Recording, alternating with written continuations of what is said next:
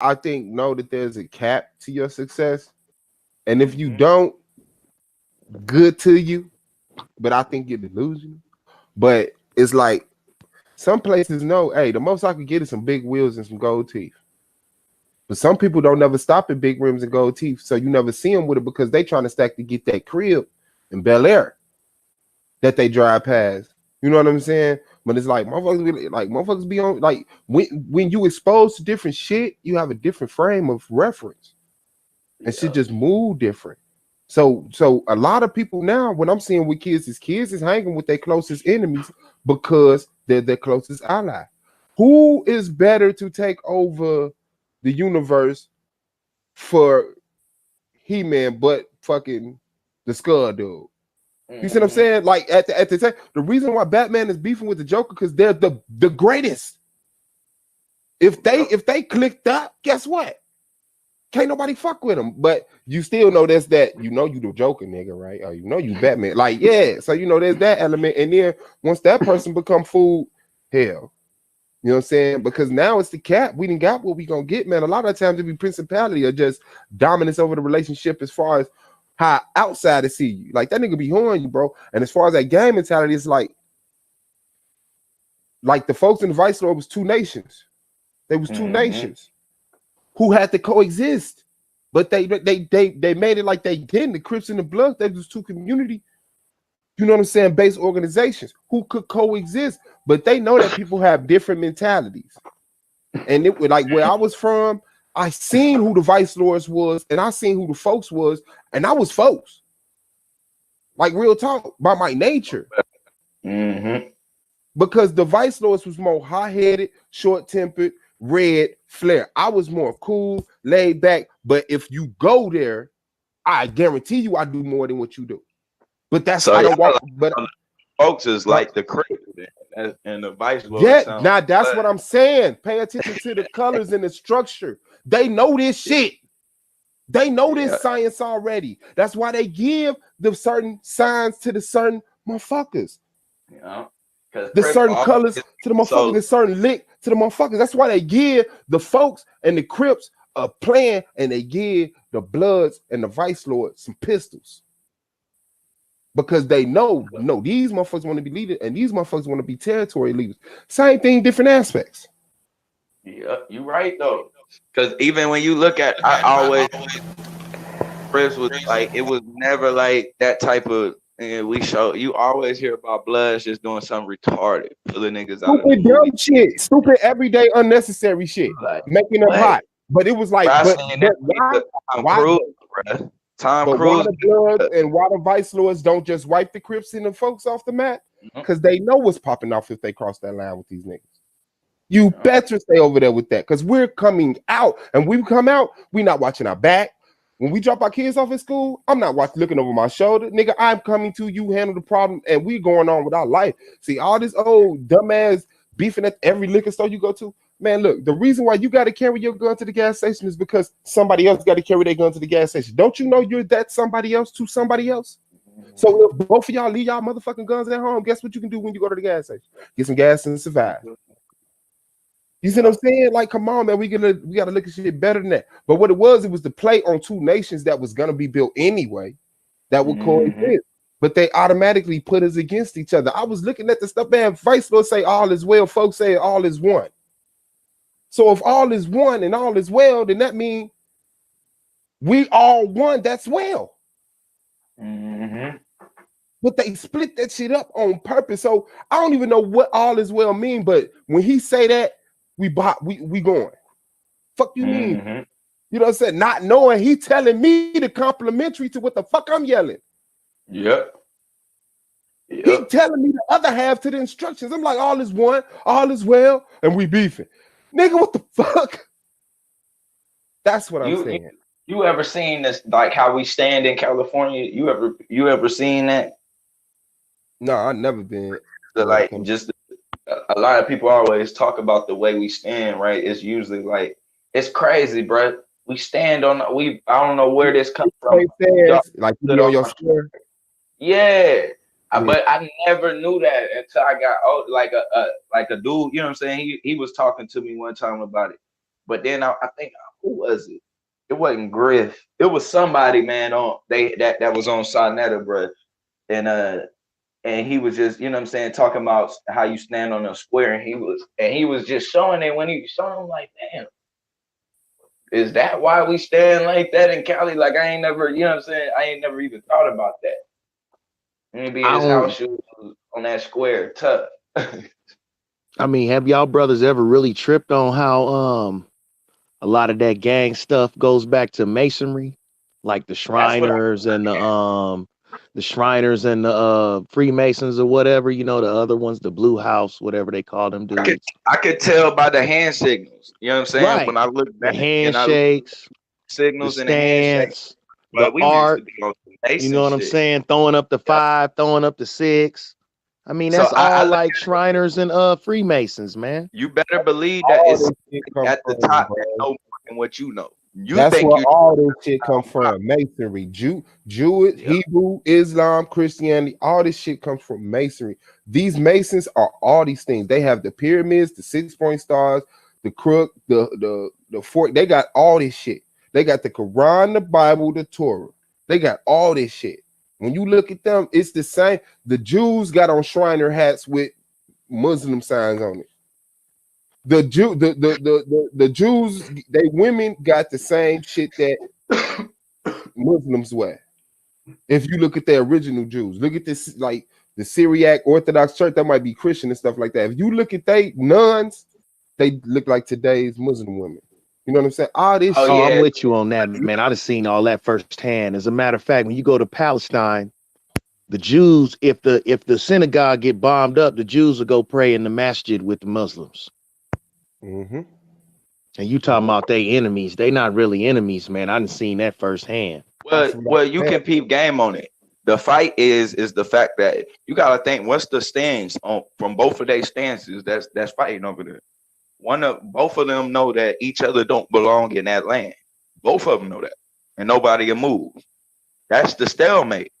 You see what I'm saying? If one knew for sure, they already that's why they do it. I mean, everybody they know who that land belonged to, bro, and they gonna play that bullshit game, like you know what I'm saying, and go back and forth with each other and act like it's little extra shit going on. Well, now I believe at one point in time they were together. Now they're, you know what I'm saying. Now I feel like it could, you know what I mean, just like how it is with like Crips and Bloods, little shit go down. Well, they now that the only thing they get together on now is keeping the black man out. Yeah, all you gotta do is look up. Just look up. And I don't even think. Look, this one. When I say black, I mean the descendants of the slaves and the people who came before the boats to America. Mm-hmm. I don't look at Africans as blacks. I do. They are anybody with a nappy head. And they are our brothers. The only way they are not like us is that one term. They are our brothers. They have the same diet as us, the same geological, biological makeup. I'm in agreement with all of that. But black is more. It's not a race. It's not a nation. It's an experience. You don't like Negro? No, I don't have an opinion on Negro. It doesn't do me like Nigger. You know what I'm saying? Yeah. Like it don't fuck my head up like that. Colored does more damage to me than that. You know what I'm saying? And the thing was because we embraced Negro. Yeah. And then we really embraced black. But when we grabbed black, we said, nah, you're not gonna do us like we did when we said Negro, because we let you tell us what a Negro was. Black mean this. Black moves like this. Black doesn't depend on this. If black is against that, black don't do that. And they said, well, that's against the law. Partially too, though, why I say that too, though, is because Africans wouldn't, everybody would consider themselves black, but not many people would consider themselves to be Negro. Well, I can see that, but I think that's because the black man had, the black era is like Egypt as far as blacks in America. That's our most monumental. That's when we made it the highest. It's still not there, but it's still remnants of its standing. There's still remnants of Fred Hampton. You know what I'm saying? It's still right. We still got a Sada Shakur, and like those were black people, fists in the air, afros, black, red, black, green, yellow, black. When people say black now, it's not that. It's another version of what makes them comfortable of that. You know what I'm saying? So it's like I get Africans. We are descendants of Africans.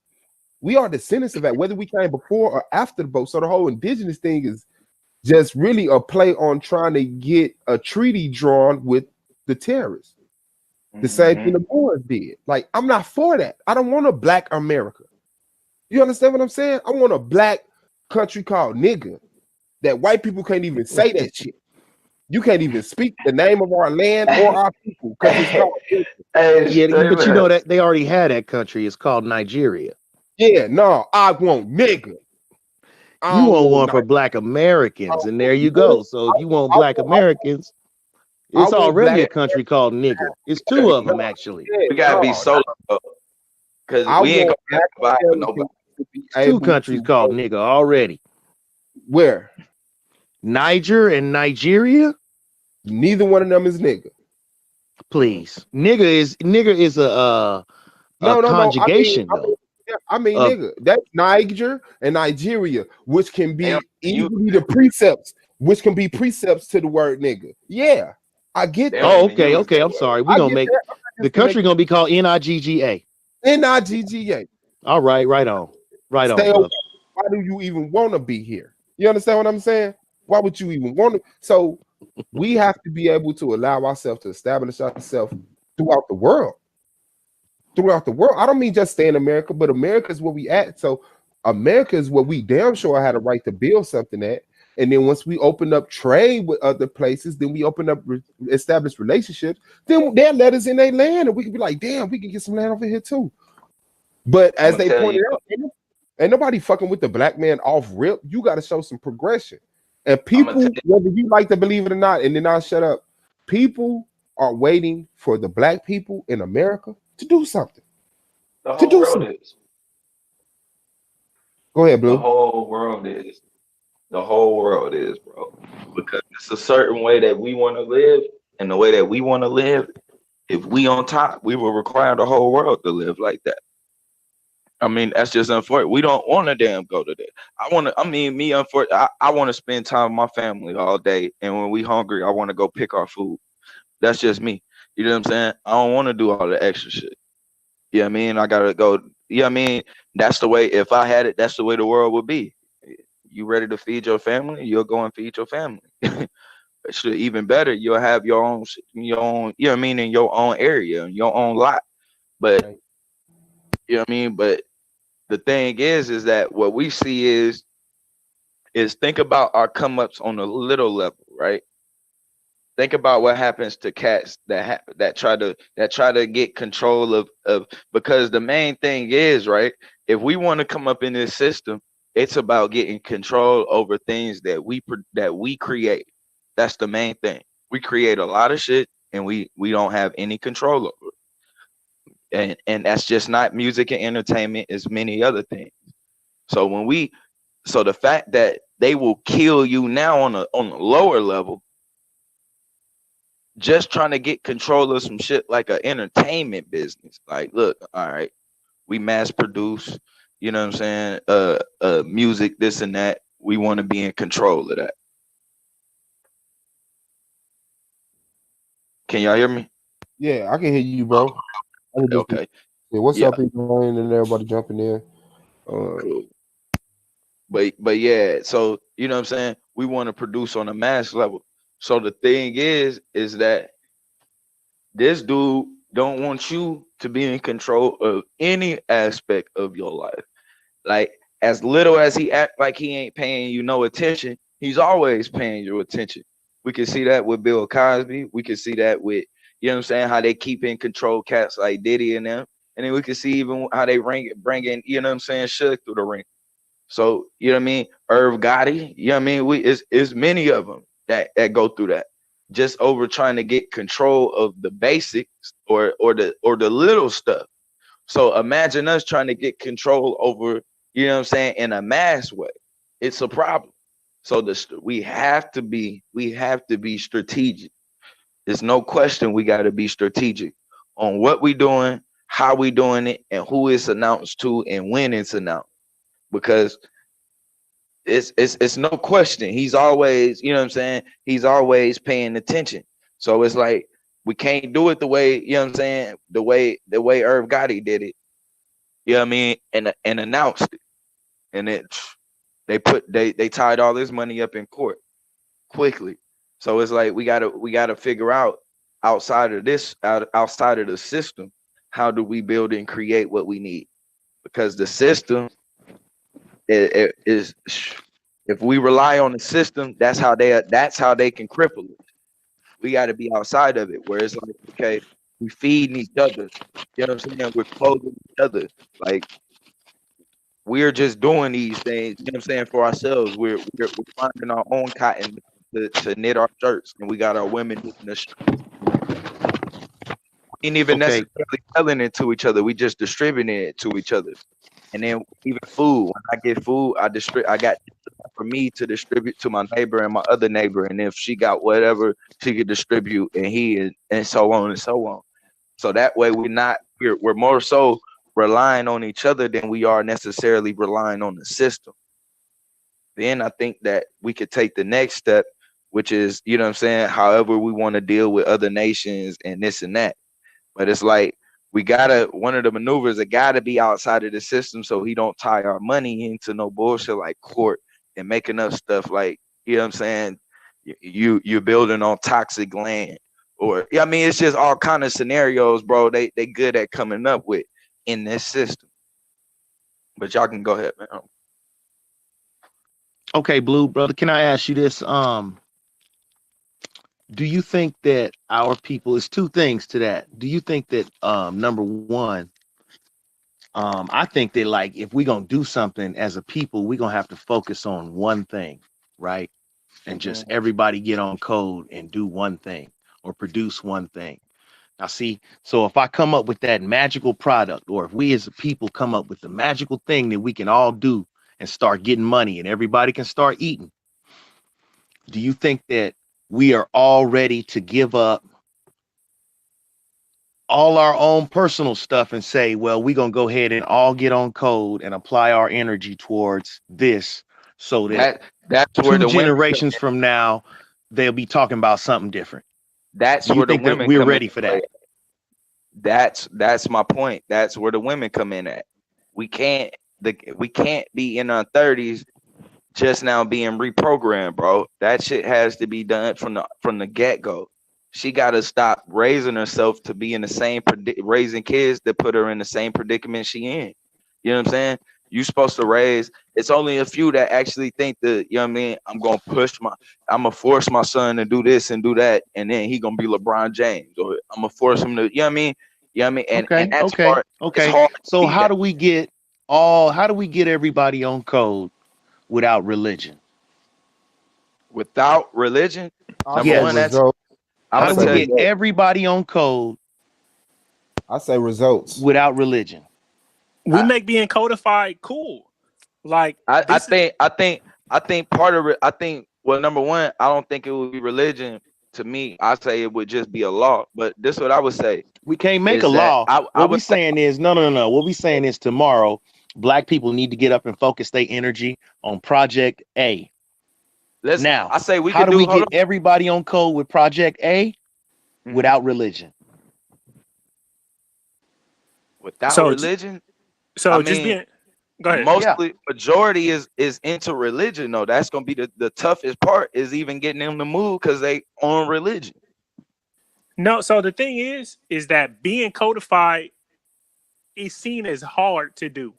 Like they give us so much stuff that we don't want to eliminate anything. Like there's so much stuff that we think is essential to our lives that we can't eliminate anything. So once you start talking about eliminating something or having standards, then Black people have a problem. Like, no, you can't you can't take that away from me. That I've been doing that my whole life. You can't take that away. That's good for me. Or I want to keep doing what I want to do because I'm an individual, like most Black people think, and we just have exactly, and we're comfortable, and I'm an individual, so I don't. It's cool for you to do that, but for me, that's not cool. And I think the thing is that, like I said, we have to make codification be attractive. So instead, because what I will say, because this is going to be harsh, but if we look at the women on YouTube who are pushing this interracial crap and all this stuff, Crystal and Karazin, she's attractive. She's good looking. Yeah, Cynthia G is attractive.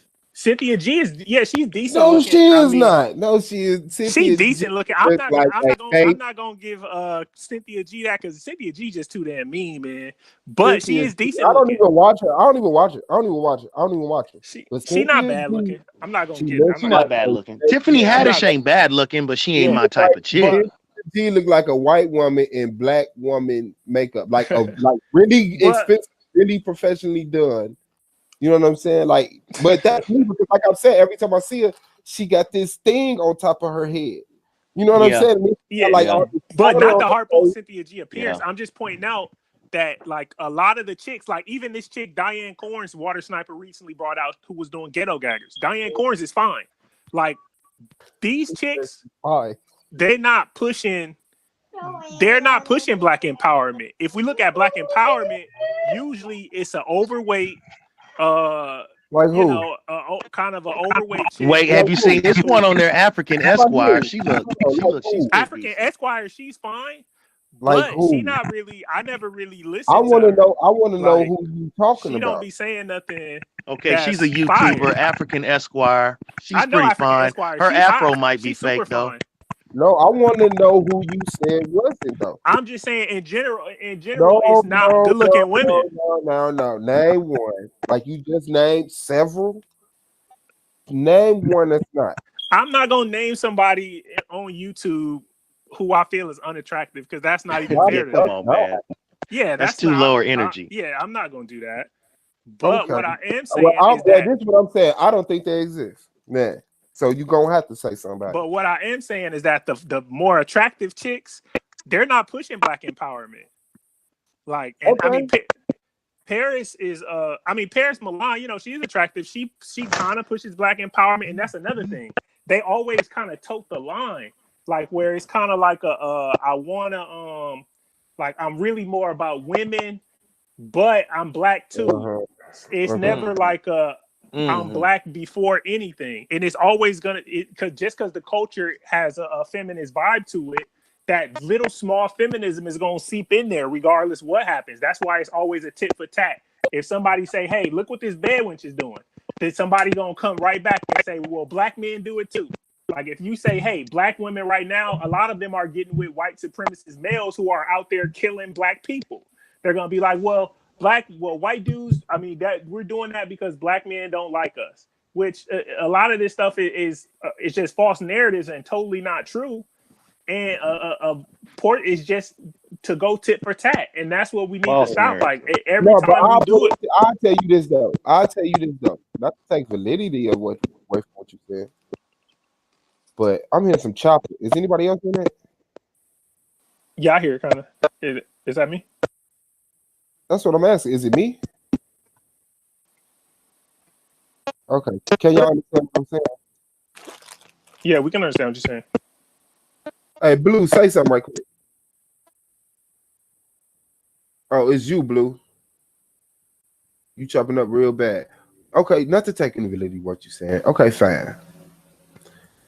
But that's a preference that you have. And when these women make quotes like the one that you just said, it's because these dudes know them. Not because they look at them and say, no. It's because they dated them and they say, no. For a black man, you're not the type of woman that I'm attracted to. So it's like to sit up here and say, yeah, Cynthia G is fine. Like that let me know that it's a preference thing.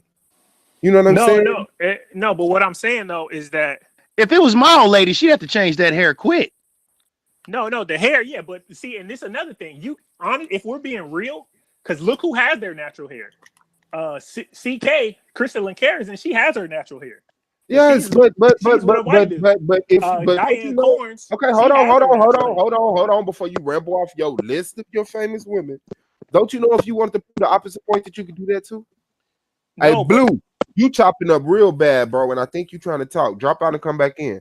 Don't you know if you wanted to prove the opposite? If you want, I was just about to make a point. Hold on, my bad, Huey. Welcome, Huey, to the panel. I did not see him come in. What's going on, bro? But this is what I'm saying. Peace, fam. Peace. If you wanted to prove the opposite argument, don't you know that you could name women that have natural hair? Yeah, Right. but the point, but the point is Your point that is the opposite point is not reality. So how come? this is So what you I, telling and me that's that? what I'm saying. Okay, hold on. So let me tell you what you just said. You said no women that are pro-black, truly for pro-black, are attractive. You said that no women that wear their hair natural is dating black men. That's what you just said. That's kind of true, though. I was gonna point out. If you meet, wait. You don't need to point nothing else if you just said that. I mean, we're being real. Now, If we being 100% real, if we bro. being 100% real, chances are, if we see a black woman with her natural hair, when you're being 100% real, you don't use phrases like chances are. What do you mean? You do not. Are all women who wear their hair natural dating in an interracial relationship? I would never say that. No. Listen That to don't the even make question. sense. Listen to the question and give the people the answer. Are all women who have natural hair dating outside their race? No, absolutely not. I would never say that. Are all black women that are truly pro-black unattractive? I never said that either. Yes or no? No, and I wouldn't say that. But you've been making that case, and you're fit to continue making that case. That see, this and is it's the thing. We can't get past. We can't get to reality because you're trying to look good for the women. You can't get. What you trying to be nice to the women without you I'm trying not to be seen nice as a black people. I'm trying to create. Listen. I'm trying to create something that might not exist to everybody, but exists to me and other people who focus on it. That's it. It's easy to just look at everything from what the fuck America gives you and say, yeah. But then it takes something inside of you to look at shit and say, man, this shit ain't being measured by the right tools. The conversation switches from level to level, from room to room, depending on what you're talking about, just to keep this one perspective. You've been sitting up here making a case that, look at Cynthia G, this girl, they're attractive, and look how they talk. And you don't find that you couldn't name not one black ugly girl that does pro-black shit. Which why would I do that? That's you. Real. Hold on, wait, because it's real. I'm not saying I'm attacking her for none of that sensitive shit. But that's why. Wait. One of the girls we named does have natural hair, and she is dark skinned. That's cool. But what I'm saying is that you could prove the contrary argument if you wanted to. Like, look. Listen to how I'm coming. And this is it. If he would have been like, look, Cynthia G, blah, blah, blah, blah, blah, blah. This girl. Okay. If he could say, this girl has natural hair and date these white men. These girls have natural hair and date these black men. I wouldn't even be saying nothing. But it's like he's building propaganda. He's building a speculation off of propaganda of what he would like to be conceived as norm in contrast to what I would like to be conceived as norm. And he's giving all the power to it when he says, well, that's just how things are. No, that's not how things just are. That's how things have been set up to be. And it is easier to settle within that. I agree. It's easier. Let me ask you a question. Go ahead. Blue, I think you I don't know if you can hear me, Blue, but you chopping up real bad, bro. I mean, but the original point was just how do we get our people or our sisters? And I say about results. Everybody I can knock that out right now, my bad, because it is. I just want to make this point real quick. You do, and I want to hear it, and we're gonna go there because I might have thrown the conversation off the road. But I'm about to say just through results, man. Because I've seen my people when you get out of church and you got your Bible, your Quran, and your Torah, and somebody walk up on you and they swing on you, you put your Bible down. So I know that when results need to happen, religion doesn't matter. We put the books down.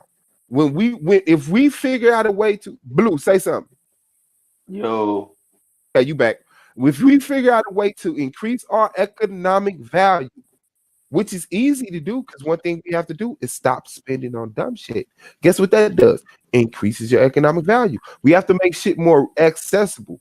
A lot of times we're paying for the access. So wait a minute. What you're saying is we're going to have nationwide appeal, black nationwide appeal for our objective just based on the results? I could jump out the window and say that. I could jump out the window and say that, but I wouldn't mushroom cloud it into one thing. It's gonna be a sacrifice. I'm so glad I'm watching some of these old videos. For the obvious, right? But jumping out the window was a phrase that got very popular around Sullivan's Debate League and the panels. That's my phrase. Jumping out the window, you're dead. All of that stuff was my slang that other motherfuckers took and ran with it. But that just proved it. Jumping out the window. That was my first time saying it that I heard on this panel. I believe I said it on earlier panels, but yeah, jumping out the window. But yeah, it's funny because now that I've met the Cynthia G crowd, the Manosphere crowd, and I'm going back and watching some of these videos, like OJ was Manosphere. I see it now, like OJ was Manosphere, and that's why Psychopathist and Renee was always on his head. And why every time I would go over to Psychopathist channel, he was there. I'd be like, whoa, what the fuck? Where's your propaganda coming from? But I see. Yes, he just admitted that he believes that black identified women are not attractive. And he can't be with women that don't want him. So this shit is funny to hear me having anti-manosphere points against manosphere niggas before I even knew what that shit was. That shit is wild. All right, so y'all see, I've been true to the cloth, man. This one no convenient thing. I did start ass kissing and brown noses and giving a fuck about women once. Taz and the Cynthia G crowd came over here. I've been on that shit. That's crazy. But shout out to Lilith Revenge, Man and K, MJ, Tamika C, Brandon Bay, and Shay Bo. Y'all already know, man. Let's keep it going. Sacrifice. It's gonna be right. But what I'm talking about is convincing people to make that sacrifice. That's what I'm saying. We're gonna have to make it. We already have people willing to make the sacrifice. Blue's willing to make the sacrifice. I'm willing to make a sacrifice. We're willing to go live off the grid, get our water from a river, learn how to irrigate water to our house, learn how to establish, use solar panels or whatever. We're willing to make them sacrifices just to guarantee that our grandkids build shit that surpasses the technology today. Not so that's very interesting what you said. So then you do think that by what you said, I think that maybe you're leaning towards some agriculture, right? Absolutely. Okay. Hello, right, can I make my point real quick? Go ahead, bro. Suave, do you know any black people that skateboard? Yeah. Now, how many do you know? About 3. Now, would you say most black people skateboard? Not off that statistics, no. But I damn sure. No. Just saying, would you say that most black people skateboard? No. Depending on where you look at, bro. You go to Cali. Now, see, now I'm about to make in Cali, yeah, they do. Let me make my point. Okay, yeah, when I consider California with the rest of the states, I would still come to the same conclusion. No, most black people do not skateboard. Exactly. Okay. Now, most of my friends that are black skateboard. Do you see what I'm saying? So just because I'm living a certain reality does not mean that's reality. And that's the point I'm making. Just because if I surround myself with pro-black people, there might be some attractive pro-black females. But on a whole, when we're just looking at pound for pound and what's really going on, a lot of the women who claim to be pro-black, because a lot of them are feminists anyway, but masquerading as pro-black. But a lot of them, these liberal, like women who are more liberal and stuff like that, they're more overweight. They're really not always attractive. You can even see that with white people. What's wrong with overweight? Bro, that's not true, bro. That's not true. I let him make his point and I move on. I want to say this right quick, and then I want to hear what Huey got to say because he just got on the panel. Piece of Cube in the chat. Elaine, what I mean by jump out the window is I'm saying I will stand on the premise without actually just going off what I know generally right now without investigating it. That's what I mean. I'm convinced off the evidence I have right now that I say, okay, you know what? I might be hitting the ground if I do this, but I'll jump. That's all I mean. It's not a shot at you. She said I used that phrase with her one time and she didn't know what it meant. Poor Elaine. It's cool. See you tomorrow on game night, hopefully. Cube, the link is in the back if you want to, bro. Okay, go ahead, Huey. Hey, OJ, where you from? If you don't mind me asking, God. He mine. I'm from LA. You at LA? That's where Yeah. you at? That's where you stay at? You stay in LA? Because I just wonder. Well, I mean, I don't stay like I stay to you guys. I stay in LA. Yeah, I stay in LA.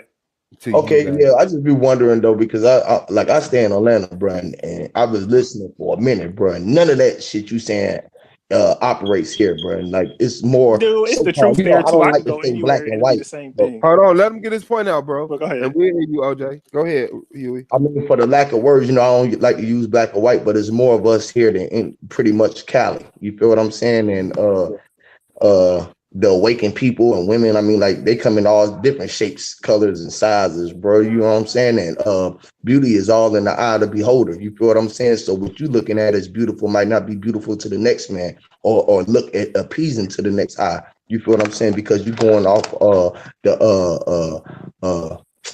the programmed way of looking at what they consider beauty or what they consider acceptable. What they consider acceptable. You feel what I'm saying? So it's like we got to get off of the program of way of accepting things, bro, and just get out of that, bro. Because what you was talking about, man, that's ill, bro. It's kind of crazy. Right, now let's be 100% real. How is me saying that a slender, nice looking, dark skinned female with natural hair is programmed? Now, I mean, if anything, that's the but opposite why did she have to be slender? I mean, I could just go for because to me, honestly, your attitude, number one, takes you up at least 4 or 5 notches. That's I number can agree one. with that. Attitude. I absolutely agree with that. That can make you look like you smiling all the time as opposed to frowning. Might take you up. Okay, wait. I gotta say, are any of y'all married? Yeah. Any of y'all married? Yeah. I've been with my wife. I've been with my wife 17 years. Okay, so check this out. On the tip of equality for a man in marriage. Now listen to me. It's not fair. Neither person in the marriage can gain a whole bunch of weight. Now, if you get with a woman and she's a certain size and you say, yeah, I choose you and you nice and you cool this size, that's fine. But if she go 120 pounds over that dude and you still keeping yourself together, come on, man. And it goes the same way for a man. If you marry a woman and you expect her to be faithful to you, and then when y'all got married, you was looking one way, and then 10, 15 years later, you 150 pounds heavier and always wearing sweatpants. And you know what I'm saying? It goes both ways, man. People have to keep themselves. No, there's a certain standard, though. There's a certain standard, man. It's not just like, it ain't no trap where I got you in this trap. Now I got your leg in this trap, and I get to do whatever I want. That's not. Okay, that's let not me acceptable. go Huey, then OJ. Let me go Huey, then OJ. I got my old lady, guys. I'm not saying. Hold on, Huey. I said me, you, then OJ. I'm not saying y'all putting that shit out your ass, but what I'm saying, you know what? Right along with Blue. Point taken, Bilal. What Blue said. A person's attitude takes you up a few notches. You know what else take you up a few notches? Normalizing it. The normalization of skinny girls. The normalization of women who look like your daughter. You understand what I'm saying? As being a real man want a woman that look like a real woman. I'm sorry. But that whole slender ass body type style shit that these women are looking like skeletons trying to hold on to, that's not attractive to us. We don't mind a role because we know what real people look like. But in today's society, people aren't attracted to real people. They're attracted to people who hide all the things that are not socially accepted, like a big nose or a wart or, a flabby stomach or, the same shit everybody has. Natural hair. So it's different scales, bro.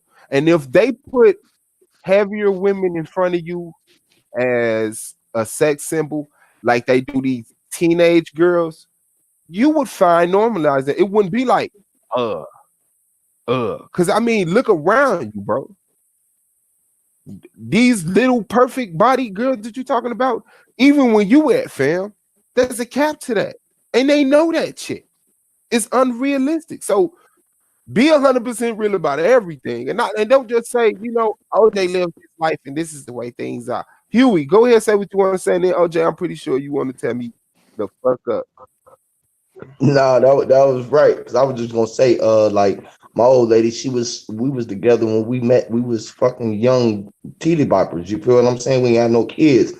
7 kids down the line, she done put on a little weight, but she still look beautiful to me. You feel what I'm saying? Because she know how to wear it. And a big woman is very beautiful if she know how to carry herself. Now, a nasty woman is just nasty. She gonna look sloppy regardless of what. It's gonna be some skinny ass little motherfuckers that look frail. They look like crack addicts. But if they carry themselves right, it's about what they putting out. So it's all in the eye of the beholder, man. Some people like skinny women. Some people like big women. Some people like the ones in between, bro. It's all about what you like, bro. So it ain't no a perfect one or a correct woman or some shit. You feel what I'm saying? It's like, what the fuck, man? And then OJ, you could go in. OJ, you could go in, but also realize that you have to add in all the factors. You just can't say a woman is attracted because of the way she look.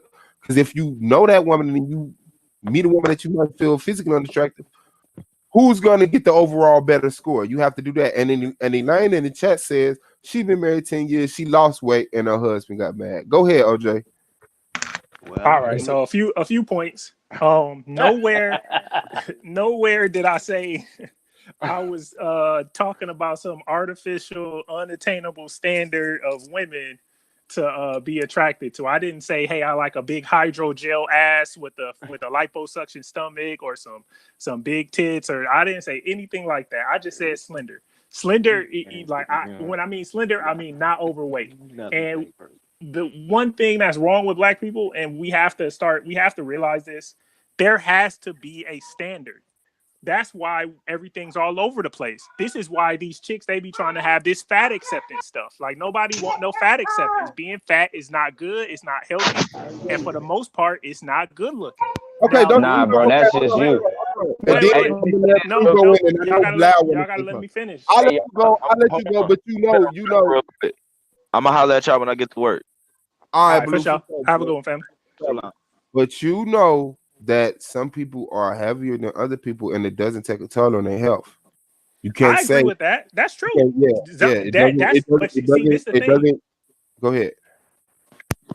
Hello, can you hear me? Yeah, go ahead. Am I echoing? No. Okay. So if we have to make a standard. Like we always try to make the exception swallow the rule. Like, let me give you a perfect example. If y'all know who Zion Williamson is, this nigga is a fucking monster. He's 6'8", fucking 285 pounds with a damn near 50-inch vertical. That guy is a one of one. That guy, there's no way a guy is gonna be 285 pounds and be and be jumping out the gym. That's just not other than him. Exactly. That's just not. It's not. He's not even supposed to be alive. Like, that guy is just out of this world. So what I say that to say, you guys are trying to bring up try to squeeze Zion Williamson's into what regular the average NBA player looks like. And that's not what I'm saying. Is we have to make a standard. Like, we're not talking about exceptions. I'm not talking about a chick who is 250 pounds and looks nice or nothing like that. What I'm saying is there's a certain range for the average person that they look healthy and they look good. And that's the standard that we have to be okay, that's what's up. That's what we have to we have to promote. We have to promote that standard. Yeah. Not only that, but being, we do need more attractive black women that are speaking pro-black, because that's actually going to attract more women. It's not even to attract the men. But what type of people are you attracting if that's what they going off of? We don't want that. We don't want that. We want quality, not quantity. We just don't want to attract all the self-imposed, insecure motherfuckers who say, "Oh, they're beautiful. No. Their lifestyle is better But than mine." listen, brother, I'm not even saying brother, I lifestyle can though. totally. I deal with thick women, and I probably had every fetish there is, and I can totally get with what you saying, man. But when you in the presence of a swimsuit model, you might not feel and be talking like what you talking like right now. That might change your whole next Feel 10 you. years. You know what I mean? Like, What do you mean? I like women with women parts. I mean, like, I'm not saying that there is any particular type of woman that is best, and any particular body type, right? And then, beyond that, but I'm saying that any of that stuff really gets down to like really being a fetish. You know what I'm saying? Either you have a fetish for women with a little more juice on them, or you have a fetish for women who are a little slimmer, or you have a fetish for women who are a little taller or a little No, yeah, shorter, we all or have you like the preferences. perfect ones Well, this I'll put way it or that to you way. like this. It really I is like just a women. fetish, man. I like women Because like you women. can't, I mean, even what you're saying is an artificial standard of beauty. You can call that an artificial standard of beauty, But and it then exists. when a natural swimsuit model walks up on you, and then you be like, damn, man, that's just the way you are. And then you be thinking about it like, man, all I types mean, of women can be beautiful, man. I But can And I'm and, attest not and to saying, it. because OJ this is the right, thing. man. The thing with the obesity and the thing with being overweight is kind of played out right now. Like it's getting a little out of hand, I mean, especially, I don't know. it's So the you saying overweight thing that? is getting So out of what hand. he's saying is, you saying that if Beyonce was for the revolution, and we got the old Monique before she lost weight, that Beyonce would have a bigger effect on the movement than Monique would. That is true. All I'm saying is, no, I'm That's not talking crazy, about the man. movement, man. I thought That's we what was he's talking saying. I'm about talking about OJ. the I'm talking about choosing OJ. Bro. of That's what I was personal saying. partners. I thought we was He's talking saying about the that. choosing of a Nah, person what to he's be saying around. is, he's saying that. He said making the movement popular by putting Right, popularly accepted people in the position. No, right. Playing, I'm not saying even popular. Well, I guess beauty yes. popularity. You mean But Stop. I'm not going to take you out of context. I know what you're saying. By putting popular people in position, playing on people's insecurities and ignorance. Because facts? real people know what real people look like. I'm not saying these people don't exist, but when has black people ever had a fetish for just sloppy built ass women? no, Never. I'm not saying that. So what I'm saying, Even if you think some lady like Buffy the Body or something is what is a good representative, like I'm not saying, but I'm saying beautiful. I'm saying women okay. who are attractive. And for the chat, anonymous, I put the link in the back chat on the hangout. Check your hangout. Q. No, we not scared to call. Well, I know I'm not scared to call fat people fat. I just asked him to point out a fat, unattractive woman on YouTube. Because if He it's just fat, said beautiful, man. Beautiful is in the eye of the yeah, beholder, bro. You I'm cannot. saying what Q was saying in the chat. He said, Oh, okay. right. People are scared to call fat people fat. No, it's not that. It's just not we were in a hurry. We don't get that rush out of calling people fat. You know what I'm saying? So it's like people think that they keeping 100% realer than me because they're willing to insult somebody. I'm not trying to insult somebody. I was trying to prove a point. You named several women who you said were attractive. Now name the ones that you say that aren't. Okay, And fine. You don't want to do that. That's cool. Go ahead back to your point. I just wanted to address okay, and that. then real quick, because Elaine said, aging, like I'm not saying you leave your woman because you age. Like I'm not saying none of that. What I'm saying, and a lot of women, they always get like, because women always take whatever you say personal. Like I'm not directing this at any woman or anything. What I'm saying is that you got to see like an attractive person is just like people like attractiveness. Now And all you know, attractiveness, more bigger women think that they're more attractive than skinny women. Most skinny women are more insecure than yes, They bigger women. are. big women are crazy. These chicks are Smaller nuts because women these are are female way growth. more insecure than larger women. And Yes. I don't agree with that all the way, but You I would can see that in some you couldn't come from the angle that you're coming from, because then that would you question everything that you just Well, said. wait a minute, brother. You were just talking about not going for low hanging fruit. And I would think that the bigger ones are the low hanging fruit. exactly No, body bag. No. no, No. the bigger women are more approachable, but they give you less. The cuter women are less approachable. Once they let you in, they are slutting for you.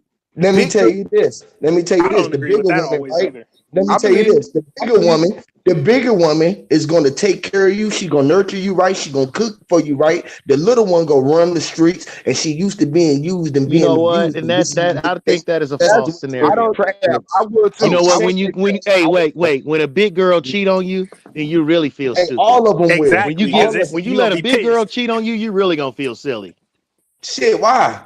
If you got feelings for her, you gonna goddamn feel silly regardless if No, she but do Hey, what, or look, not. let me tell you You feel something. When a big girl cheat on you, it's you like, would be damn, like, man. you'd be You know like, what I damn, I mean? I could have could been have. cheated on by damn. Nah, it ain't nothing no different, man. You got to realize. See, that's just like saying that black and white. You got to realize you're not looking for a person for a person. You're not looking for the lady for what the lady is. You're looking at her as a piece of eye candy, and you're a fucking. That is crazy, bro. That is That's No, not ill. not. true, But you I'm can not man. look. saying Come that at on, all, y'all be man. I'm jumping not to saying that at extremes, all, and then man. y'all I'm be That's talking taking what it it about out of sounds like, an context. man. experience. I'm talking about just something. Yeah, that shit Maybe I'm sounds like. talking on a different level, man. Like we I'm just can't telling you, like man. They when listen. All women are the same, brother. You I dealing feel with the you. same thing in I all feel different size packages, I right? believe you. So I it ain't believe gonna be you. no different. You ain't gonna. It ain't no big girls No, no, keep no, their no, mind no. on daddy and all It that. is I'm this. not finna It hear is that this. because big It's the girls do the same same shit. stuff, brother. It's Yeah, the it same. is, man. I'm just It's the telling you, same bro. shit. It's the same shit, but it takes different pressure points. You see what I'm saying? Like you will get to the same results, but it takes different ways to get there. But they reading from the same playbook. I know what you're saying. I really know what you're saying. But They are. it's just when things are not as you perceive them. But it's easy to make that argument. But people who have the experience of life know once you get that past, it's like, hell no, that shit don't hold no water. Like these little hoes crazy, just like big girls crazy. These little hoes insecure, just like big girls insecure. Like, And the thing is like yes, all these Negroes are the same, Elaine. All these niggas are the same. is that what So you said? but to be like we I as put the black link people, in the back, anonymous. Check your hangout, anonymous. I just sent as you. as black people, we can't ever just say, "Hey, like we need to set a standard." We just need to have standards. That's all it is. We don't ever want to leave nobody out. I'm Like not saying if we can't have standards. All I'm saying no, is what you basing it off of. I'm just basing it off what people like in general. Now, Okay, what I will who are say, people? Because when we talk about people in general, we talk about white people. now, no. We're Yes, talking about when all you're people. talking about people in general, you're talking about white people, bro. Now, if I'm you're not talking talking about about white people. I'm talking about if every race of you person on the planet. okay, and what I'm saying is that standard is classified and defined by somebody that don't look at shit like you. This is the point. Look, there is no, except some thirsty Nigerians. There's no freaking place where fat women are considered Man, better you out of your looking mind, than man. Big girls, big there's for the no. royalty, man. Big And girls, I'm big not. for the And this the royalty. thing. And I'm shout not out talking about some to, shapely like Miss a lot of booty. I'm not talking about a chick that looks like that. Even though that's false, and you can't even look You like talking about that. more gut? You talking about She more gut than butt? I get you. Shout out to Hebrew, anonymous Hebrew. Shout out to Hebrew. Thanks for joining us, brother. But yeah, I'm not talking about somebody like that, but that's fake because she has a big hydrogel ass and she gets liposuction.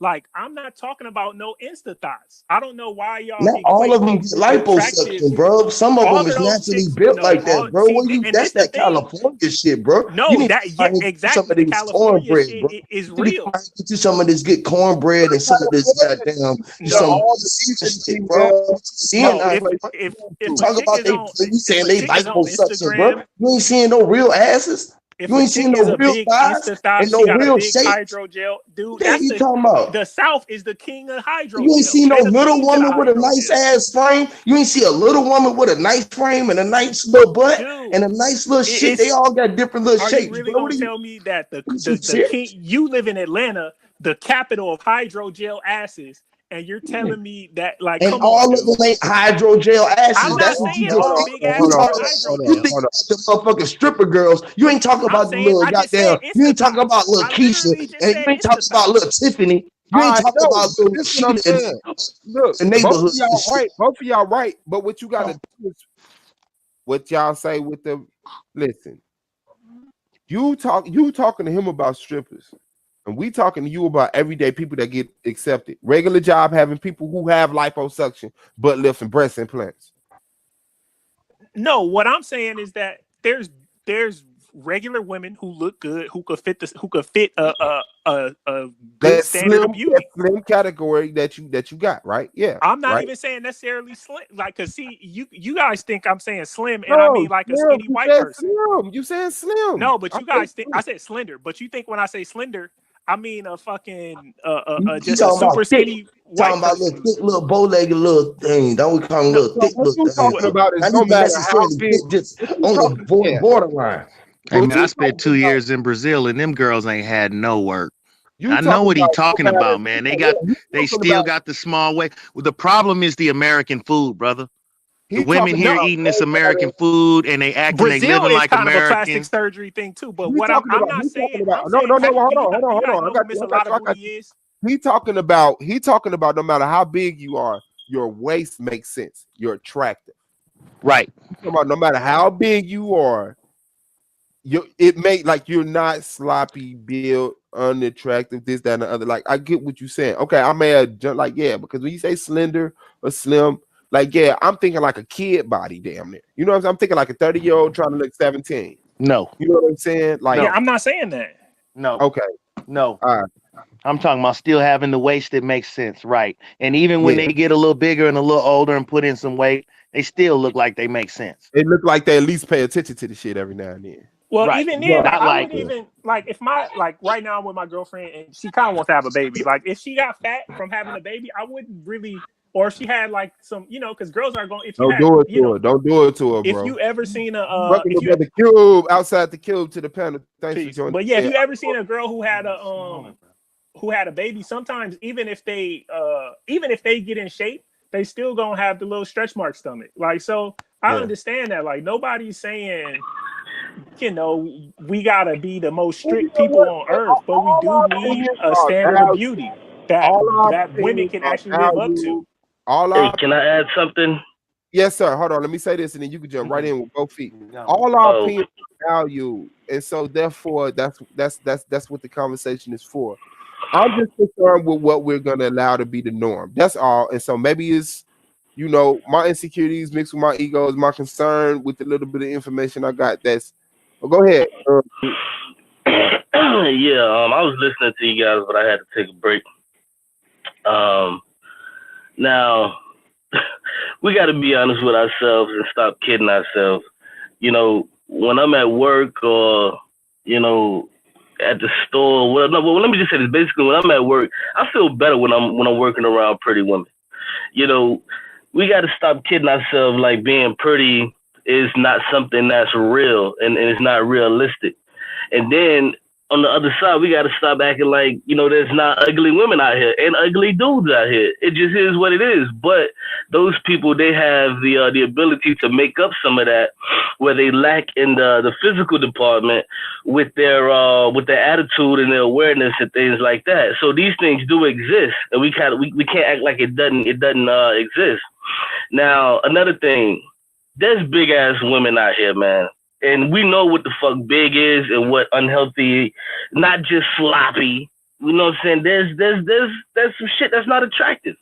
You know what I'm saying? Like people like somebody was saying that like if you like slender women or if you like big women, that's a fetish. I say that's bull fucking shit because the human body isn't meant to be 300 fucking pounds walking around. That's not what it's meant to be. You didn't come out the womb like that, and if you eat a certain way, you won't get that fucking big. Yeah, there are some certain people. Nobody come out the womb no motherfucking 100 pounds, 150 pounds. Hey, Huey, don't cut him off. Don't cut him off. Let him build. Let him build. I got you though, God. Yeah, let him build. Yeah, but what I'm saying is people don't come out the womb like that. You know what I'm saying? Now, there are certain diseases and stuff like that. I'm not even talking about that. But what I'm saying is that's not a fetish. Like to want someone who's built like a regular person is built. You know what I'm saying? So that's just kind of what I wanted to add to that because I feel like people are dancing around.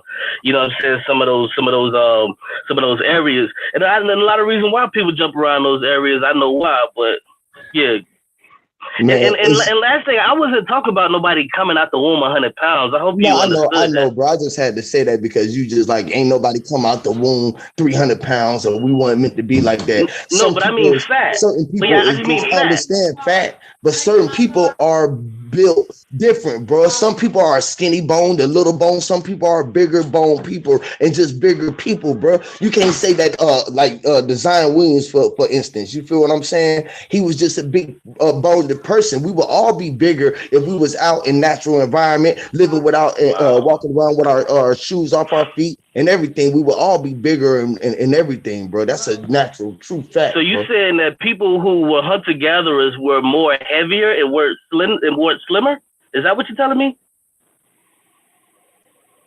Say that one more time, brother. I said, are you telling me that people who were hunter gatherers walking around with their shoes off and moving around, they were bigger and not slimmer? Is that what you're telling me? No, because they were it depends on how they were eating, yeah, but most of them are their bones and stuff like that, structures were bigger and they're stronger. You feel what I'm saying? Their toes, their feet, and all of those things are bigger than ours. Yeah, I'm telling you that. So what I'm telling you is that by you judging, what it's not judging. Who are you to say that what's beauty though? You feel what I'm saying? Because in your eyes, that's how you looking through your eyes. Through the man who looking for those eyes, that's who that body was intended for, to be adjusted and to have the eyes for. So you can't tell nobody else that they're not naturally attracted to something else.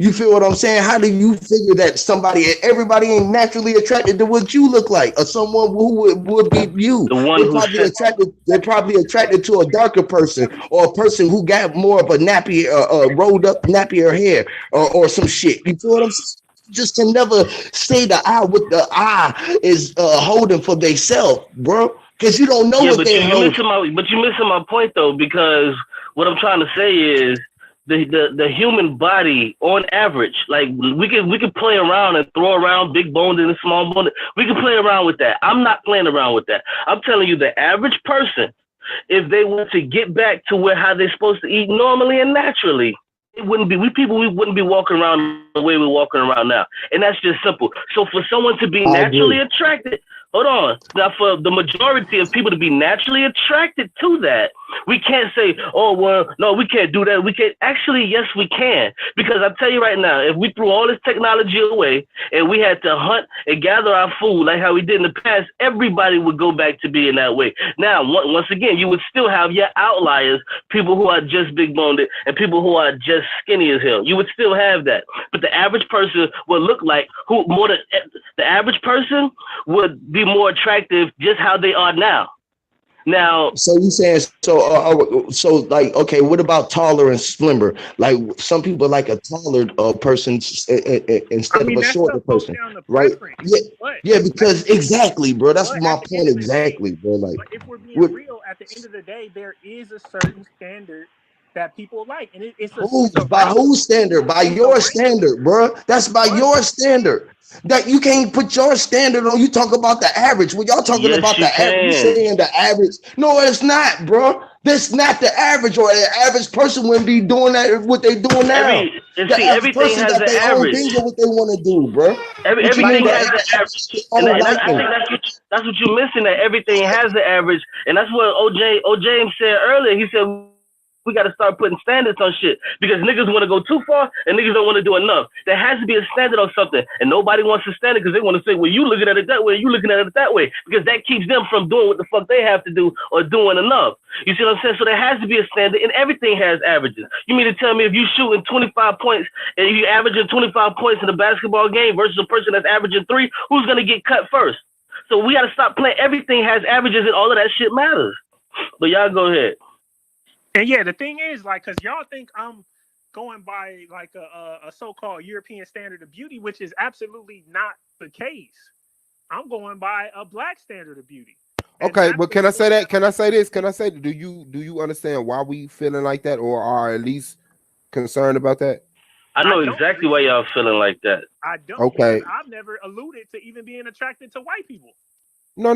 Do you know that you don't have to elude it? All you have to do is show signs and characteristics of these, and we will sometimes assume this, or at least put you on an investigation. But what I'm saying is the only women. No. Do that you are nice- understand? Do you understand? Why Yeah, we but saying I what don't we know. saying? What I'm saying Okay. is I don't understand why y'all would even imply that. Because Anything I nigga, you would be sound saying. suspect as shit. All the way from your tone to the shit you say. What you mean you How don't do I understand? sound suspect? You got OJ on your picture. Because it was funny. Honestly, the reason I even got the name Big Game Orenthal James is because I thought it would make white people angry. But the thing is that most white Your people, whole goddamn view is skewed. How did you but think? the thing is that white people don't even know OJ name is Orenthal James. So I originally got it to troll, but it's they don't know anyway, so it don't matter. Nah, you still use it to troll. You just troll black people. Yeah. I don't troll black people. But anyway, the Now, point Hey, I is, appreciate you breaking down your name. I didn't know why you had that name, bro. Hey, I appreciate you breaking that down. but yeah, and then I like James Worthy too. Like I like the Lakers, but so it's just a combination. But Yeah, you falling off. You forgot your point. Let me help you make your point. The brother was saying this, calling you suspect. And the point is this, man. The overall, from what I see, not no fucking TV. I don't look at no European standard of beauty. What I see overall, my people, we are bigger, heavier people. That shit is getting the fuck out of hand to me in my eyes. We need to start cutting back on some of these biggie fries and all this other kind of shit. So it's not that my standard of beauty is fucked up. It's just that the people out here are fucked up. And women need to cut the fuck back, as well as men too. We need to start cutting back and get back to being healthier. So it's not that this shit is coming from a European standard. You don't see women are big as hell nowadays. Oh, and the point you made me get my point. I'm not even going because a lot of people go by BMI. I understand that BMI is skewed, and you can't go by that as a black person because we do have a higher bone density. We do have a different musculature, so we can't go by that. But even if we throw that out the window, these people it's still a ton of fat people, and it's still a ton of people. We're just not holding anyone to a standard. And that's all I'm saying. Like, we do need standards. And if we fit those standards, then it'll be easy. If we show some beautiful, like I said, some beautiful women, it'll be easier to get the women over to a more black empowerment mindset. And that's all I'm saying. Because women, that's the stuff that women are attracted to. That's what they like. And I see what you're saying. I see what you're saying, OJ. But to me, that's a play on ignorance. And I'm tired of that because that's not my way of doing shit. I understand it may get more results faster, but I'm more of a quality, not quantity type dude. So I would like what I'm saying to be the norm. Bro, I don't see that shit getting no faster, bro. But I'm with it. If he thinks it can work, bro. Let me pose this question, and hold on. Let me finish what I'm saying. Then I give it to Q. All I'm saying is this: I'm aware of the overweight problem. And yeah, that cannot be overlooked. Like, real talk. I'm just talking about a standard of beauty, man, and attitude toward our people. Like, it's a real bigger picture. And so on the concentrated conversation, like, I see your point. I get what you're saying. But at the same time, I hope to influence you, OJ. You know what I'm saying? And people who word things, use their perspectives, this, that, and the other, to just have a different nature. But I do consider your viewpoint as a whole. When we get together as a whole, I know that you're pointing out something I can't see. And so I'm saying, I'm a hammer, you're a screwdriver. This is a screw. Why the fuck am I? You know what I'm saying? So I'll give you that, bro, because there's people that feel like that. Obviously, because there's two of them on the panel right now. Probably three if you ask Bilal in certain ways, he agreed with you. In certain ways, he didn't. But that exists. And so I appreciate y'all bringing that to the forefront. Go ahead, Q. Nah, I agree with him to an extent, bro. Because we all like I understand what bro's saying. Like, we like beautiful people, man. But it ain't all just the physical thing, man. Because it's just like bro was saying, the way that they act and their attitude and their spirit can be pretty as fuck. You know what's the worst thing to me? Like, when you got a big motherfucker or an ugly motherfucker who just got a stupid ass attitude, and you like, damn, bitch, you gonna be ugly, fat, with an attitude, bitch, and I try to give you a hate or something, or like, you know what I'm saying? That's the motherfuckers I be like, man, now that's too much, man. You too much for world. You feel what I'm saying? Like, god damn, you big, ugly, nasty motherfucker. You not only nasty looking, you got a nasty ass attitude and a spirit about your fucking self. Them the motherfuckers I don't like with. I like a big, pretty motherfucker though. I love me. I ain't just saying I like just like you to be all nasty motherfucker. Come here, just big nasty girl. But I love a fucking pretty girl who a fucking big girl. She knows she big, but she was able to dress that shit up. She ain't wear no little girl clothes for a big girl. You feel what I'm saying? She went out here trying to be all nasty and flaunting her shit. She knew she was a big girl. She was able to wear that shit up and dress herself up and carry herself like a fucking queen, like the fucking goddess and black fucking mama that she is, because our mamas and our grandmamas, when they was back in the days and shit, was big boned and shit, sitting in the rocking chair and shit with long ass hair and shit. This is because they was out there working and shit. You know what I'm saying? In the fields all day, in that sun and shit, standing on their feet fucking hurting and shit. Their feet was big and swole. They fucking calf muscles and all that shit was all swole because they was big for being out there in the goddamn, in the working all goddamn on their goddamn feet. You know what I'm saying? So we used to take, I remember when my grandma, my great grandma was fucking old as hell. I used to have to rub her feet. You feel what I'm saying? Like, you know what I'm saying? Like, shit, man, I love my big women. I love them. Period, bro. I love a skinny. I'm a skinny nigga though, but I don't want to be in the bed with no another motherfucking skinny like me. I need something I can hold on to. Real talk. You hear this bitch slapping about this big girl. I hear that, man. I ain't got no big girl. My sister ain't a big girl. I've been with my girl. I mean, shit, she gained a little bit more weight, but she ain't over no. She's like 165 some pounds. She think that she's something big, but she ain't big. Can you pick her up? Can you pick her up? Can you pick her up? Yeah, I can pick her up. She ain't but 150. That's all that matters. If you can pick your girl Hell up. yeah, shit, I can do what I need to do with her. I got goddamn 7 kids with her. I ain't going nowhere else with her. You feel what I'm saying? She the most prettiest, beautiful thing I've seen in my life. Yeah, I've been with her for this long. You feel what I'm saying? I ain't like I like other women and no other shit like that. Or can see another pretty ass woman. But if you got just a standard, that's what's wrong with motherfuckers. And the women, they be looking for real motherfuckers, right? And half of them just like, I be chilling with that shit too. Like, man, bitch, you ain't even real. You got fake hair and fake nails and shit. Get your monkey ass out of here. You a low vibrating ass monkey anyway. You trying to tell me a stream, dumb.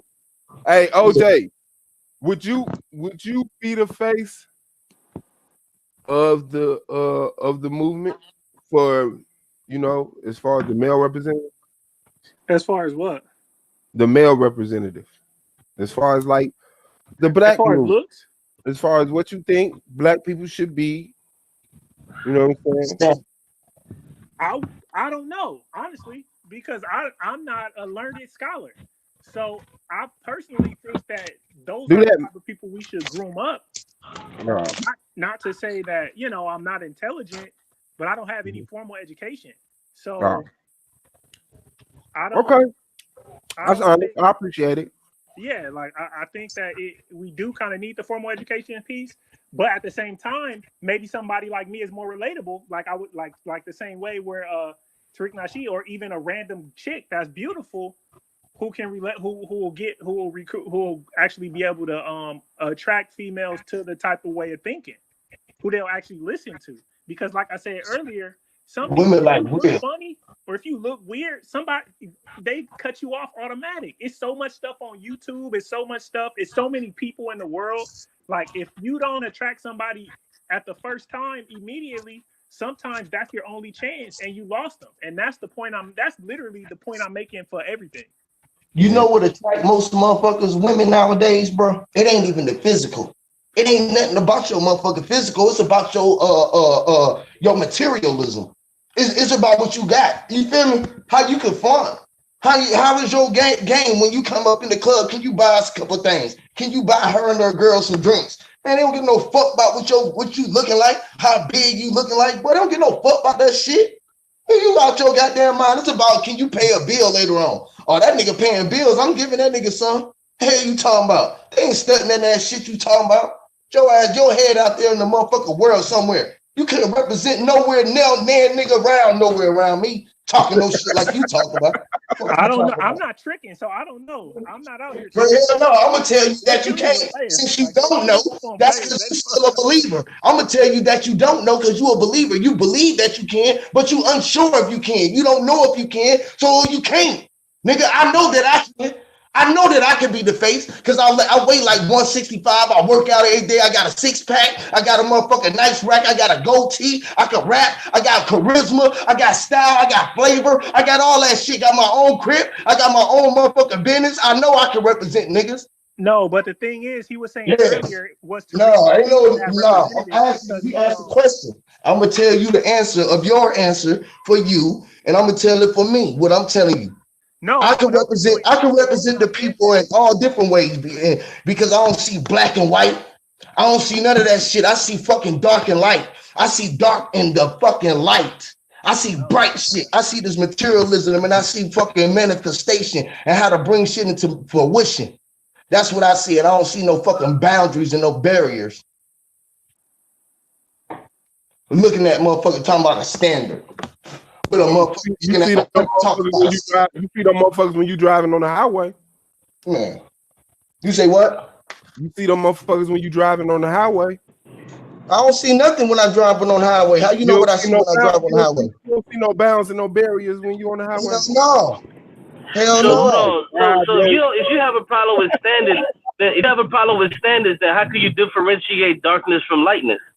Look, because it's all one and the same. Everything is right here in the same. The dark and the light is the same. If you knew that, they try to make you look like it's a difference. You don't understand that dark and bright is the same thing. Like the fucking dark and the light. Why call them two different things then? If they're the same, man, it's one and the same with two different names. It's two different things that's called one. That is two different things. It's two just different like you and me. Just like our names. It's two different things that complement each other that create something that you wouldn't have without both of them. Okay, you want to say something else before we got to something else? Oh, okay. I guess he would. Look, I'll jump in if he don't got nothing. Go ahead, before it get all spooked out. Peace to the brothers on the panel. Thanks for saying. Thanks for saying. My bad. I didn't mean to get spooky, man. My bad. Nah, it's all good. I was on here earlier. I was on here earlier building with y'all, and I might have missed the beginning part of what y'all was saying, but as far as the females and us as brothers, I find this, and y'all tell me what y'all think. Like, if you meet a sister, let's say she average, y'all chopping it up, and I'm married now, so I mean I'm out the game. I'm talking about when I was, still running the streets and whatnot. If you meet a female, let's say she average, like not even she wouldn't even catch your attention. But y'all get to chopping it up and you find out she conscious and she got some sense to her. Like that mentality, that'll build her up in my eyes. At least. Like that automatically promotes her to like, even though a lot of time, like the body is definitely there. But like even on the other end, if you got you met yourself a queen, she got a nice body, she killing them. But you talk to her and she don't got no sense about her. Like you ain't going really, you might just want to knock it out. And then, that's it ain't hitting for nothing. But the mentality, especially for brothers that's trying to do something, that mentality is huge. Like a fat ass ain't gonna be everything for you. This is what I wanted to say before I got cut off. I had to get my daughter off the bus. This is what I wanted to say. What I'm hearing right now, don't take this the wrong way. Just give it to us. How you gonna give it to us, Cube? Don't pause it. But everybody brace yourself. Let's go. What I'm saying is this. What I hear is people saying, well, I'm married, and I've been with my girl 10 years, and I've been with my girl this long, and all of that. You really ain't got a fucking say on what the fuck, needs to come in here, because really, it's the guys who out there still, on the prowl. Those are the guys who really have to say so, on what they want. Because if you with your queen and you've been with her for 10 years, then you should be satisfied and not necessarily worried about what the next man is thinking about when it comes. Let me get on your trail. Go ahead and finish, but I want right after you.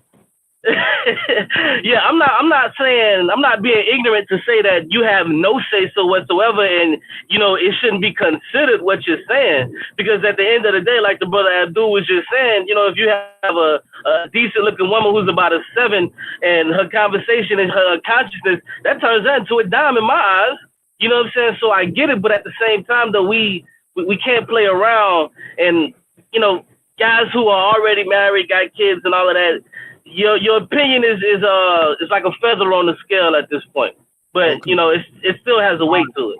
But this what I'm saying, and thank you for adding that in, because you know I was gonna say. But this what I'm saying. It's not that we have wives. That makes it more important because now we're having daughters, and so the scale of beauty and quality is like really protecting them from getting butt shots and breast implants and all of this stupid shit. You know what I'm saying? You don't say, oh, fuck it. Just let society call beauty what they want to, because I got my girl, but you're raising daughters. You know what I'm saying? And when your daughter come home looking crazy as hell, but this is what beauty is outside, Dad. Now you fucked up.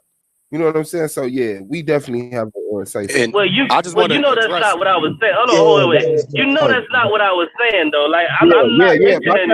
By the time you No. finish up, yeah, I knew that's not what you were saying. No, I want to get at what you were Can I saying. back off I'll Suave address. real quick? Let me back off Suave real quick because I got a daughter too, right? And like my niece, they the same. My niece is actually 2 years older than my daughter. She actually 5, my daughter 3, but my daughter bigger than my niece, right? You feel what I'm saying? And my niece high yellow, you feel what I'm saying? Nice. She pretty, she a beautiful girl. Both of them beautiful. But what would I tell my daughter? Like how would looking at her knowing that she just bigger boned people, bigger boned side of the family. You feel what I'm saying? Even my sons and stuff, my brother's kids is way littler than my kids. My kids is just bigger boned kids and bigger kids. You feel what I'm saying? Like they bullies on the football field and bullies on the basketball course. You know what I'm saying? They the bullies in the neighborhood because they big kids. You feel what I'm saying? So I mean, like, I don't know, man. It's just like no, this is the thing. Like I said, it's a standard. A standard does not mean that it's not a range. And that doesn't mean like somebody who is more so-called big bone, like there's gonna be bigger people, there's gonna be smaller people. Like I always say, I'm 6'3". It's gonna be a guy that's 5'5". It's gonna be a guy that's 5'8". Like people are gonna be different. There's like my homie. I'm right now. I feel like I'm overweight, but right now I'm about 225. Or actually, I didn't probably get a little weight. I'm probably 230 right now. But like me and my homie, we're like pretty much the exact same height. When we were in high school, I was 160 pounds. This nigga never worked out a day in his life. He was 195 pounds shredded. Like people are gonna be different, but it's gonna be it's just gonna be a range. Like that's the point I make. It's gonna be a range. It's gonna be a standard. And it's I get you. And no matter how you look at today's society, on the standards that Cuban you said, in the fit society, everybody would look better. Exactly. Everybody would be, yeah, I get what you're saying.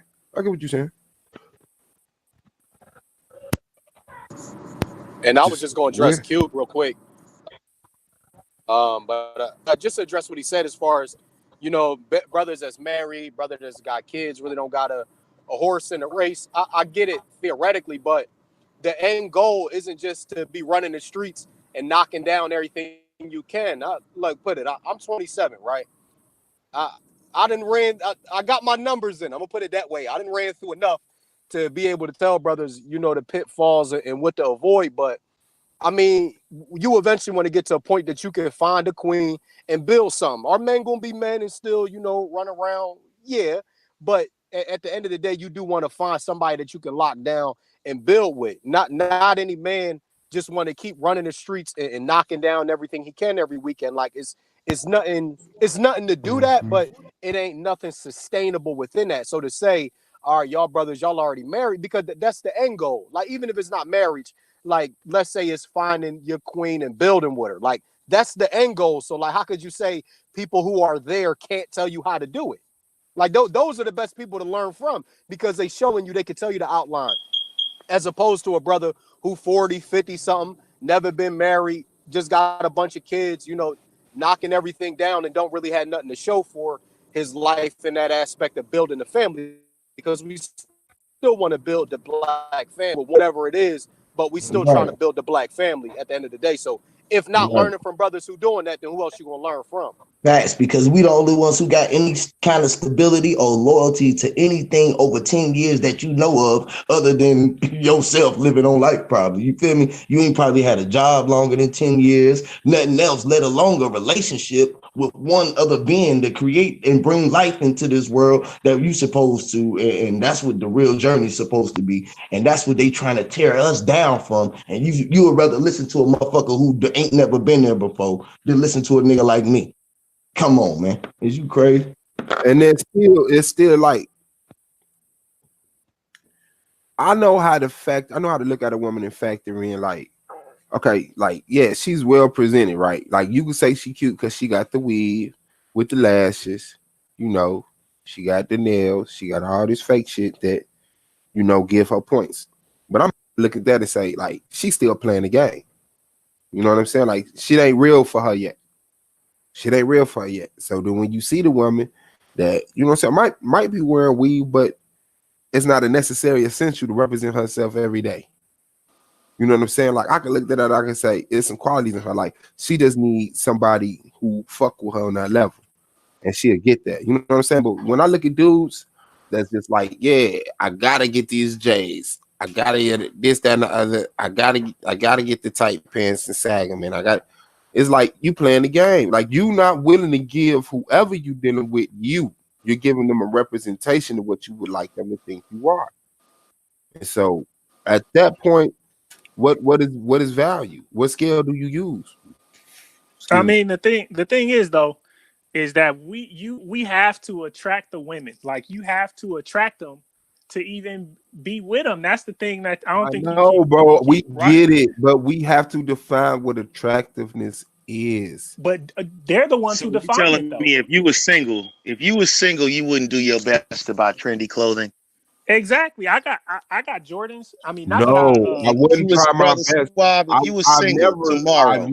I've never been that type of person. Like, y'all gonna miss with me for real. Y'all might hit with every other dude, but for real talk, like, I'm weird as shit. I always went the other way. I never liked. I take it. Well, wait a minute. I mean, I take it that you the kind of man that is not really your natural urges. You got control of that. You know what I'm saying? You got that pretty much defeated, where you're not ruled by that urge. Yeah. Okay. Well, right on, brother. Ain't nothing wrong with that, man. Ain't nothing wrong with that. And Suave is 100% right, because what y'all missing is the fact that he don't gotta put on a show and buy. None of us do had to put on a show and buy Jordans to try to be something we not. Because in reality, if you want to attract a beautiful woman, go to a place where like-minded people are. Like, if you getting dressed up to go to the club to attract a female, you're going to attract females who go to clubs. But if you ain't looking to build with a chick who go to the club, why don't you go yourself to a conscious lecture? All right, why don't you brother. go, and find somewhere to build with Well, one? let me say this, Brother let me say Abdul, this. check this out. Brother Abdul, check this out. He's not Look, Loud and cute. When you're not spending a whole bunch of money on clothes and stuff like that, I would say the easiest place to meet a woman is in school, right? And the brother said he ain't in school, right? So where he gonna get level with a woman, a decent woman, where the first thing that she's judging him on is not his physical appearance or his clothes, or maybe where he fits in the immediate social setting. You know what I mean? You realize that, to be honest with you, the easiest place you can ever sneak up on a woman, especially a sister, is at school. I Okay, mean, let's say it's brother, at you school. You educated, don't have so to- you know that. Yeah, and I also know that a lot of times there were brothers who didn't go to my school, who was either one at the libraries or two went to the same parties, and they didn't go to our school at all. So You're right, I mean, there's no sign on the door that says you had to go to this college to go to this library or to go to this lecture. They have lectures after hours that anybody can go to. They got parties that people just be going to that don't go to the school. So yeah, you can still in education in school, you can still meet them even if you don't go there. Okay, OJ, you hear that? You know what I hear, I bro? got a girlfriend. Like, You I'm know not what I saying hear? this out of like personal. Like, I'm saying in general, there's a lot of one thing that's not noted is that there are a lot of introverted black males who are not into regular black shit, and we ignore them. But there is a huge amount. I would say probably a good maybe 20 at the most, but who are just into different shit that's not necessarily going to be accepted by black people. And I can understand that. I can understand. Yeah, and the point is, I'm trying to say we need to get these people too, like, because these people either they're going to be accepted when they're kids, or they're gonna be angry and they're gonna grow up to be the coons. Like we don't need that. We don't need people to grow up disgruntled. Because if you ever listen to any like MGTOW dude or any dude or even females, if you ever listen to anybody who is just real angry at black people, it always stems from them being children and then being made fun of for doing something that they really liked, or because they had, some bad shoes or whatever. And that we don't need that with these people growing up, because it's already hard enough being a black person getting stuff from white people. We don't need to be getting it from black people as well. That's a cultural thing with us, man. We have been taught to like turn on each other. Like the smart kids, we beat them up. I agree. And this is what I'm saying. If a smart kid, maybe we really can't change the culture immediately, but maybe if a smart kid, like I was saying earlier, maybe if he picks up the art of macking, he might be like, oh, let me blend in a little bit more. Maybe I can acquiesce to the environment I'm in. That doesn't mean I stop. Right, maybe I can use these psychological. Wait. No. Hear him out. He's saying if you pick up a nerdy kid to pick up something like that, and now he got access to the stripper girl that only the dude that's cool with the money and all that. But then wouldn't he put? But then at that point, wouldn't he put his nerdy essentials down? No, absolutely not. He's still going to be himself. Absolutely not. Apply it in the way. He would apply it in a way where he can manipulate it. So you telling me if he like, okay, look, I've been studying quantum physics. All right, I'm totally isolated. I'm gonna go over here and give me a stripper. It's not. I ain't gonna pay no whole bunch of money. I'm gonna take her home. It's not about getting no strippers. Y'all crazy. Hey, I wasn't even finna go there. I wasn't even finna take it straight to the stripper. It's about manipulating your environment to get the come up, man. That's what it is more so. Because it's all about pimping and because if you the owner, the ownership of shit, either you the owner or you the fucking hoe.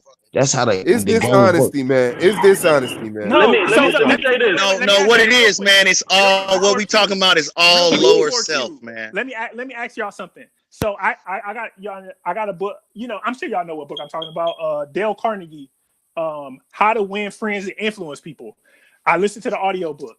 Now, if I use those techniques to help black people, is that bad? Oh shit! Or I'm sure I know Suave sound like he talk about the 48 laws of power. If you read the 48 laws of power, follow them and use it to help black people, is that bad? Listen, bro, dishonesty is being bad. Oh my God, I'm not saying dishonesty. Listen. And I hate, and I'm a not do that because I hate when y'all do that to me. But no, but I'm telling you that dishonesty is bad. But sometimes, what they call it, the means justify the actions or whatever the fuck it is. Like I get it, man. The ends justify the means, but I'm not saying the ends justify the means. I'm not saying be dishonest. Who's saying be dishonest? Me, I'm saying you're using. Look, man, you're not being honest when you're not representing who you are. When you bind. Wait. Let me ask you a question. If I watch anime, let's say I watch anime and I love anime and I like let's see what is something that. Let's say I like anime and I collect rocks and I classify rocks on my spare time. Yeah. Now, let's say I know girls think that stuff is lame and I hide it for a second to let her get to know the rest of me and I introduce her to that maybe later. Is that a bad thing? No. Oh, man. And can I? Yeah, fuck it. I'm standing on my square. Yeah. Because this oh my God. And hold on, let me you can't lay your cards all on the table for everybody. I'm gonna tell you why that's not a bad thing. Let me check it out. I'm gonna tell you why that's not a bad thing. I'm gonna tell you why it's not a bad thing. Go ahead. Because I'm an atheist, right? And I live in a world filled with people who believe in imaginary friends. So it wouldn't be smart of me to say, "Hey, what's going on? My name is Q. I'm an atheist." Da da da da. No, I'm gonna try to see what we have in common. You know what I'm saying? Talk about things on a life basis, on shit we see every day. You see what I'm saying? And then when that point gets there, I can be like, okay, yeah, I'm an atheist, da da da da. So what the brother OJ saying is, you using it, that's devious. Okay, hold on. Let me show y'all. Here's what I think that we missing. Here's the thing that I think we missing. if you are a black man with confidence, put it like this. Y'all know I like to talk about race, right? So when I was, first coming into my understanding of things, and if I was out on a date with chopping it up with somebody, I want to talk about race. That's what I want to talk about. And either she's going to like me and like the stuff I got to offer, or she not going to like it. If she don't That's like different it, get though. moving. But And I no, feel but- the same way. But I'm even exactly even, the same even way hold about up. that. Okay, listen, replace race with anime and collecting Nah. rocks. And that's can't- now listen. Hold on, OJ. And that's how you find somebody who like you. Because you show Nah, them. that's bullshit. Everybody can connect with race, but not everybody can connect with anime and collecting rocks. But you find somebody who is. But this is what it is. If you're into anime like that or rocks or atheism like that, that's your life. That's your life, fam. And the girl sit up, oh, look, okay, you see a girl out. Hey, could I pay for your lunch or whatever? Woo, this, that, and the other. Can I get your number? I like to. You get a number, okay, and you talk to us like, where you going? Shit, I'm going to get these rocks that I dug up that I turned into the lab to get examined. I'm finna go pick them through. What girl ain't gonna be like, what? For real? What you think she gonna say? Like, rock. You like, damn. Be like, She gonna be like, Like, I'm not answering texts of this Negro. What you doing? What you do with them rocks? What you do with them rocks? Oh, me and my dude. Oh, for real, y'all do that? Like, is that fun? Like, that's how And you attract people to you by no, being. she's only gonna respond that way. She's only gonna respond that way if she likes you. If she's interested and she likes you, she's gonna respond that way. Because we gotta understand everything that a woman is into, man. I don't give a fuck about half the shit that women are into because I'm not doing it. They go do that shit with their girls. So when you're talking about okay, if I have the hobby of collecting rocks and watching anime, that's some shit that I do on the side when I'm not with her. So that's not something you got to put in and be like, oh, okay, well, hey, my name is Cuban, I'm into collecting rocks. It's like, no, you ain't got to do that. Now, when you're talking about race, that's something that everybody can connect with. So that's something that you should possibly, breeze by and mention on the first date or whatever the case may be to see where they stand. Because if they're a coon or some shit, then I can't fuck with you. But in my It's the same way. I was just no, gonna it's say, not. I was just about to say that. Hold on, wait, hold on. I was just about to say that, and it's not true. And the reason that it's not true is because I'm sitting on here building with people that believe in a God. And at the same time, if I had a girl who wanted to go to church or some dumb shit like that, guess what? I would go with her every now and again just to keep that bond and that connection open. I'm not a crazy. So why did either one? Okay, but listen, Q, with your logic, did she have to lie to you about her religion? I didn't lie to her about mine. It's just not something that comes up on the table. That's what I'm saying. You conveniently didn't mention it. Withhold, beliefs. whatever. No, see, this the thing. Beliefs are different than stuff like a hobby or something, though.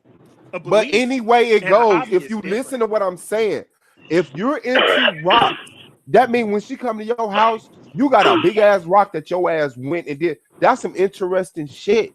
Like, wait, you flew to where and use what tools with what team? And no, now, if you tell her you flew somewhere, that would be interesting. If you because she'll be doing, my like, "This point Negro is got this. some bread and My he point is traveled." this. If you're But- doing something No. with what you're doing, if you're doing something with what you're standing on, that attracts women.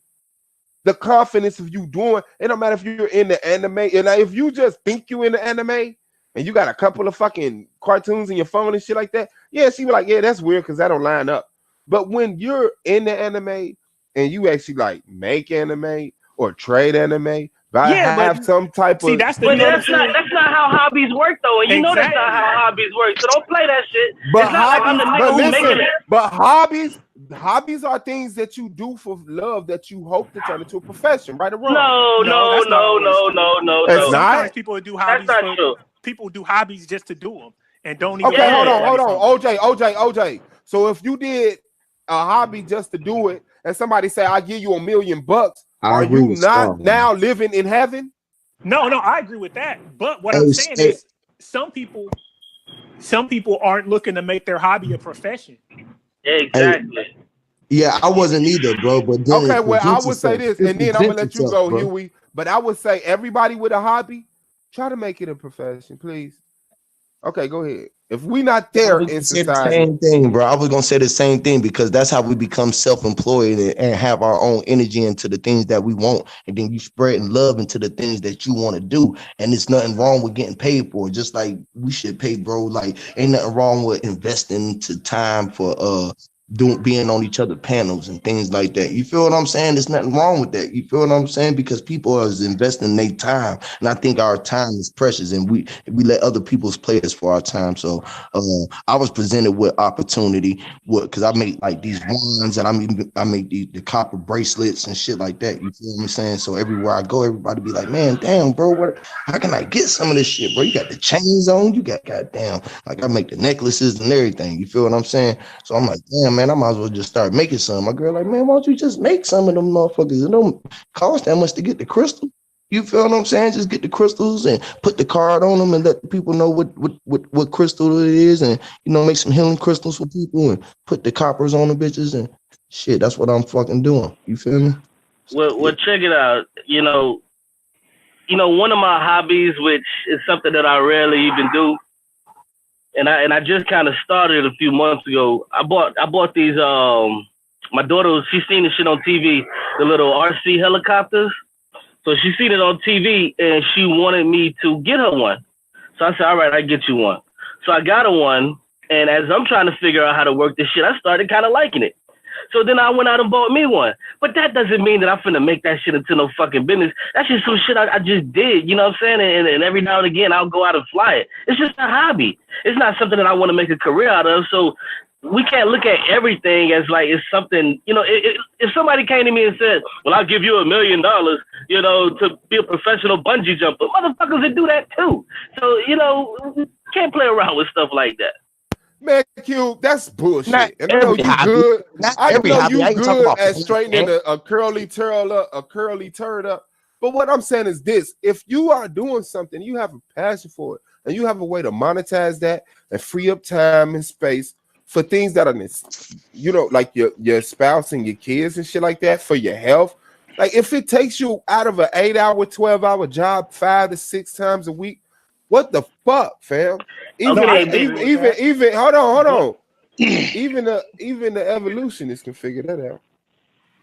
But see, check it out. Now, hold on. Let me say this. Hold on. Let me respond to that. Now, the shit where he keep getting fucked up at, he keeps saying, if you have a passion in it, if you have a passion. Well, that's the point I'm trying to make. Is not everybody has a passion. And I just use myself as an example on something that was key.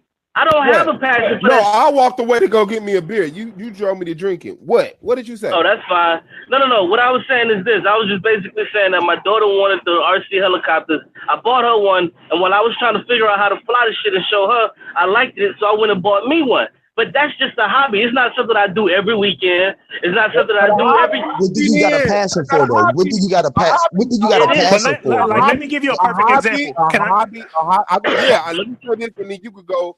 And then Q can cut me. A hobby is something that you do on the weekend. It's a hobby is something that you do when you have free time. It's something that you invest your own time and money into. And what the fuck if you're not doing it? It's not a hobby. It's just something you do. Look, Steph Curry plays basketball professionally, right? Now he's super good at golf, and he might like golf a lot. Even if he likes golf more than he likes basketball, he's not going to quit basketball to play golf full time for the most part. Thank you.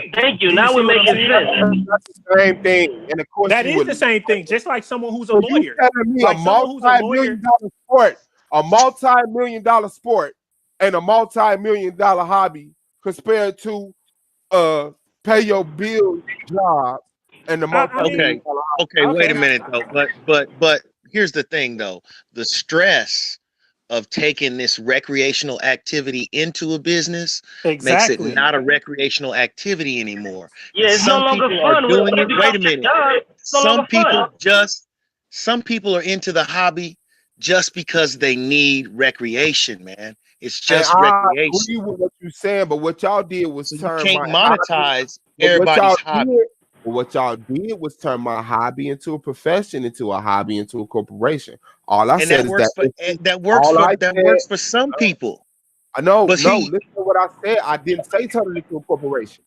I said turn your hobby into a profession. If you make an RC car once a month and you sell that bitch for 20 racks, you don't have to incorporate yourself and have okay, now I need a line, a facility to make a line of RC cars. No. All it means is you make extra money off of shit that you do in your spare time. Right. Okay, but Monetizing. There's nothing wrong with monetizing your hobby. You're I absolutely didn't right. say No, I'm like not saying there's anything yourself wrong with it, ahead but of the point you made though is that if you're monetizing it, she'll like it. Like, no, like No, everybody's I not didn't yeah, say doing that. that. yeah, because the reason OJ even said that. The reason OJ even said that because you was trying to make it seem like you should quit your 9 to 5 and do this hobby. Listen. I said those things together, but that is not what I said. I said if you show progress in your, I ain't say you had to be making money off your shit, but if this is your life, meaning when somebody get in your car, you got a box in the back from a lab that got a rock or from a, okay, when they go to your house, they got examples. You got pictures like this is your life. This is your life. This is what you do. You're gonna attract people that's into that shit because you're showing them that on a constant basis. Two, on the other point, I had just said on the fly, if you have a chance to make money off your hobby, do that. I didn't say if you have the chance to make money off your hobby, now to get you girls. You just compounded everything I said. It was two different No, statements. no. No, I didn't say girls. I didn't say anything about girls. What you said initially, which is what prompted OJ to say what he said about Steph Curry, because you was making it seem like, oh, if you can make money off your hobby, you should quit your 9 to 5 and all of this and that. And that's not really how it works, because a lot of times when you turn a hobby into a job, it no longer becomes fun. You have to be. You have to start off that way. I said that's how you get girls, bro. You didn't notice that? That's what you just said. Again? You just said that. I said that to support the fact that you will get girls. You said if you turn your hobby into a profession, get money, it'll attract people to you. No, that's not what I said. No, this is what you said. So I said, you know, I'm in the rocks or whatever. And you said, well, if you show her, hey, you know, you're I'm traveling here, or I'm doing this, or I'm doing that, and you start, or if you're doing anime and you actually are drawing anime and you're working towards having a cartoon or something, then maybe she'll like it. But what if I just like watching anime? What if I'm not good at drawing? I'm not intelligent enough to make a storyline. I'm not creative enough to have. Okay, I get that, OJ. But what? Okay, that same person. What is attractive about them? Give me one aspect that is attractive about them. But what he trying to say is maybe if he like okay, I know a lot of black women, but I only know 2 that give a shit. Well, I only know 2 that won't start clowning on you if you start talking about anime. Exactly. Okay, fine. And they don't like your shoes. You got a whole list of shit that they don't like. What is if one you mention anime, he getting clowned on. Over with. What is one thing that is attractive about that person, though? Because what I'm saying is that's what you're playing on. You understand what I'm saying? Like you sitting up here talking about anime, and anime ain't your thing. It's just something that you do. So in that comparison, I can say you're a loser. Because if the biggest thing you doing is anime and you only do it every now and then sitting on the couch, like, then what the fuck are you doing? Nobody's attractive to that. Why is that guy a loser? Like, what do you mean? Because he's No, I've had girls. Wait a minute. What about a girl that does that? I met a sister that was like that. But I met a sister that was like that. She liked to watch fucking cartoons. What else did she do? But what else did she do? She did something else. She didn't just say the biggest highlight of her life was not anime. When did you do it? Dude, most women, honestly, if we're being 100% real, most women don't even have hobbies and passions and stuff. She had the little statues. She watched the cartoons. We was watching anime and some hentai bullshit. And I mean, we used to watch that. Man, come on, man. She was nerdy, dude. And that's we used to watch all that shit. That was it. She was into it. But see, you know what? What you're trying to do, Suave? You're trying to make it seem like, okay, this person watches anime and that encapsulates their whole life. It's like, no, this is some shit that they watch when it's not. Hold on, wait, let me finish. Right, Friday night she want to get a cartoon. She didn't want a movie. Friday night we go get a cartoon. watching anime doesn't, encapsulate my whole life. It's just some shit I just watch every now and again. So I don't have to lead off with, some shit like that to a woman that I just met. Like, yeah, I like watching anime. And it's like, huh? And you know what I'm saying? Like, no, you don't bring that type of stupid ass shit up. Hold on, wait. But you don't bring that type of stupid ass shit up. You may bring it up like if y'all sitting at the crib or something like, oh, check this out. Oh, that's kind of cool. And you may turn it on and see if she like it. You know what I'm saying? So that's not something you bring up. That's that's corny as fuck. Like, who the fuck? If you're starting the conversation off right here, you're right.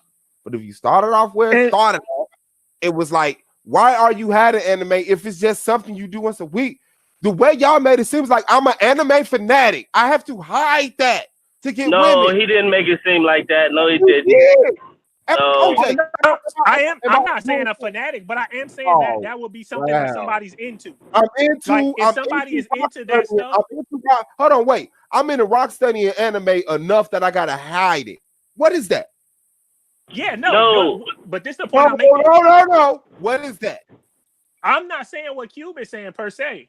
I'm talking to you. I know that. I'm talking to you about what you said. If a person, if a dude. That's a straw man. Don't answer that. That's a straw man. OJ didn't even say that shit. And that's why I said you changing it, trying to make it seem like somebody else is saying something that you're thinking.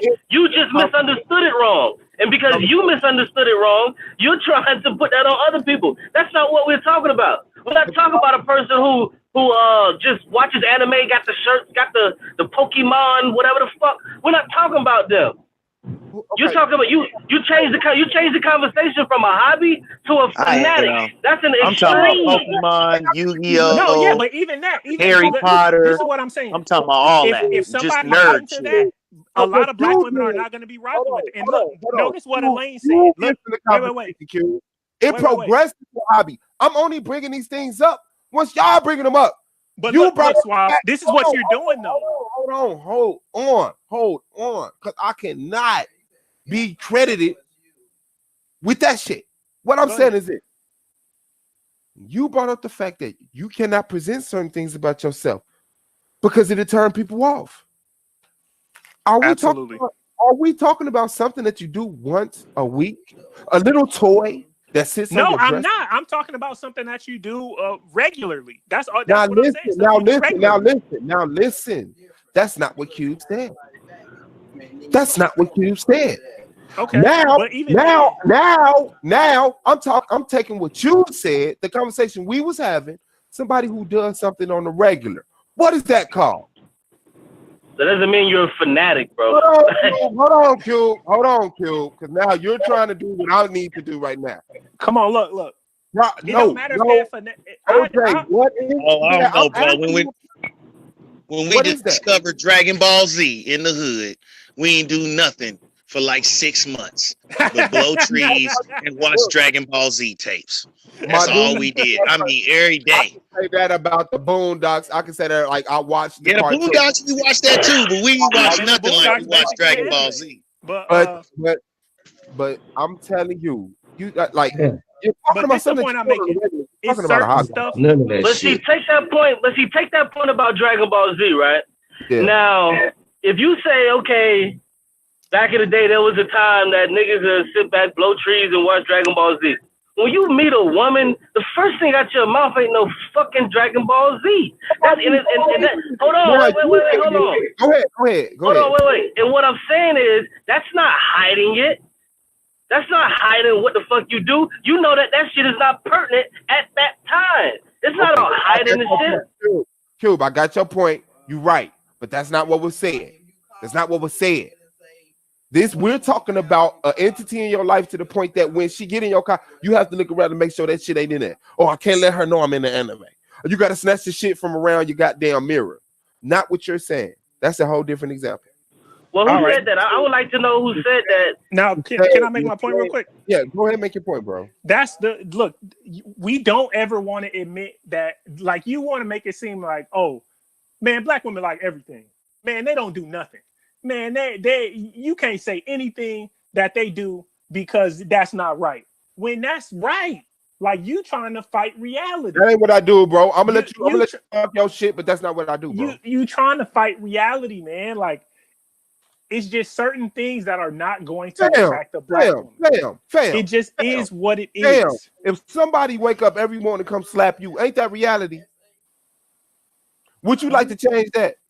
No, the reality is you need to kill that nigga before you do it. But what does that have to do with what I'm even saying? what you said, ain't that fighting reality? Okay, then. So you like that's what I'm saying. I'm fighting reality. Yeah, I see what reality is now, and I would like to be a different way. Just like reality was one thing at one time, and people got together and made a constant, perpetual action to get the shit to where it is now. I see we could do that too. I'm not just saying, okay, yeah. The way things are is because it's natural. No, it's because of certain people have an influence, and I'm not satisfied with it. And I'm not going. OJ, I'm not going. Fuck what the dictionary say. Fuck what the general things say. Fuck all these statistics you put out your ass. I know how shit's supposed to be and how shit can be. If it don't like look, this the thing. It don't work like that.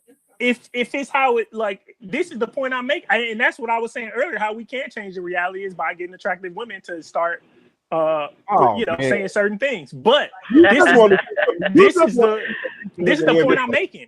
I can't change a ton of women to say, oh, I don't like dudes with Jordans.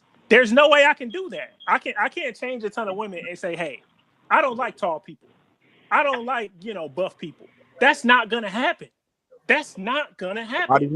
Nobody not asking you to do that.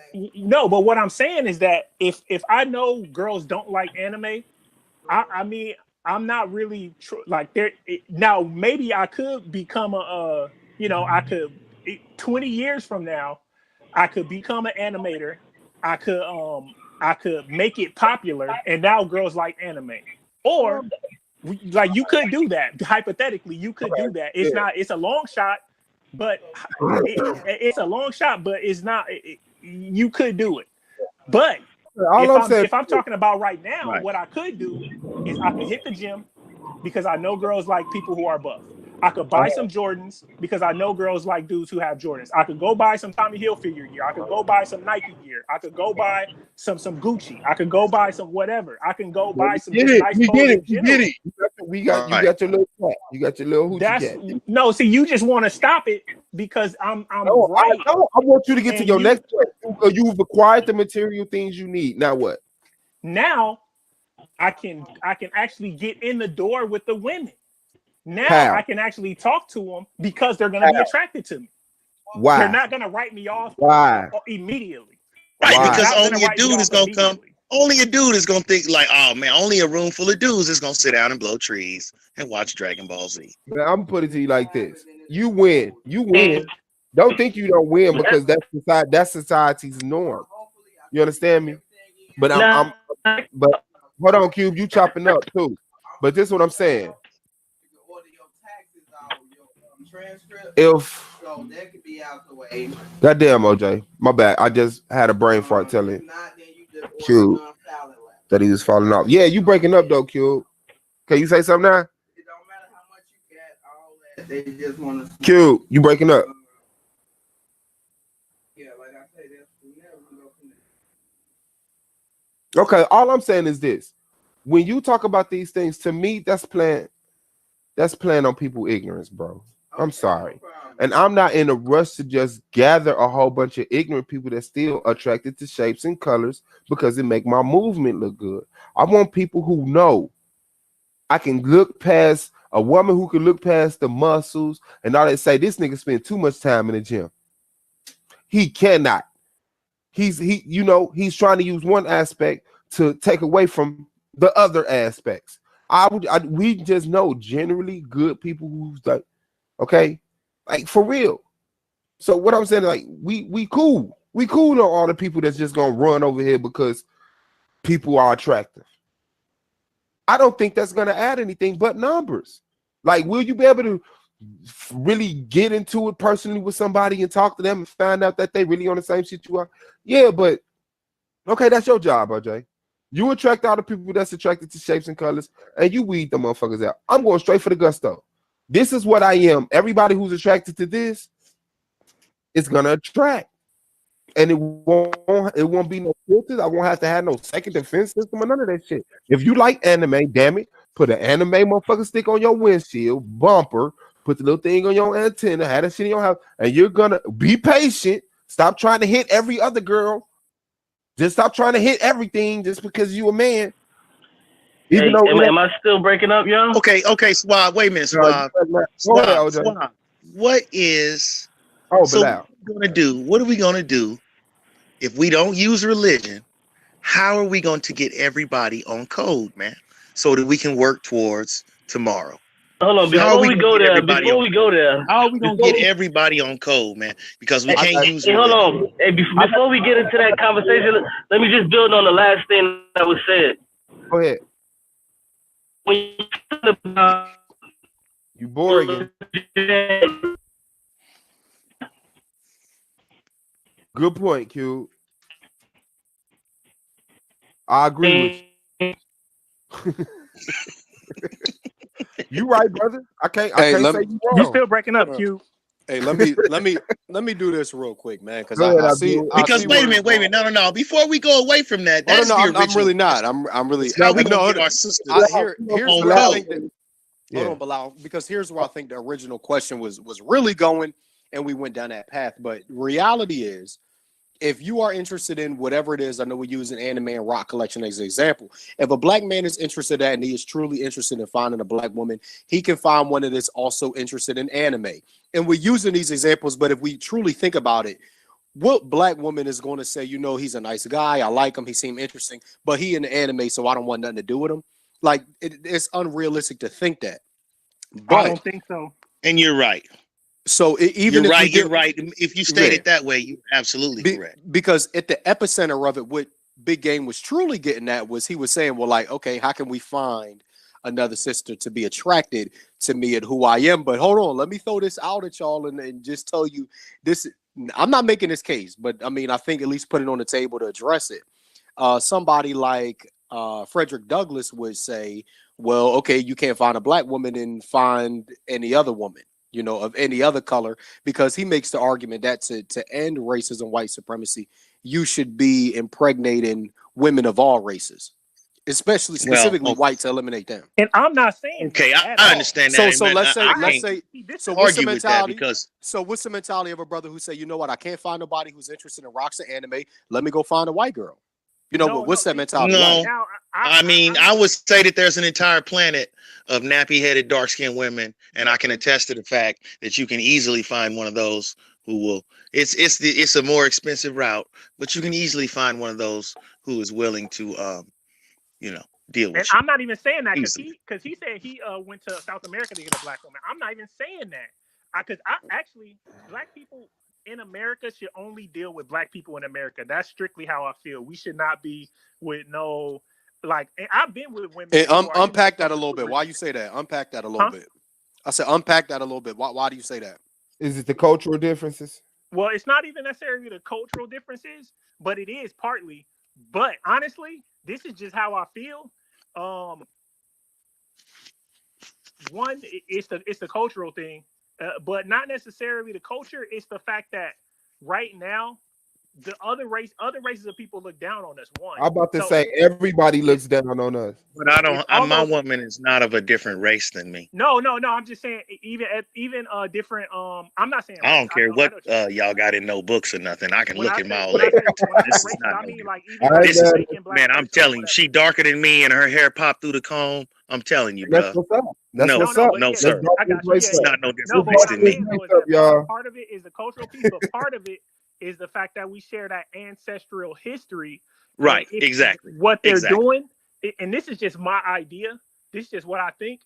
A lot of people right now are promoting either interracial or people from or getting black people from other countries.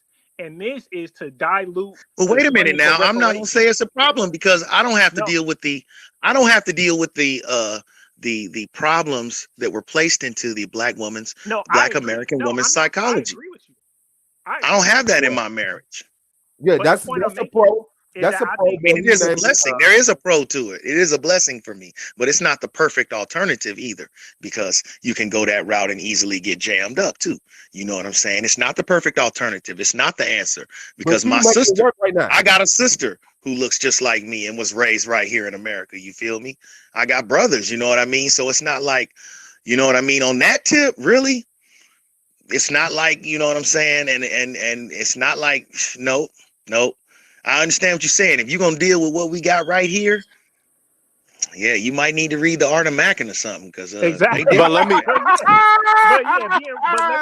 me finish my point. No, I'm serious. Hey, listen. I'm gonna give you the perfect example.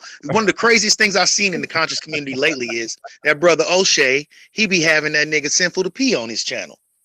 Well, what is that about? That's because most of the cats that watch O'Shea's channel are ugly black dude nerd type simps. I ain't bullshit. I don't know neither one of these dudes, O'Shea or Sinful the P. Okay. You hating on Sinful. He's a pimp, man, and he's real popular on their channel because he come on there and he give all them nerds the game. He give them the game, dog. But yeah, and they what I was saying though, part of it, like I said, it dilutes our claim for reparations, and secondly, it's that I kind of feel like it's unfair of me to impose a certain level of restrictions on black women because I was born in the same society. So right. I mean, let's just keep it real. If you ain't got no game, these sisters out here will eat you up, brother. The bad ones will eat you up. But where do you put first generation Africans in that, or like first generation black people anyway? Because I put first generation where I put the zero generation. I put them with the immigrants. Take your ass back. Hold on, but you got to realize though that even though they might had a culture from Jamaica, from South Africa, from wherever, they're still were raised within a black society. No, but see, this is the thing. One, you'll hear them say stuff like even Africans and people who are Jamaican, they'll be like, "Well, I have a culture, so I'm different than regular black people." You'll hear people like I can agree with you, man, because their culture is different, man, and their islands are different, and they have a different way of dealing with white folks. Most of them islands they've been. Most of them places they've been ran. No, the difference is in most of those places they've been ran white folks off. Yeah, that's what I'm saying. To me, that could fill in the space. Like they done what we trying to do. They right. No, wait. Can I talk? There you go.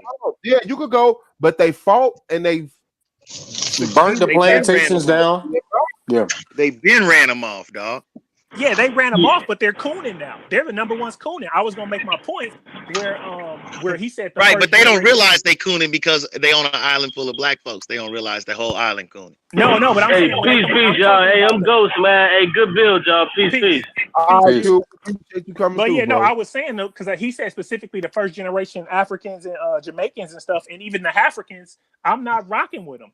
For the simple, and this is not to say all of them. Obviously, there are some people, first generation immigrants, who are rocking with Black African Americans who ride for us, who love us, and with them, I'm rocking with you. But right, most of my good partners is African, man.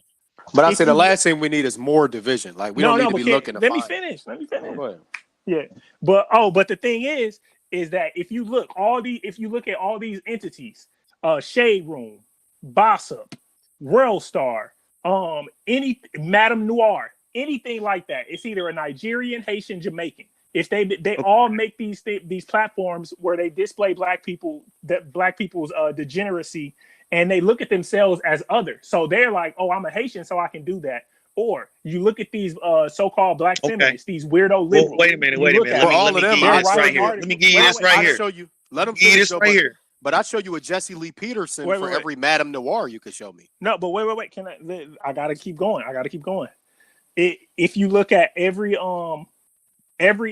like I say, every article, all these, The Root, the Grapevine, whatever, it's all run by Africans. You look at the roles. You look at even roles. They're taking slave roles. Now, mind you, these people have not experienced slavery at all. We got it's a movie coming up with Harriet Tubman.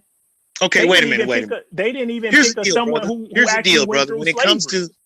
When it comes to positions of coonery, those immigrants are more willing to step up to the plate, brother. That's the same reason you see in baseball. The same reason in baseball they prefer our dark-skinned athletes from south of the border because they these white coaches can get away with simping and talking all crazy and simping these niggas, and they don't say nothing.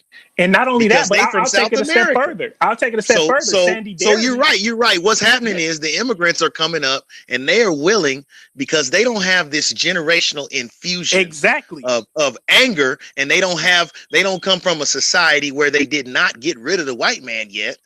See, they not angry as we are, so they are preferred. That's all you can say. I mean, there's nothing else to it, and you ain't gonna be able to get around it because any white person can distinguish your anger from theirs. Exactly. And then I'll take it even a step further. Sandy Darity actually said that that the admissions officer at his school told him that they prefer immigrants because they're more docile. So that just goes to show these immigrants aren't they not don't gonna have be a reporting justice they're not gonna report the coach know that for calling them a boy all season. Right, because they not gonna say nothing. The coach gonna call him a boy all season, right? Oh, they just caught that one motherfucker on World Star seeing that though. Where the coach was telling his ass, he was kicking dirt on him and stuff. Man, that motherfucker said, nah, I don't know. They was in the office. Dude was just recording the audio. No, yeah, I saw that, but I was just saying I saw it on some. If you follow the Savoy show, he always posts a lot of stuff like that on Instagram. And he posted one. He was kicking. They was doing sit-ups in the dirt on the sand. He was kicking dirt on them. So basically what we're saying is the Black American male, what the problem is, dude, is without the manufacturing class here in America, the Black American male is being replaced because the immigrants have stepped up and they have taken our trade jobs. They've taken the roofing, the building of the houses, the this and that. And the white man is cool with that. He's cool with passing his money to that person who is a couple of shades lighter than the angry American Negro. So what's happening is the angry American black male doesn't have a place in the system that's being created, man. So unless this system crumbles by itself, we're going to have to make some type of change because in the future, they don't have a place for us, man. And that's what you're seeing. And don't let it fool you. You also, on top of that, you're also witnessing the decay, the decline, and the shrinking of what we have known as American society. You see, the American society and the ideals that we were grown up to build and value as we grow up to adults, we see this ain't real. This is a game. Matter of fact, they ain't been able to do this in 50 years. You know what I'm saying? I grew up, you start thinking everything is really in decline. Look around and pay attention, man. The real sign is when you see a business go away and another business does not come and take that spot. It's not even about the people. When you see business locations going empty, then that's when you're starting to see it, man. What's happening in our society is the decline, man. And the power is shifting. The economic power is shifting from the small number of whites into the hands of the Chinese, man. And we need to be aware that the chains are being transferred while we're, you know what I'm saying, right in front of us. That may be true in Africa, but in America, I mean, no, that's here. That's true here too, brother. Let me tell you something. That's true here too. What I'm saying though is whites still have all the wealth though. Even and you know what? Whites do have all the wealth. Whites have all the wealth, and it's based on something called unearned income. I agree. See, the average white person gets 85% unearned income, which means that 85% of the income that a white person has is not from his own labor. It's from the management of others or from off the labor of others.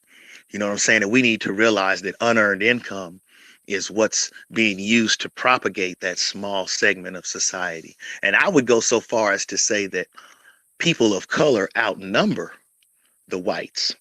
And we are being tricked through gerrymandering and, the census and stuff like that. Now y'all talking my language. But yeah, as far as what I was saying, though, that's the reason why I think black males, like I literally think we should only deal with black women in America. But I mean, I understand that. I understand. And I'm not even disagreeing with somebody. I'm not disagreeing with somebody who would go out because I understand it's a quality of life issue. It's not that black women are mean. It's not that black women are ugly. It's just a quality of life. And I understand it. You've been in debt for about a month, OJ. Like you, and we've been on your head, fam. We let you slide. You got to say two things good about the black woman, bro. I'm not about to simp. I'm not a simp. Man, I can't do it. I'm not a simp. You can't. Hold on. How did that make you a simp? Why did that make you a simp? because I'm not gonna pander to women just because he's saying I'm What? so-called bashing black women. Hold on, hey, you can't. You was born from a black woman, right? At least compliment her. No, A see, and black that's the woman last gave you person I would birth. compliment. Shit, if you talking like that, that's the last person I would compliment. What about your girl that you with? I love my girlfriend, and I want to be with her. I made the commitment to be Start with her for there. the rest of my life. Like, what But quality that you have that black women have that you appreciate? what qualities do I have that black women have? Yeah, you just refuse. You know why I Again, stopped? I'm not gonna be coerced or forced to Nobody say You know can why I something. stopped? You know why I stopped dating white women? Wow. Oh dang! I can't take them because I have a problem taking them out in public. Every time, it seemed like every time I go out in public with a white woman, here come a bad sister to give me that look. And I be thinking to myself, boy, I'd have just let one of my sisters down. Shit, she probably would have, you know what I'm saying? Had she not seen me with, because I grew up around sisters, like, and if, you know, in high school, if a black woman saw you with a white woman, then that was it. You wasn't getting no play from no more sisters. And that's how it should be. That's smart and codified. Yeah. So I come from that kind of system, that kind of indoctrination. You know what I mean? And as much as the negative looks you getting from black people, you got to think about all the negative looks from the white people that hate you doing that as well, that you might not have noticed. No, they give me, but see, brother, you get them negative looks anyway, even if you with a black woman. I feel That's true. That's facts. when I pay attention, when I really pay attention. And just really quickly, because Elaine said something in the chat. She said it seems a lot of pro-blacks don't like black people not from America. And then she said, I guess her dad's from Haiti and her mom's from Ethiopia. See, this is the thing. The other people show disdain for us. Black people have been loving everybody, Pan-African, everything forever. We've always done this, and we've always loved and tried to right. But they come here and they're not part of our struggle, exactly. and they're not as angry as us. Trash on us. They take our spot. You're seeing right now because the black person was Chinese with Bruce Lee. You know what I'm saying? Like we've been everything. We don't care. We participate in all y'all shit. But all I ask is that we be consistent though. Like if we gonna do that to other black people from international, what about are you doing that for the same? We gotta be the same for any black person that's a sellout, does anything any particular time. Yeah. They need to be locked out and treated the same way. Yeah, I agree. I don't have a disdain. I agree totally with that. I appreciate the African. I know that again, it's still different though. It's still different because they didn't go through the same experience. They went through experience on their own. Like they fucked up too, and I helped them get better, and I want them to help me get better. All I'm doing is categorizing shit. That doesn't paint my attitude, despite somebody else might say, "Well, I don't look at them as black." So in your mind, you might think, "Damn, what you look at them as white or some weird shit." Like, nah, man. It's like I just put it in contrast. Like Huey, you there? You wouldn't know the difference if she didn't open. But here's what we missing though, because you got we talking about our experiences. You said you don't want to call motherfuckers black, but you jumped your ass in my chat the other day talking about some brown power. Nah, I just say brown. I was messing with folks because they were saying black power, bro. You know, I was saying I'm brown. I was mind power. But here's the deal. So how do we get our women and everybody else on code with an objective so that we can move forward as a group without using religion, man? Because without that, I don't see people coming together and getting behind it. It's all this. We got to argue about who's a Hebrew and who's a Muslim and who believe in this part of the Testament and who talking about these as the Amalekites and all that. I mean, come on, man. My brother Bilal, in my opinion, I think that if we're gonna start somewhere, let's start our industry. Let's take back our trades. Let's build within our communities. Let's start bringing back the finances into the household of the black man first. Okay, so I'm with it. I'm with trade. I'm with trade and agriculture. Wait, so say we write a plan. But we beyond that. Why I'm saying what I'm saying. You feel me? We're gonna write okay, go ahead. We're gonna write a plan and we're gonna get trade and agriculture together. Okay. All of that, but how do we get our people to say, forget about Jordans and Mercedes Benzes and this and that? As a generation, we are going to have to, as a generation, sacrifice for this cause. How are we going to get people to get behind this cause without religion? We're going to have to lead by example. Period. Point blank. If I tell you that you need to be starting a business, that means I should already have one started.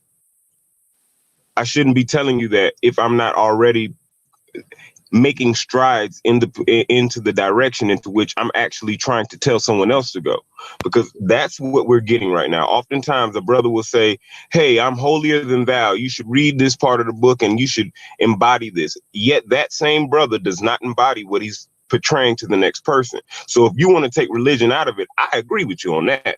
Take that shit the fuck on out. So let's put something else in there. When I say industry, I mean we as this generation, we have to get involved hands-on on all of these trades, which means we can't just sit around and waste our time and hold our ass and nuts while other people from other continents are coming into America and monopolizing on these trades.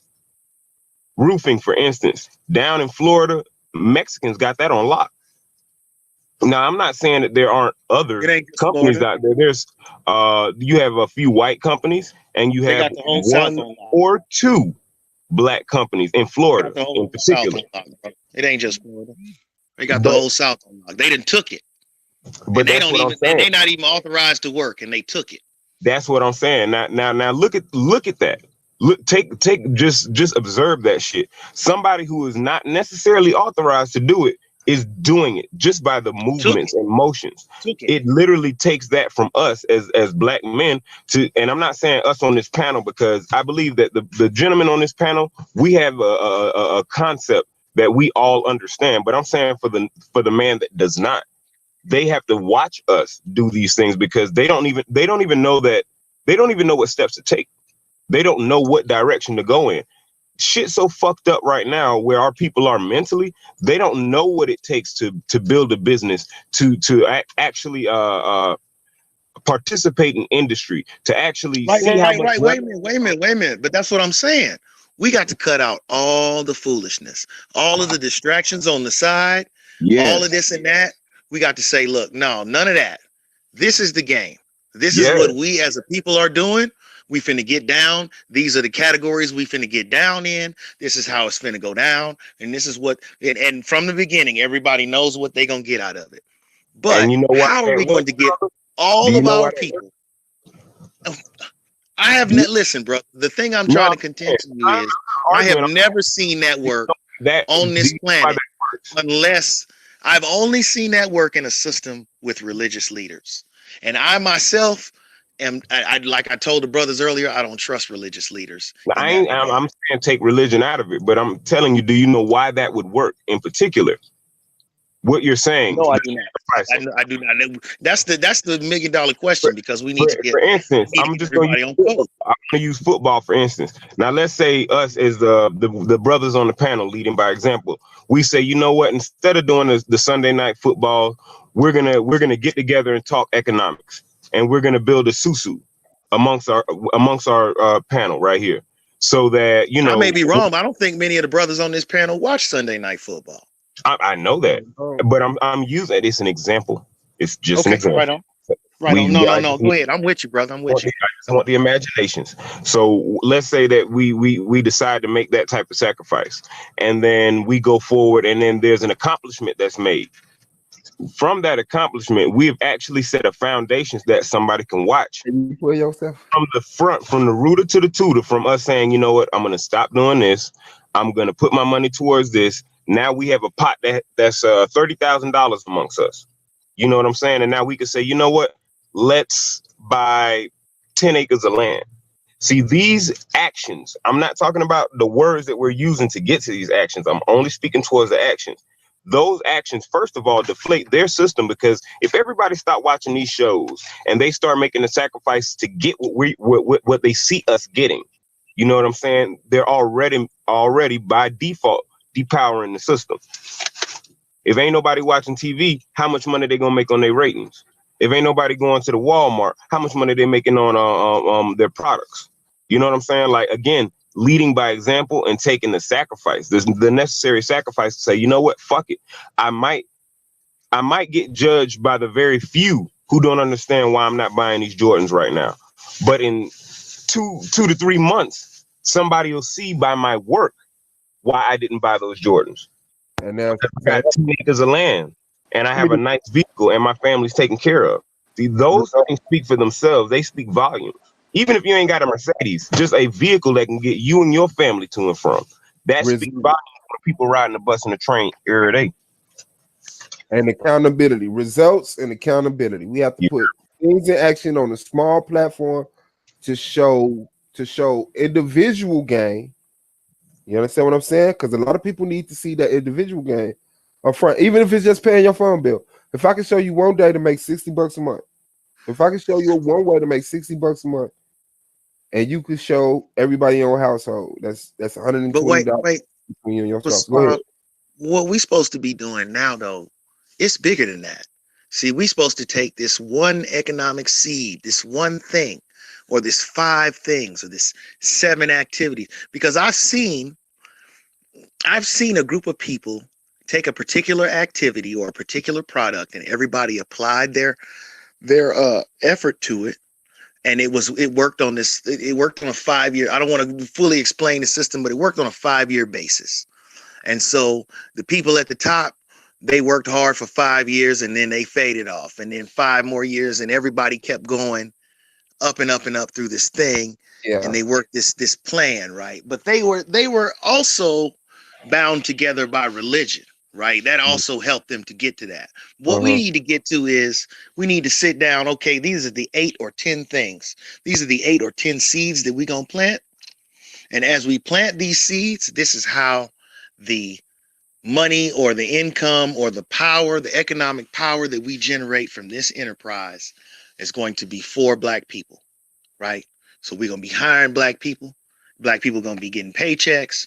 Black people are going to be seeing the benefit, right? And we're going to be applying that to bettering our condition under this system, right? We're going to be fighting back economically.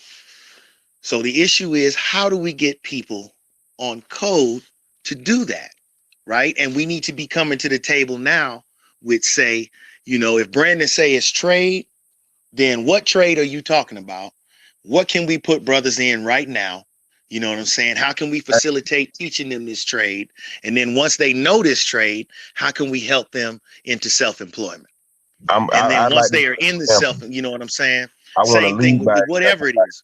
Example first. We got to get everybody on code and say, wait a minute, for this, because we don't, without being a cult now, because without being a cult, we want people to say, I need you to sacrifice them Jordans. I need you to sacrifice them rims. I need you to sacrifice them haircuts. I need you to sacrifice them hot sweatpants, little skinny pants. I need you to sacrifice all that, clubbing and all that, so that our people in 2 or 3 generations can be the top economic power, and we can have other issues like, why don't we treat white people good enough? Instead of why they treating us like shit? I want to touch on. How do we get everybody? Go ahead. No. I don't want to cut you off because you making very valid points. That's why I want to let you finish. I just want to touch on. I just want to say, what are we going to do to get everybody on board with that? And to start planting those seeds that we can all get behind, because we got to put our collective work behind 1, 2, 3, 4, 5, 8 initiatives, right? And I would say that all those initiatives need to be needed services or commodities, right? They got to be services or commodities, because if we don't have a service or a commodity, we don't have, because let's face it, our people ain't storekeepers. We let's just get off of that. We're not gonna be storekeepers, because we didn't let everybody on the planet come take the stores from us.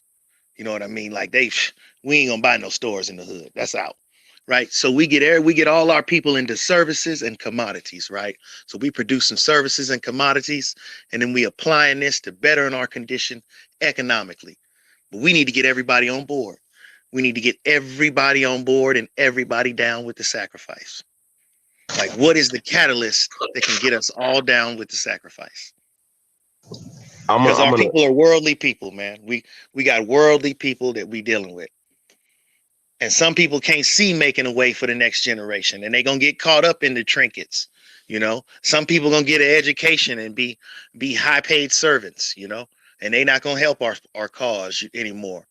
But we need to get that core group of people, or get that seed planted and get that going, get that focused attack. without being a cult. I agree with you, brother. And I wanted to add on to what you were saying by giving an example of what I'm doing currently.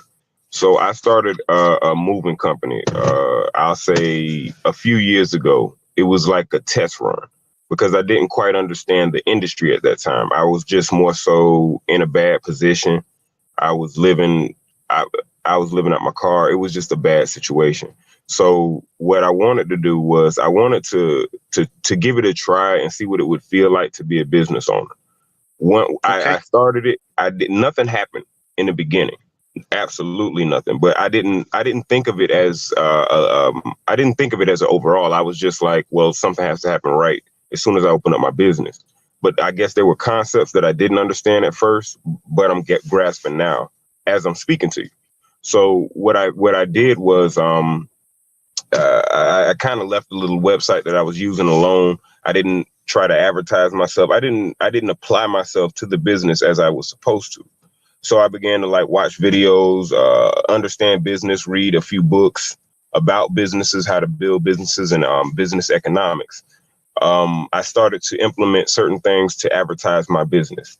As I did these things, I began to actually receive business. I mean, people would call me for all kinds of things.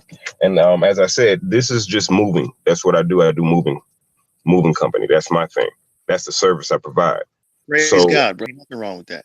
As I began to learn more about it, I found out I can offer more services within one umbrella. So I was like, okay, now I'm beginning to understand the concepts of corporation. So my first move when I began to understand these concepts was to get my younger brother, my brother Brian. I was like, well, I know he doesn't know anything about business, but if I show him by what I'm doing, if I let him watch me balance these books, show him how much it costs to pay people, show how much it costs to pay for your overhead, show how much you have to have in your pocket as far as profit goes to even consider it profit.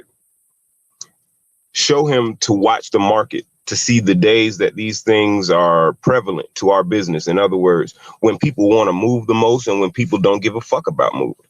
These small, insignificant things that I seen as insignificant at the time showed me something greater in the end, because as of right now, I don't have to go on my little website and check on shit. My brother can do that now.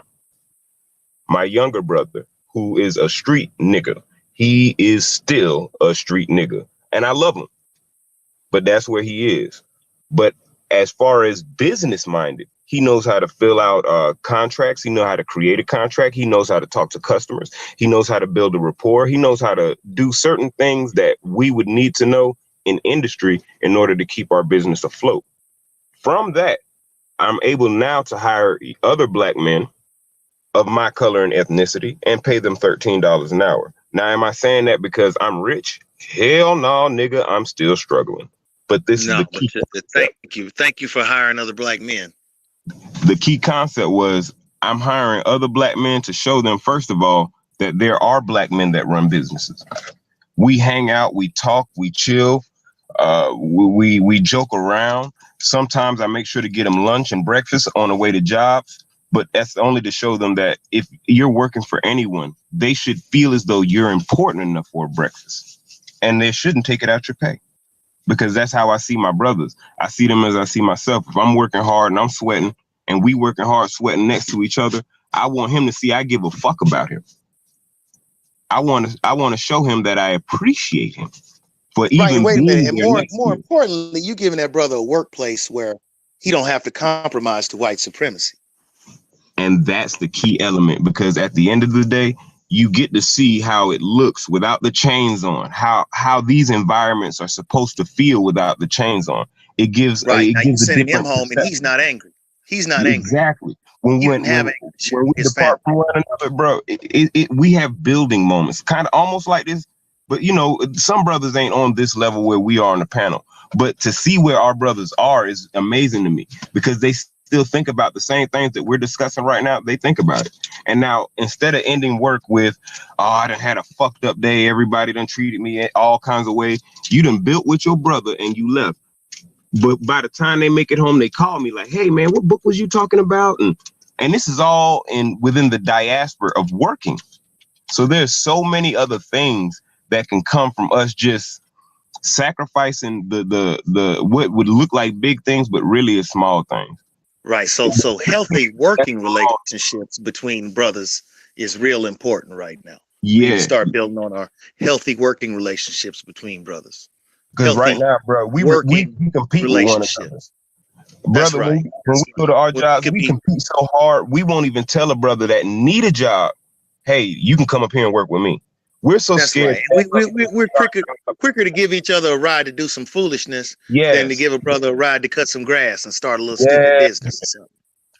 It's not a competition because we're all working toward the same goal. So when you think about it, we can be competitive, but be competitive toward the right things. Compete towards uplifting one another instead of like, "I'm better than this nigga, so fuck him." That's not But that's see, not wait the a right minute. That's the attitude that we've been taught, and that is a part of the college mentality, You're right. right? Because you're training our brothers to be the best nigga in the room. Yeah. So when the white man come in here and choose a nigga, make sure it's you. That's what we've been teaching our children, and that's totally wrong. I agree, brother. Right. But the thing is, we got to get everybody on to the objective, man, without being some kind of weird, strange cult or something like that. You know what I mean? Because cults can get on the objective. You get them guys from Heaven's Gate, they had a few $100,000 and they was murking themselves. You know? Don't forget about We need Scientology and they crazy ass shit and all the funding they got. All them people, they put that crazy religion into it and they can get thousands, hundreds of thousands of dollars. We need, you know what I mean? We need to get enough money to begin some real black empowerment. And that's all And it it is. does start That initial starts with investment. small black businesses. Yeah, that initial investment. That initial investment, right? We got to find things that we're gonna initially invest in that can benefit the entire tribe, right? So everybody in the tribe need to be able to get involved and be willing to give up this and that for the babies. Facts. But how can we get people? How do we get our people on code, man, and off the foolishness? And that's the point I'm making. Like nobody wants to sacrifice anything, and Nobody we don't even want to sacrifice our own preferences that may be better. Like it may be better to sacrifice some of our preferences so that going down the line later, it'll be better. Maybe I have some viable kids. You know, I'll be able to raise my kids in an environment where I'm not where I don't have to send them to school. Like, or maybe I could send them to a school that I want to send them to. Or we're just not thinking about this stuff because we honestly, black people don't have any foresight at all. Like we don't think about anything before we do it. And I mean, rightfully so, because we understand that we can die at any time. Like we're going to die young. We're really not going to have a good life later on. We just kind of understand that. So we don't think about the future, but we need to actually start having foresight and start how they say delaying gratification. And that's not to say that, you know, some black people don't, but for the most part, we don't really delay gratification. We don't, like I always say this because I mean, I know Suave here get mad, but I know I notice white women, they go for the long con. I always say this, white women go for the long con, meaning they'll wait with a guy, they'll wait 15 years. Like how the white lady did Tim Duncan. She waited about 17 years. She would cheat on him or whatever, but he didn't know. She waits till right before he's about to retire, so she can get the most bread that she can, and she's still messing him over even more because now he doesn't have income. So we don't really think about stuff in the long run. We just think about everything is like upfront. What can you give me now? When we don't want to put the work in. And that's what it is. Hey, Big Gang, let me ask you something. I hear they have urban gardens in California. Is that true? There was one I only know of one. I never even lived here, but I used to go with a girl. It was on damn, it's in a Mexican area though. But it's damn, it's by Vermont. I know it's by the Vermont station. I don't know the exact streets. It's on but I know that's in like I don't even know what area they call it. It's like right past Koreatown, but I know of one. And then I know all the black people who are like in my area where I grew up at, they have like fruit in their backyard and stuff. So okay, but nobody is really doing like a micro farm on in a the mass hood scale though. situation. On a mass scale, maybe because I don't live in Watts or anything. Because in Watts, I know even though a lot, Watts is bad or whatever, but they do a lot of like community outreach programs and stuff in Watts. Yeah, I was So just that's gonna like say something that. they would have there. I can't think of the name, but they had something going on out there nearby Watts. I don't know exactly where, but like it's little. It was not the whole neighborhood. I think it was just like maybe 1 or 2, 3 people in the neighborhood that started growing They stuff do. and they bought A some lot of land. people in Watts, they do stuff like that. I just can't think of Okay, their because I name. do think that now I'm not talking about marijuana, but I do think that high value agriculture can be utilized in an urban setting. And I was just wondering if anybody, I had heard about urban hood gardens, you know what I'm saying, in Hey, Cali, they but got one here where I stay at, brother. I'm out here in Texas. There's this place called what is it, baby? Joppa. Okay, where they have a lot of black farmers, a lot of black landowners who okay. contribute to a lot of agriculture here. But here's what goes on. There's this place called farmers market where all the white farmers go to, so they kind of shut them out. So they yeah. have other little channels that they go to. Like there's this place where I go to. It's this black bookstore. It's like the only one I know of over here.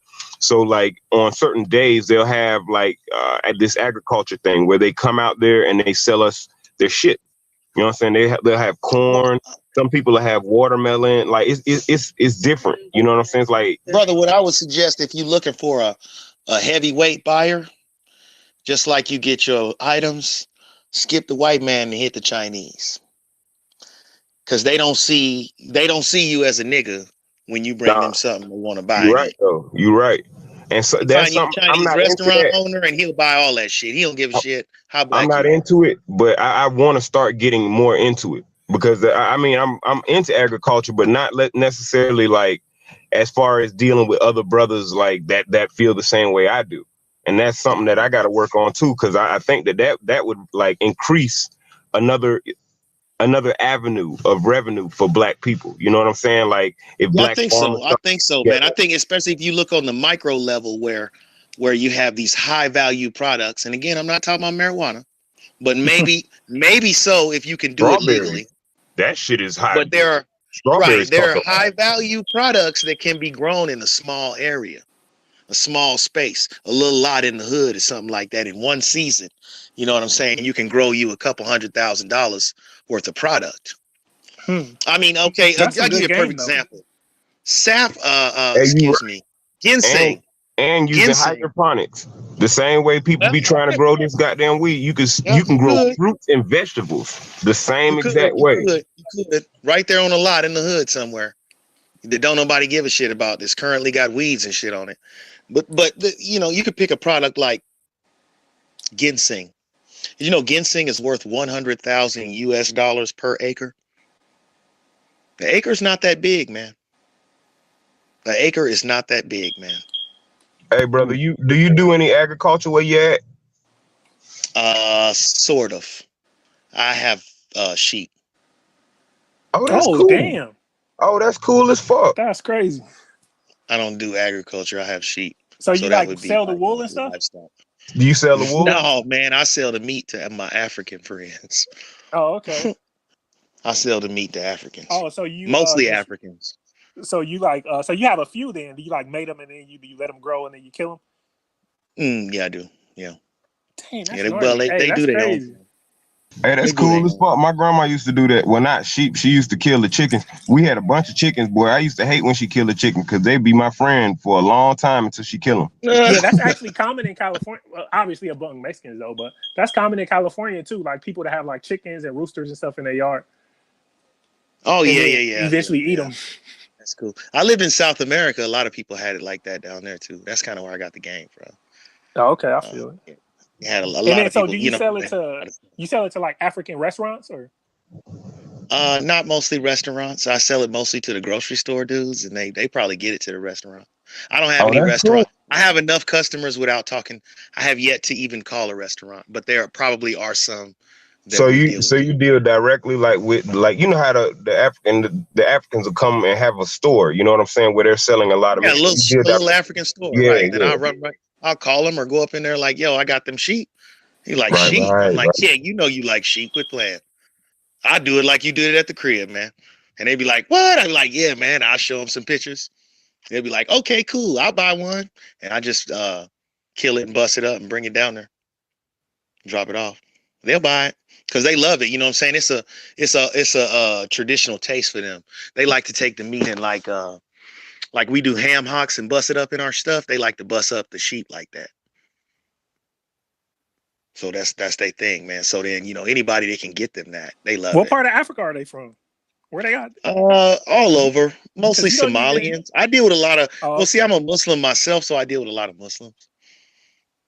Okay. Because it's halal and stuff. You know what I mean? I'm a Muslim, so I deal with a lot of Muslims. But Oh, so you pray over the meat and everything. you just say Oh, that's Bismillah. I mean, cool. No. I'm just asking because I got a lot of people. That's cool though. You know what I'm saying? I So learned the game. I learned that from a Lebanese guy. A no, Lebanese guy taught me how to do. He actually gave me the game on bees and sheep. A Lebanese cat, man. I was down and out, and he gave me the game on bees and sheep. The Arab dude, man. That's where I got the game from. And now that I'm older, you know, that's kind of what I do because I don't really want to work for nobody. That's I crazy. mean, I do still work for people, you know what I'm saying? But it's growing. but at It's your growing. own pace though, not on somebody else's clock and dime and on their whip and all that other crazy ass shit, which is better. Yeah. At this point, I don't because well, they treat me.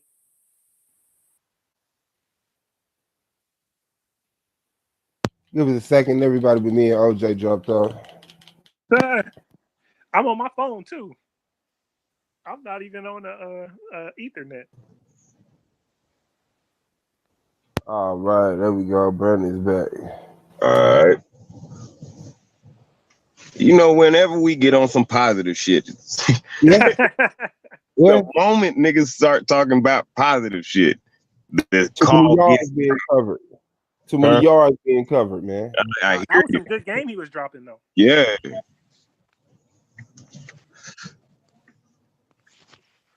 Yeah, my bad. I got kicked out. You kicked me out, Swab.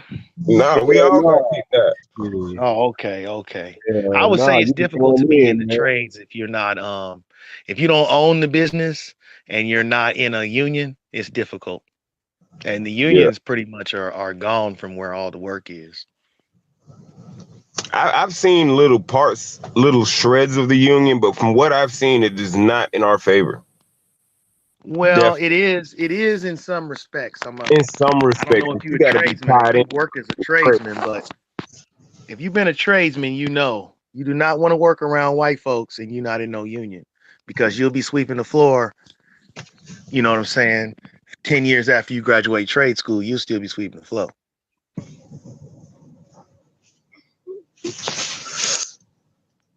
Yeah. It's not I don't know. You don't want to be in. You don't want to. I don't know. If you're in a trade, you want to own the business, right? Which is where we was back to. You need to be owning it. And right about now, it's a good time to start getting those LLCs, formulating C corporations, shell corporations. Right now is the prime time to do that. As far as like, you know, just getting that paperwork started, which ain't nothing but a couple $100, $200-300. And there again, we need to get our people on starting businesses, but not like polite type businesses. You know what I mean? Like, because as soon as you get into trading, it, is that a dream? What about day trading? Do anybody know about that? I do, and I think what you're gonna find is okay, the things that are going to mess you up, the people who make the most money in that have insider information, even though white folks claim that's illegal and that's not what's going on. Yeah, What and you're they gonna find is when you come in the game and you educate yourself and you pay for those licenses, the things that are going to get on your head is you're gonna need to get a data stream that is as fast as everybody else's. You and they got to got have so this. much. They got so much Your data capital. got to be so fast that you can get information and make decisions with the big boys. That's number one. Number two, like you gambling in Vegas, every time you make a transaction, whether you win or lose, you're gonna have to pay the bank. So you got two things stacked against you already. You got to pay the bank all the time, and you got to keep up an expensive data stream to have that information. Yeah, Yes, there can be money in day trading. Yes, you can turn that motherfucker on, pick something, it can jump up a gang of points, and you can sell it and get out and pay the money, and everything can be cool. But you most got to build. likely, They that's have not like what's gonna happen algorithms to and you. stuff. Most likely, you're gonna get your ass wore out like everybody else if you really dig into it. The people who are really making money with that right now, they got a computer making the trade decisions, and the computer is sitting on a cable that's 5 fucking feet from the exchange. So the information getting to them felt so fast, and the computers are making decisions amongst themselves back and forth so fast that your little clickety click and E Trade, that ain't doing nothing but wearing your pocket out, man. And they have unlimited money supply, so they can take losses. Like as far as black people, like we don't have a lot of capital to be doing things where that could be considered gambling, even though some black people could. And I think there was a guy on y'all was talking about O'Shea. There's actually a guy on O'Shea's. He had an interview. His name is Dr. J. He actually was saying that he sold some day trading software, and that's something that he was into. But he said the only reason he's into it is because his mom was like a banker, so he's kind of like a boule type dude, like where he has like a background with that type of stuff, and he's been doing it for a long time. And he said even it's kind of tough, but he said he was going to get back into it once he gets some more money. But yeah, that stuff is crazy. I think they make more money selling the platforms and the advice Right. than they will actually. You'll just get wore out, man. You'll get in That's the what game and get your pocket wore out. that's with For everything, most really. people, Like with that forex stuff, with even with Dr. Boyce talking about finance and stuff. Like the actual giving the advice on the finances is worth more than actually doing a lot of the trading and stuff. Because if you don't have the capital, you're not going to be making big gains anyway. I was gonna say to be Forex. honest with you, I I was just gonna think, say and I don't know how y'all feel about gambling, but you have a better shot picking a 5 game series and throwing that shit down and on a sports bet. As to no, I'm saying as to the money that you will actually walk away from the table with if you do it right. Your chances are better with a sports What bet did you want than to they say, are. Anonymous? I was just gonna say, and it almost lined up with what the brother Bilal was just saying. When it comes to day trading, if you really gonna do something, I would say Forex would be the way to go because it's the easiest to learn. But it's still, I mean, you need like 1,500 to 2 bands just to get started. And then even when you do that, like the brother said, it's almost like gambling, man. But at least with Forex, you can make money when the exchange goes up or when it goes down. So it's almost like gambling just in terms of like, okay, is it gonna, the platform, and the platforms make it easy when you get on them, but it's like, okay, is this exchange gonna gain or is it gonna lose over the next 30 minutes, over the next hour? Right. And just to clarify, you talking about trading currency pairs, Yeah, right? yeah, sorry, yeah, foreign exchange currency. Yeah, so like, you're doing something between like, the yen and whatever's going on in Germany. You know what I mean? Like so basically you go to various platforms and you watching the exchange rate. And it's almost like gambling. You gambling on whether the exchange rate is going to go up or go down. But it's real money involved in it. I actually did pretty well at that. That's how I first made a good amount of money to start my other companies, was doing that. But it took a lot of money to learn it, and it's not sustainable unless you, like that brother Bilal was saying, if you had the right internet situation, you got to have somebody that's really got some type of insider knowledge. Not so much with Forex. Okay, buddy, chill out. Not so much with Forex because you can kind of watch the market and figure it out like that. But when you're dealing with other commodities and stuff, you gotta have some type of insider situation. So it's almost better if you good at.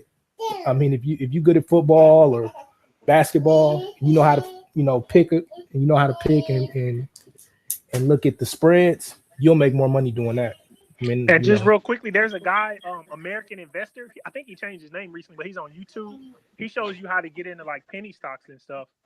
And he actually shows like his stock picks. He actually shows you his portfolio and like how well he's doing, or if he's actually doing bad or I think so I'm you can subscribed get to a him. realistic view of it if you are trying to get into it.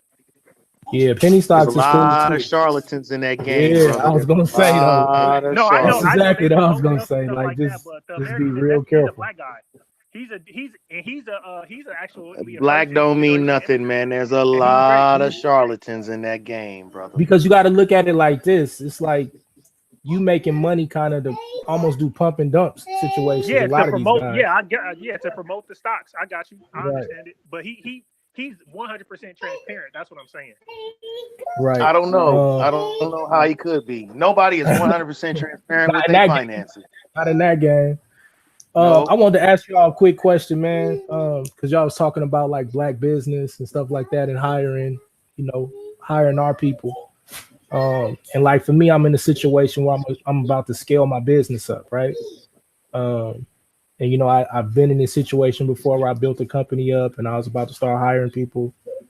And the hardest thing for me that I'm finding right now is a lot of our people don't take 9 to 5s seriously unless it's something that's theirs. And so the concern that I have right now is like I have a real estate wholesaling company and I'm gonna start paying people to call leads, and they're gonna get a decent wage. It might be 12 to 13, somewhere in that range. But I can't find people who are gonna take it serious enough to where they really want to call and really do the work. Have you considered paying our people strictly on commission? Okay, so that's what I thought about. That's the other idea I have, right? Is bring them in and really give them just strictly on commission, right? Just straight performance based. Right, straight performance based. But then, what I've noticed so far is I'm getting guys that are. It's gonna make my turnover rate high, right? They're gonna come in, they're gonna work hard for a month or two. You see what I'm saying? My turnover rate is gonna be extremely high when I do that. If they don't get no sales immediately, they're gonna quit. Well, is that a problem for you though? No, I mean it's not. It's not. I mean, I'm gonna get paid either way. You feel like you need to build a sense of community at your business. Yeah, exactly. And that's what I want to do. I want to build something where, because like I built a tax company. Well, I think that you need to communicate that clearly to each black person that comes into your business. Okay. But I don't think that if you want to remain profitable and eat food, that you can do it any other way. Yeah, no, I mean, because otherwise you're gonna be bitter and mad at our people because you didn't pay somebody their money and you was trying to help them out and they didn't did something crazy. And like I said, like I'm not gonna get mad because of the way that this company. You're gonna get mad when it comes to money. You're gonna get mad. But I mean, like this is, I'm not gonna get mad because I'm gonna get my money. I'm gonna get mad because it's gonna be personal. Like I wanted them to stay with the company, and and then they just dip. Because the way the commissions would work is they not getting nothing unless the deal go through anyway. So once the deal go through with real estate, ain't no chargebacks. You know what I'm saying? It's not like we're gonna lose money. So the money gonna come through either way it goes. My concern is just being able to build something like you said, building some type of community, and it's hard because I think it was you that was saying about getting people on point, like getting them on track or on target. But we don't have that. Like this panel stuff that's going on, like on Solar Mine or whatever, stuff that hopefully we'll be doing on Debate Talk for You soon or whatever. Like it's unique. Everybody don't think like us. Hey, and just real quick to maybe a structure that might work is maybe paying them a little less and then having a commission. So they'll still get a paycheck, but they'll still have incentive to work hard as well. I noticed like I do sales jobs. That's pretty much like you don't have no damn credentials. That's all you could do to make some money. So I do a lot of sales jobs, and I learned that the ones with with a steady pay and a commission structure, people stay the longest and they do the best. So like even like because like some I sold cars before. It's like they have a draw. Like and draw is cool, but it's not ideal for everybody. Like, but something like like even starting at like maybe like you said 13, maybe paying them 10 or 9, but then they get a commission structure. They get a commission as well, and like is incentive based. That'll make money. That'll do well. So wait, how much do you feel like you are a competent sales expert? I'm You not feel gonna like say you an can get the expert. job done as I'm good but you enough. can get the job done as far as sale. Would you feel okay, so would you feel comfortable starting some sort of black enterprise where it's based on sales, whether you buying and selling cars or buying and selling whatever, and then you can dedicate a certain percentage of your business to black empowerment, or that you can use and hire people, and then you can use your proceeds to better our situation economically. Do you feel competent doing that? Well, explain it again. Explain it. And you're saying that I would be starting a company, or are you saying Yeah, that yeah. Well, you I would would be be starting a working? company. Yeah, man. We looking for people to start company. Would you feel confident starting a company around, that involves sales, and then, was able to hire our people and deal with black empowerment? If I think I could make like a model, like a marketing style model for black people, but I don't think I necessarily would want to start a business that's strictly like it just depends on what we're selling, basically. Like it just depends on what we're selling because certain stuff, I probably wouldn't feel comfortable selling, or I think it would be hard to sell to black people. Like, but it's just certain stuff. But I could. I mean, I'm not the best. I'm not the best salesman on earth, but I feel like I could. I could sell okay. So me personally, I don't think so, but I do know like black people excel at sales just because like how grandiose we are and extra and we're funny and we just like to we like to add pizzazz to the different type of stuff that we do. I When that black person gets his like sales pitch down, like I don't necessarily think we could be beat like for the most part. Like so black people I think are the best salesmen. And I've seen that at my job, like wherever I go, it's either a black female or a black male. Like that usually and honestly, it's a lot of times a black female that are the top salesmen at these jobs. So that may be something you want to look into too. But you do have, like, you got to remember when you're dealing with women, they do have to have it does have to be more comfortable for them as far as working. Like if you're looking for salesmen, like I think that like black women kind of are really Okay. good, and it would be easy for them to transition into that kind of job. What type of sales you in right now, OJ? Well, I was doing like retention for like a cable company, which basically you selling to people on. But I'm kind of chilling right now. I'm looking for something to do. Okay, so like a telesales kind of thing. Yeah, exactly. I mostly do. Right. So are you comfortable enough with that business or do you feel like you mastered that technology? Like you can go out and buy the servers that are necessary and put the computers online and start having people sit down and call motherfuckers for whatever needs to be called about? I wouldn't know how to do that. No. Bro, you could look, but you really could. How many sales jobs have you had? That's what I was getting at. Said 4 or 5. So listen, so like I've done everything from telemarketing to radio sales to business to business yellow pages, right? Yeah. And I made good money doing it all, even car sales. And it's all the same, especially if you're gonna run a call center, right? You just finding a product and you building out the script, and then you getting people comfortable with objections. And then the hardest part, honestly though, is finding the leads, right? As you know. Yeah. So if you have a situation where you're working with companies and you have leads already, then for you, like, it's gonna be the same thing. It's just turnover. But you can do it, bro. Like if that's something that I'm not saying you have to, but try not to limit yourself and say you can't do it. Like if you've done 4 or 5 sales jobs, believe it or not, like you understand what it takes to at least run a call center.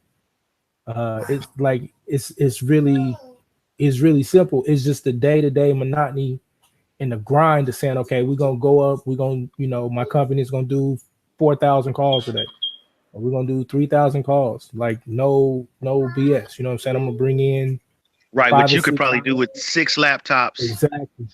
and 6 headsets. I'm just saying, don't limit yourself, brother. We need people out here who are ready to make the step. Because what's happening is, see, they don't need us for the manufacturing, man. So a lot of us don't have jobs. So we need to be out here creating businesses that will hire our people, man, and give us economic vitality into tomorrow. Nah, y'all feel you. And I ain't getting down on you. I'm just saying, you know what I'm saying? No, That's where no, we yeah, at. you saying I should be, or I could. It's not impossible for me to actually start a call center. I get what you're saying. I mean, and the only Right, reason like, I say that, but maybe you don't even like call centers enough to do that. You know Yeah, what I'm no, saying? Maybe there's something else.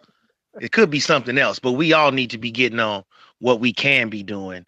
You know what I'm saying? Because we need to employ our youth and our younger people because, they just don't need us for the manufacturing. That's what we're looking at, man. No, there's no jobs. No, y'all feel you. And I know you're getting tired. I don't know how old you are, but you're going to get to a point where you're going to get tired of putting your name and your qualifications on a job application and going up in somewhere and smiling at some people that you know what I'm saying? And it's going to end up bad. You know what I mean? But you got to go in there with the good attitude to get it started and play like you so happy to, y'all, come on, man. You're going to get tired of that. And you ain't going to want to put your kids through that. No, y'all feel you on that part. You're going to get tired of putting your name and trying to remember, damn, what day did I work there? And then how can I tell these people about how they fired me? And I ain't got to tell them they fired me. You know what I'm saying? And all this old shit. You know what you got to go through with them people, man. And you don't remember the dates and shit.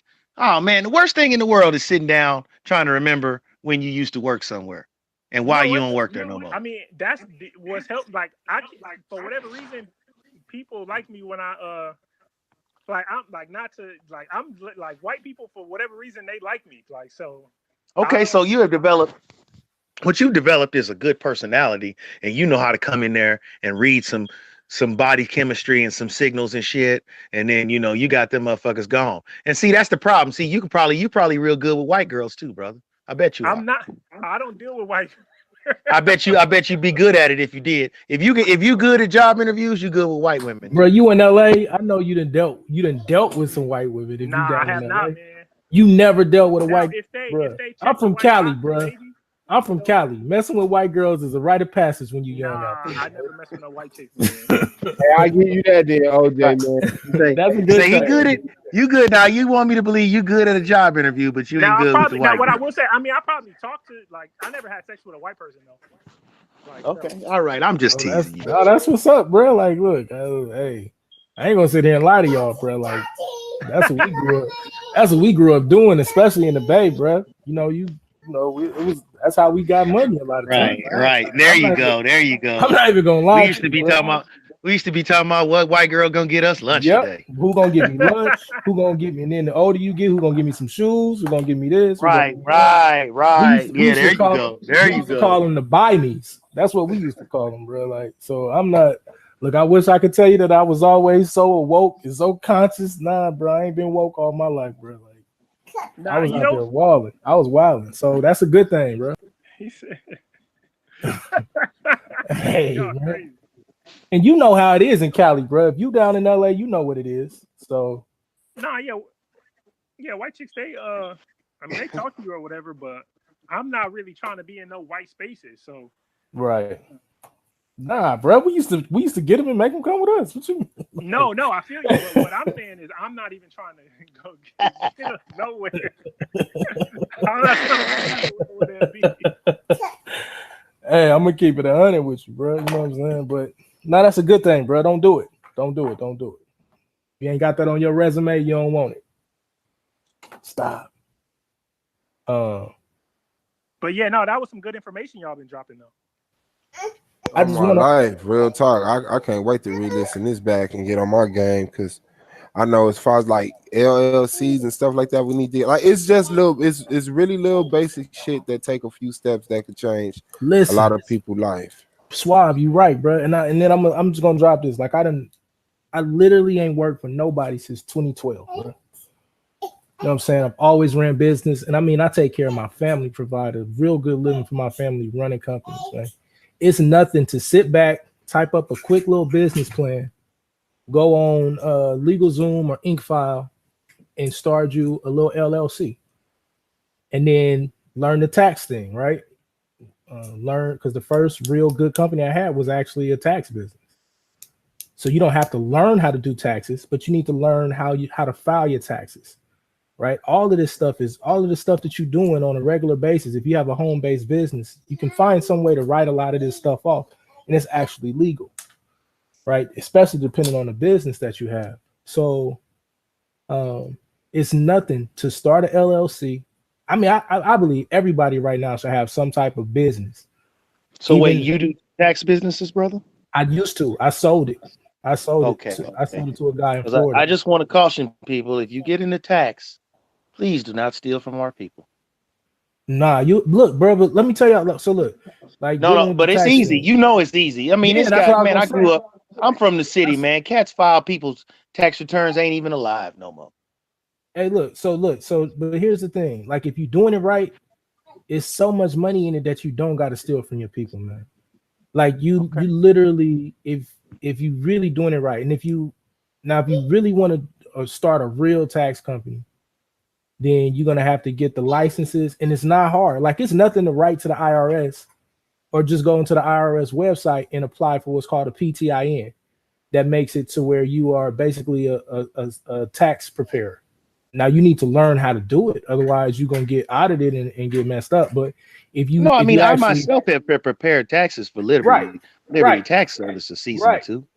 Right. So it's nothing to go get the PTIN. The hard thing is getting that EFIN, right? And so what this EFIN is that makes it to where you can have other tax preparers under you, and you can work with the banks. So like you can say, okay, I can offer you, rapid refund. You come in today, we file your taxes, you can shoot them, $1,000, whatever they supposed to get.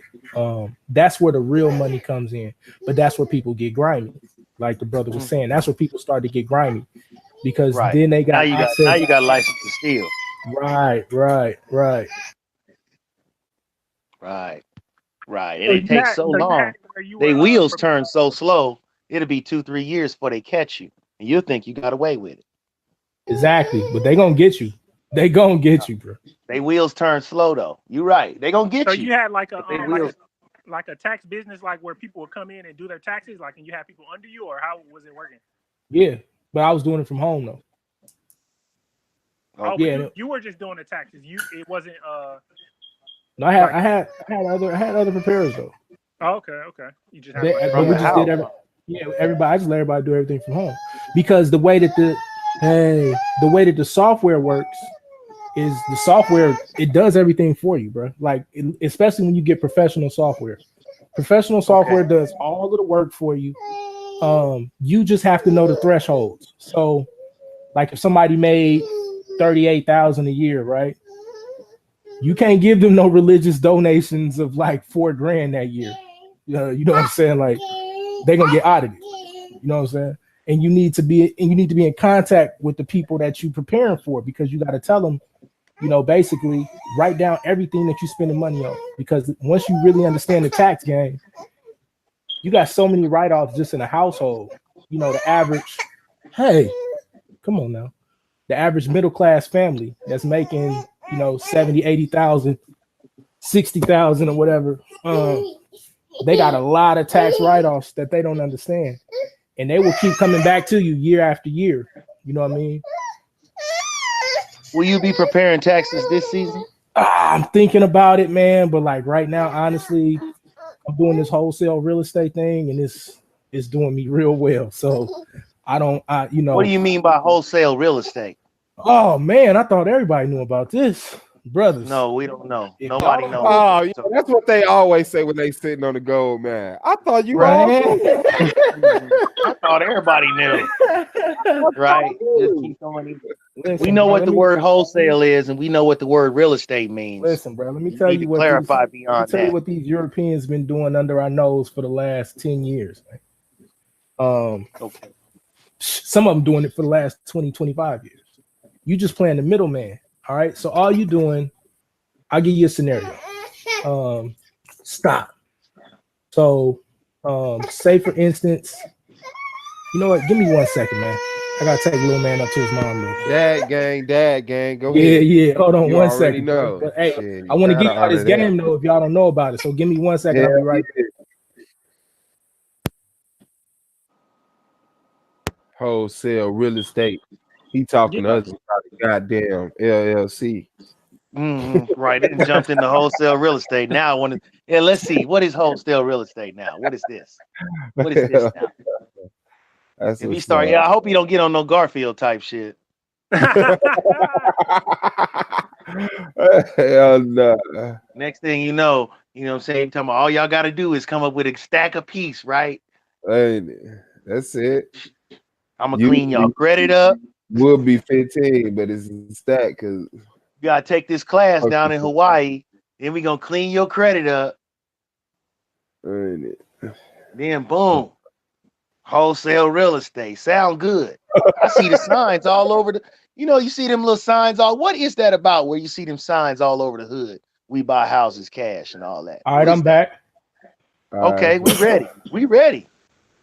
All right, so I came in on the last part about the we buy houses cash, right? Yeah, who is that? Nigga, that's the Are money, you with bro. them? That's the money. That's the money. Okay. Well, tell us about it. I'm trying to think of the best way to start, man, because I'm gonna stress this. I'm gonna start this off by saying, exactly, Jan G. I seen them in the chat. Those are the wholesalers. So, man, y'all gotta forgive me, boy. Sprinting through this damn house. So basically, what you have happening is it's like trapping, bro. So, okay, here we go. You're not selling houses, you're selling contracts. Okay, so let's say right now you got a house, and when that house is fully repaired, fixed up, it'll sell for like 140,000, right? Okay, but it's not in its best shape. It's not in good shape at all. But you got it paid off, but you trying to get out from under it because you can't. It's not fixed up. Tired of living there. You kind of want to get done with it. Okay. So me as a wholesaler, I'm gonna hit you up, right? So I'm gonna hit you up. I'm gonna say, yo, I'm gonna come in low. Basically, I'm gonna find you or whatever. I'll tell y'all the process of how to find the people in a second, but I'm just gonna tell y'all the whole game real quick. So I'm gonna hit them up. I'm gonna say, yo, I want to buy your house. I'll shoot you 50,000 for your house, right?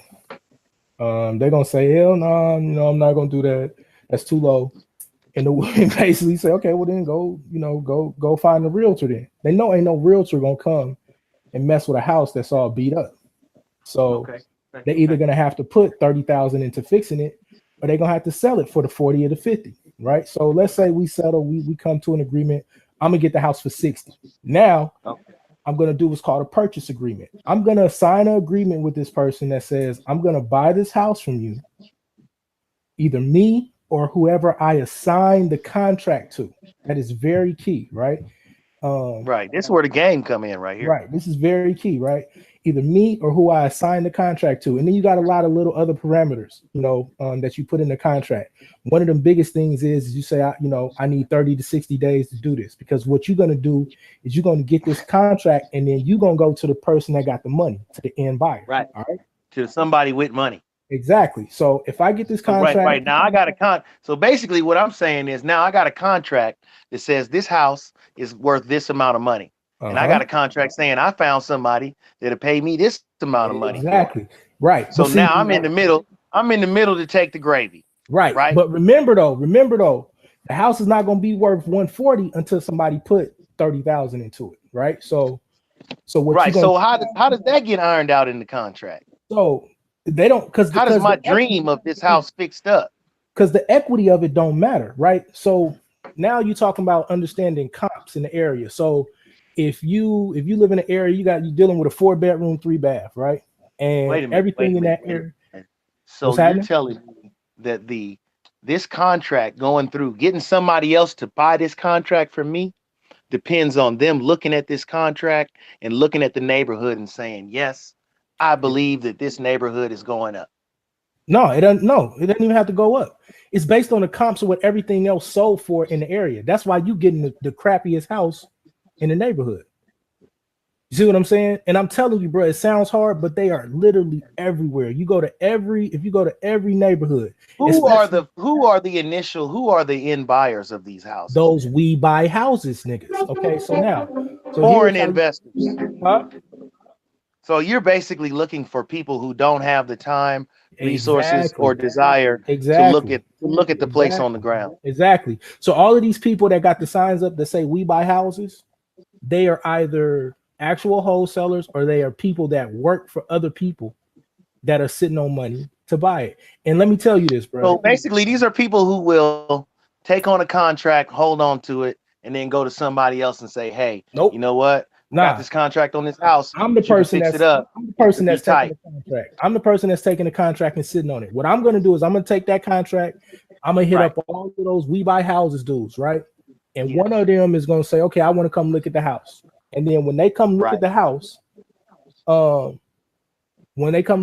they're gonna say, "Okay, you know, I'll give you." Now remember, we got it under contract for 60, right? So you don't want to give it away for no less than 65 or 70. Some of these houses, especially when you get them in probate. Now wait a minute. When you play in this game, what condition does the house have to be in? Do you have to have the windows, the doors, and the gutters on the house? Bro. The worse the better.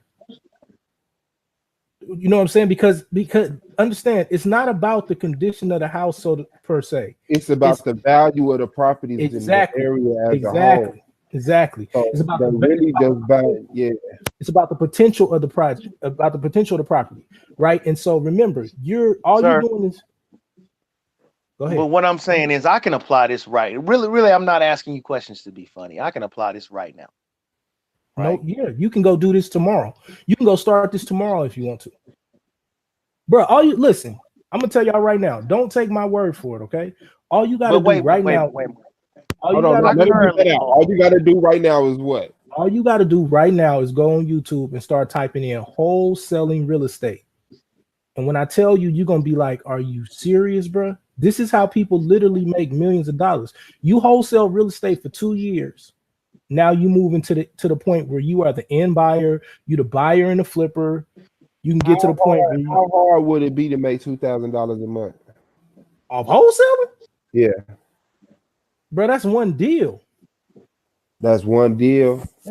Look, because here's and now this is what I want to tell y'all. So let me finish, okay? So wait a minute, wait. Here's what I'm saying. I own a house in the hood. Okay. Now you telling me that without a VACO in the hood, I own a VACO in the hood, and you telling me without putting any money into this house, how much you own the house? No, that's none of your business. Without spending my time doing a damn thing, because if I tell you, you're gonna be like, really? Why don't I have one of those? Because if I tell you how much I paid for it, you'll be like, well, ain't no reason why I shouldn't have one. I guarantee you it costs. I guarantee you it costs less. I'll tell you than the last car. Wait. It costs less than the last car that you bought. Hold up, man. Listen, Bilal. I do this, bro. All right, we can go to the hood right now and buy a house for $5, turn around and sell it for 10. We can go to the hood right now and buy a house for $500 and turn around and sell it for $3,500. I mean, it's happening every day because at the end of the day, you're not doing any work. You getting the contract, you getting the end buyer, y'all taking that paperwork to the title company. The title company is doing all the work. You're not doing nothing. You're telling me without doing any work to my property, without fixing it up, without spending my summer on the roof. That's why I asked you how much did you owe. I don't want to know the numbers. I don't want to know the numbers. I want to know if you owe a lot on it. If you owe a lot on it, and putting the gutters. I don't owe nothing. I don't owe nothing. But I'm telling you, yeah. Tomorrow, you can go on Craigslist, post up 3-bedroom, 2-bath for sale, $5,000. Somebody will come buy that house tomorrow or within the next week.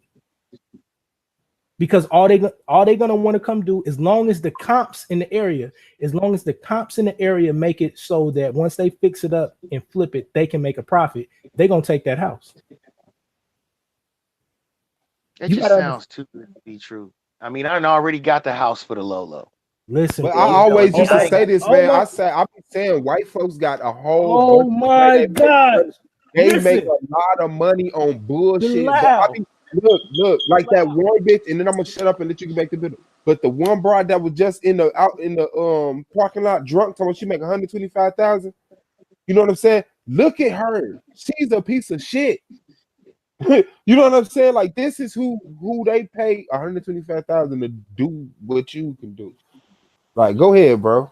Listen, Okay. listen to me, Bilal. Okay. Just let me run it to you for a second, okay? I'm listening, brother. Hey, I'm listening. I'm all. And you know what? I'm not even when I say these things. I'm not even arguing with you. No, because you got to understand I'm how trying. skeptical I'm I done. was. You got to Okay. understand how skeptical Okay. I was, right? Okay. Listen, bro. This is what I'm telling you. When I stumbled upon this, and then I had a white dude show me how to do it because I was helping him with his taxes. So I stumbled upon this, bro.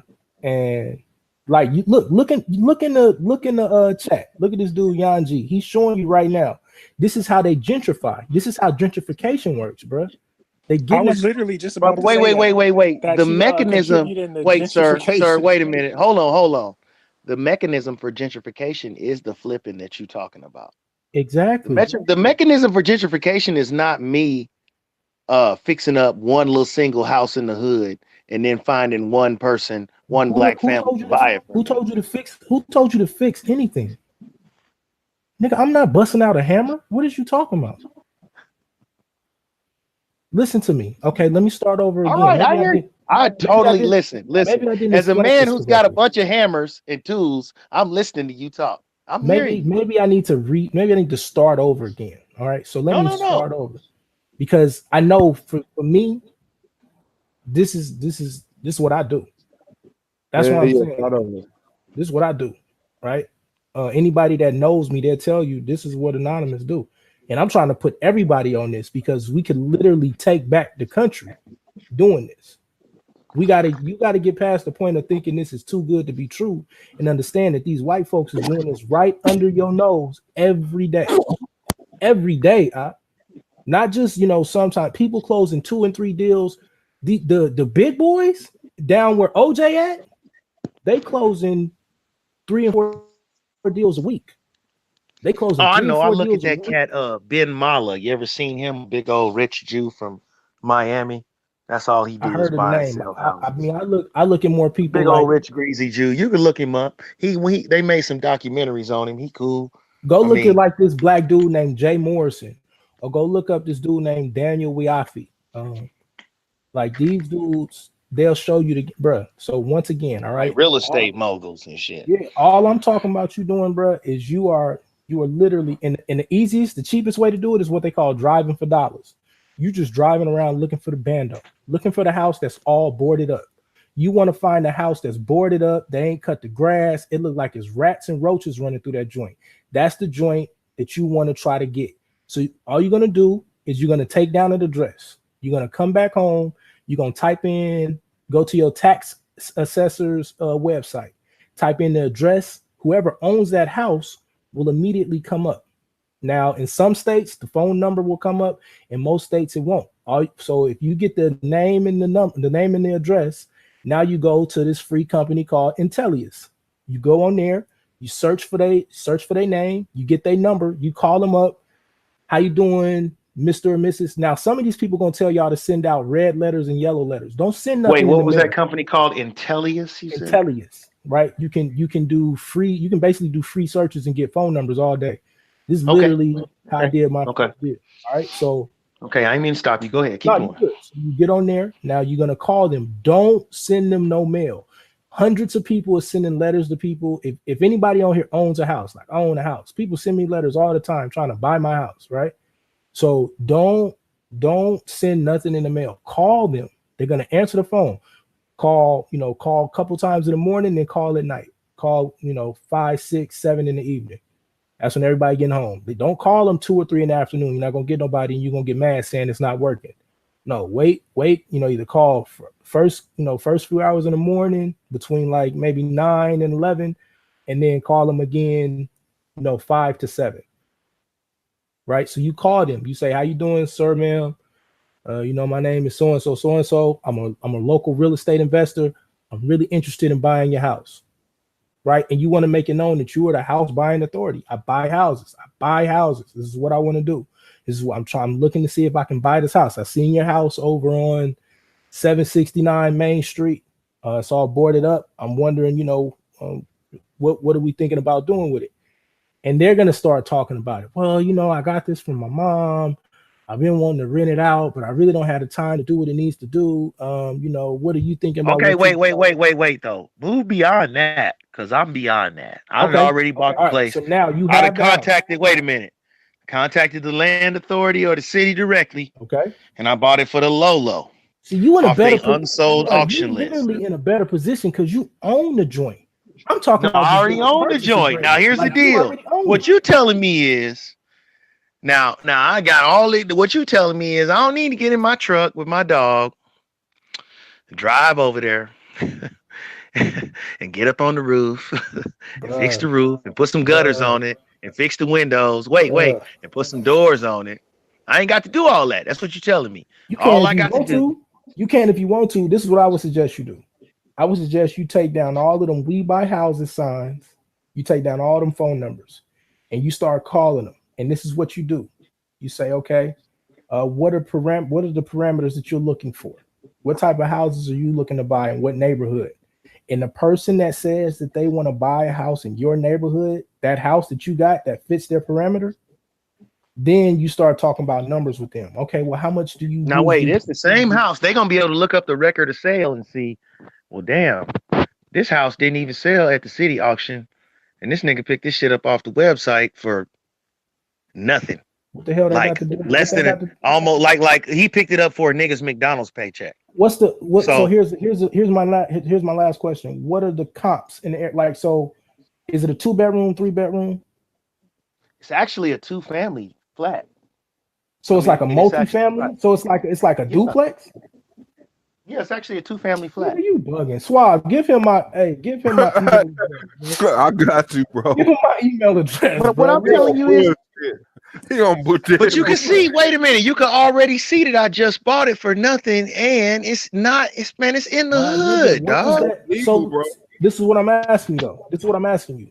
That's why I'm asking you. So if it's a duplex, I promise you wouldn't go over there tonight and stay over there. Hold on, listen to me. You don't know nobody over there. You ain't going over there tonight and stay over there. Listen to me. But you're gonna find somebody that will buy that house, bro. And here's why. Because they know that as long as the comps in that area is anywhere from $20,000 to $30,000 after it's fixed up and sold, somebody gonna come in there and they're gonna put about $5,000 into it, right? So they'll buy it from you for about 2 bands, 3 bands, and then they're gonna come and put $5,000 into it and sell it for 20. Now, if you want to be the one that sell it for 20, then you're gonna have to put the 2,000 or 3,000 into it. What I'm telling people is, by the time you put the $2,000 or $3,000 or $5,000 into it, fix it up, you could have been. I could have been moved on to 2 or 3 more deals. Yes, exactly. And then you could have been made 5,000 to 10,000. Like I'm to the point now where if I don't think I can make upwards of 5,000 a deal, I don't even want to talk to you. It don't make no sense for me now. And Suave, you over there acting all amazed. Don't you stay in Gary? Man, bro, I'm dead from the town. I'm in that right now, which is even better. But yeah. But so you already know it's some cribs around there for sale right now for the low. I could sell you a whole half of town right now. Right. For the low. Right. You get the whole block. For the dinner. Bruh. And then here's the best part. Here's the best part if you do it the way I'm telling you to do it. Just go and put them on purchase agreements and you put it under 30 days. Let's say you get it and you can't sell it. You can't move it, right? Then all you do is go back to them and say, look, my investors didn't want to buy the property. Thanks for doing business with us. Best of luck next time. Now, what you're going to learn off that is either the house was in a horrible neighborhood where wasn't nobody going to buy it, or you got it at too high of a price. Those are only 2 reasons that a house won't sell. And it's more of you got it at too high of a price. I definitely ain't got it at too high a price, dog. Yeah, so you good. If you own this thing and you pay basically $500, and I know because we've done this. We've gone to a place, paid $500 or $600, you know what I'm saying, then turned around and sold it for $5,000. You know what I'm saying? Right, but that's not, I don't think me personally, I'm thinking, okay, well, I got to put gutters on this motherfucker. I got to Right. climb my old ass up there and fix that hole in the roof. You feel me? I gotta get all the water out the basement. Bro, if you're gonna do all that, I gotta get a if furnace you're gonna do going. all that, You feel me? I gotta get a water heater going. You feel me? And then motherfucking I gotta put some doors on that bitch. And yeah, see, then that's somebody might be traditional. talking about coming up in there and staying. Nah, but now you talking about trying to rent it out or trying to I sell ain't it. talking about renting it out. I'm talking about just slanging it. Like Right. I want So I want like 10 stacks, 10, 12 stacks. what you want to do But is I don't find. see me getting 10, 12 stacks just on passing it off to the next man. I Look, ain't this is putting my no value in suggestion. it. This is my And suggestion. I also that's why the hood is getting gentrified because people doing that. And the This is my houses are suggestion. still saying vacant. Yeah. You feel So me? this The is my houses just like suggestion. straight up, you know what I'm saying? The blocks is like shooting galleries and shit. Niggas just in there getting high and doing their thing, going in their back door and fighting dogs up in that motherfucker and all types of silly shit. And you know what I'm saying? And the houses just going to rot. You feel me? Because ain't nobody trying to buy it. But I'm figuring if you put it on a certain level, you know, then maybe somebody will snatch it up. Man, you put it on a certain level, one of them niggas gonna kick in the door and go in there and mess up all the work that you just did. But see, then if you talking about that, then we not investing in our hood at all. But I'm if not for telling you, nah, listen, you ain't for the got the money that I money. paid for it, for the money that I paid for it, I knocked that shit down and put a farm right there. I knock it down and put a farm in the hood. Yeah, If I thought I could make it profitable, I knock the house down and put a farm right there in the hood. Then do it. What I would suggest, this is my suggestion. If you want to make some money off that, I would say turn around, try to sell it to one of the people for 1,500 to 2 bands, which don't sound like a whole big come up, but what that 1,500 to 2 bands does is start your wholesale real estate company. That's your beginning seed money. You take that 1,500 and you sit there and you learn everything you can off YouTube, or you email me and ask me all the questions you can ever think to ask me. And I'll run, bro. On my mom, bro. God rest her soul. I would give you anything I know. I'm not telling you I'm making millions, but I'm definitely doing good. And so Not working for I'm gonna nobody. definitely, you know what? I'm gonna definitely get your information, and we gonna exchange. You know what I'm saying? And I'm definitely keep in touch with you. You know what I'm saying? After this conversation and see, you know what I'm listen, saying? What exactly you talking about? Because you know what I'm saying? There again, I ain't totally convinced, but I hear that you know you if got you are some ideas comfortable, with what you talking about. if you are comfortable with contracts and paperwork, this thing is simple, bro. Because like I said, all you're doing is signing a purchase agreement and then you sign an assignment agreement. You take them 2 pieces of paper, you take them to the title company, right? So say like you agree to buy the house for 60. You go to the end buyer, you tell him you're gonna sell it to him for 70. Now he signs the assignment agreement, the owner signs the purchase agreement. You take both them papers to the title company. You say, here's the paperwork that I got. The title company is going to do a search on that property. They're going to make sure there ain't no tax liens against it or none of that, right? Once that comes back clear, now all you're doing is waiting for your end buyer to come and drop that 70,000 in the escrow account. He going to come drop the 70,000. The title company going to take 60 and cut it to the owner. She happy. Boom. She got her 60. Well, all right, Miss. Here's the thing. If I can make 10 stacks off the property without putting any work into it, then I'm down to shuffle it on paper. If not, at I'm this not point, saying that I'll particular house I'll you shuffle have. the next one. At this Right. point, I'll shuffle the Exactly. next one. But the one I got now, I'm gonna go ahead and take my little shingles and climb on up there That's and fix that roof and Well, suck yeah. that water out the basement. You feel me? Every I'm gonna deal go is ahead and put different, it though. together, man. Every And in deal my is different. mind, it's gonna work out rosy. And I'm gonna find some, positive young black family that just need a leg up, and everything just gonna work out roses. Look, everything, So every let me every try. Let me deal, fail at that. every But deal I is am different. very interested in. I'm very interested in the method that you're talking about.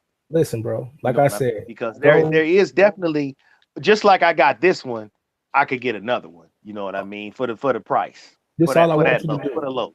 This all I want you to Where do. do you live at? Me, me? me, Yeah. Or what area is the stuff in? Detroit. Oh, Oh okay. yeah. Hey, look, bro. Look. see, Listen. now it's like, oh yeah, no, wait, whoopty whoopty woo, right, Oh right. Now nigga that no. said the D, Nah, nigga that told you it was the that's D, it's like, money. oh man, It's come on, money to bro. be made, bro. Like, look, just hit me up, bro. Just hit me up. Okay. Because Okay. and this is what I strongly suggest everybody to do. Get comfortable with contracts. Get comfortable with dealing with contracts because it's just reading, bro. All y'all can read. I can tell by the vocabulary that is being used on this panel. All you have to do is get comfortable with contracts and get comfortable dealing with Europeans. Right? The worst thing they're gonna do is tell you no. Okay, some will, some won't. So what? Move on to the next thing. But there are so many deals out there to be made where you can make $3,000, $4,000, $5,000 off of one deal. And you can do that 2 or 3 times a month. You literally one good deal. The other way to do it is this thing called probates. When somebody dies and the people inherit the house. Now this, especially, I'm in Georgia. This is a gold mine. Most of these people houses is paid off and they live somewhere in Georgia. The person that inherits the house might live in Detroit, right? They not finna come to Georgia to take care of the house. So you get that information, you call them, you say, look, I'm a real estate investor, I'm gonna buy this house from you. They sell you that house for 40. You turn around and sell it to the buy and flip guy for 50 or 60. Easy peasy, lemon squeezy, bro. Like people are doing this literally 3, 4, 5 times a month while we sitting back not figuring out how to take advantage of this because it's to be true. Honestly, the only thing it sounds like a way you can make money, but at the same time, it just seemed like you contributing even more to the gentrification. I people feel just that getting too. pushed out even more. I feel that like, too. And I feel it like I feel what you're like because you're probably gonna say, well, it's gonna happen inevitably, and you might as well make money off of it anyway. But it's kind of like we could try to fight it, like. No, okay, well then look. So then do this. I feel what you're saying though. But so do this then. You get the house under purchase agreement. You don't turn around and sell it to them. You sell it. You control who you sell it to. Once you get that house under purchase agreement, you sell it to you. It seemed like you kind of have a hand in it to dictate. You dictate. Listen, bro. Once you get that purchase agreement, you take that. That's a legal binding contract that I can take to the county. And now, but you got to get that done in 30 days or 60 days or whatever you agree to, right? Listen, bro. Like I said, the pressure. That's the pressure, though, right? It's not though. But it's I swear to y'all, motherfuckers sticking signs in your hood. Niggas just running around your hood. People are running around your hood by the dozens, saying James buy houses, we buy houses, Cynthia buys houses. These people are literally people that either they're gonna buy it or they sitting on 2 or 3 other buyers that will come buy that. Now, if you are worried about gentrifying your neighborhood, then leave that neighborhood and go to a middle class neighborhood. Leave that neighborhood and go to a middle class neighborhood and gentrify their stuff. Like this concept. Don't go into neighborhoods with black businesses and shit. Like how hard is that? Like this the thing that, where all the good money is to be made is where black people live. And I feel it. Like I'm not even mad at it. I just wouldn't, I'm not. What I'm telling you is so look, so I was trying to keep from getting technical, but here's another way you can do it. You can do what's called a lease option. So say like you're dealing with a person who just want to get rid of their house. Now you can do what's called an owner finance. You agree with the person that's selling you the house, and this is what I do. Wait, but let's be clear. All these instruments that you're talking about, they can be created without me being a lawyer and without money, right? 100%, bro. You don't got to spend no money to do this. Like most you're gonna spend is $10 for good faith down payment on the house, right? Because you can't close the contract without putting nothing, right? So I only put $10 down every time I do a contract, bro. So, but just hear me out, all right? The easiest way to do this is if you like what I do in low income neighborhoods is I'm doing what's called purchase agreements or lease options, lease to buys. So I find the owner, I'm gonna deal like if you was the owner, right? I'm gonna deal with you. So I'm gonna say, Bilal, I see you just bought this house, you know what I'm saying?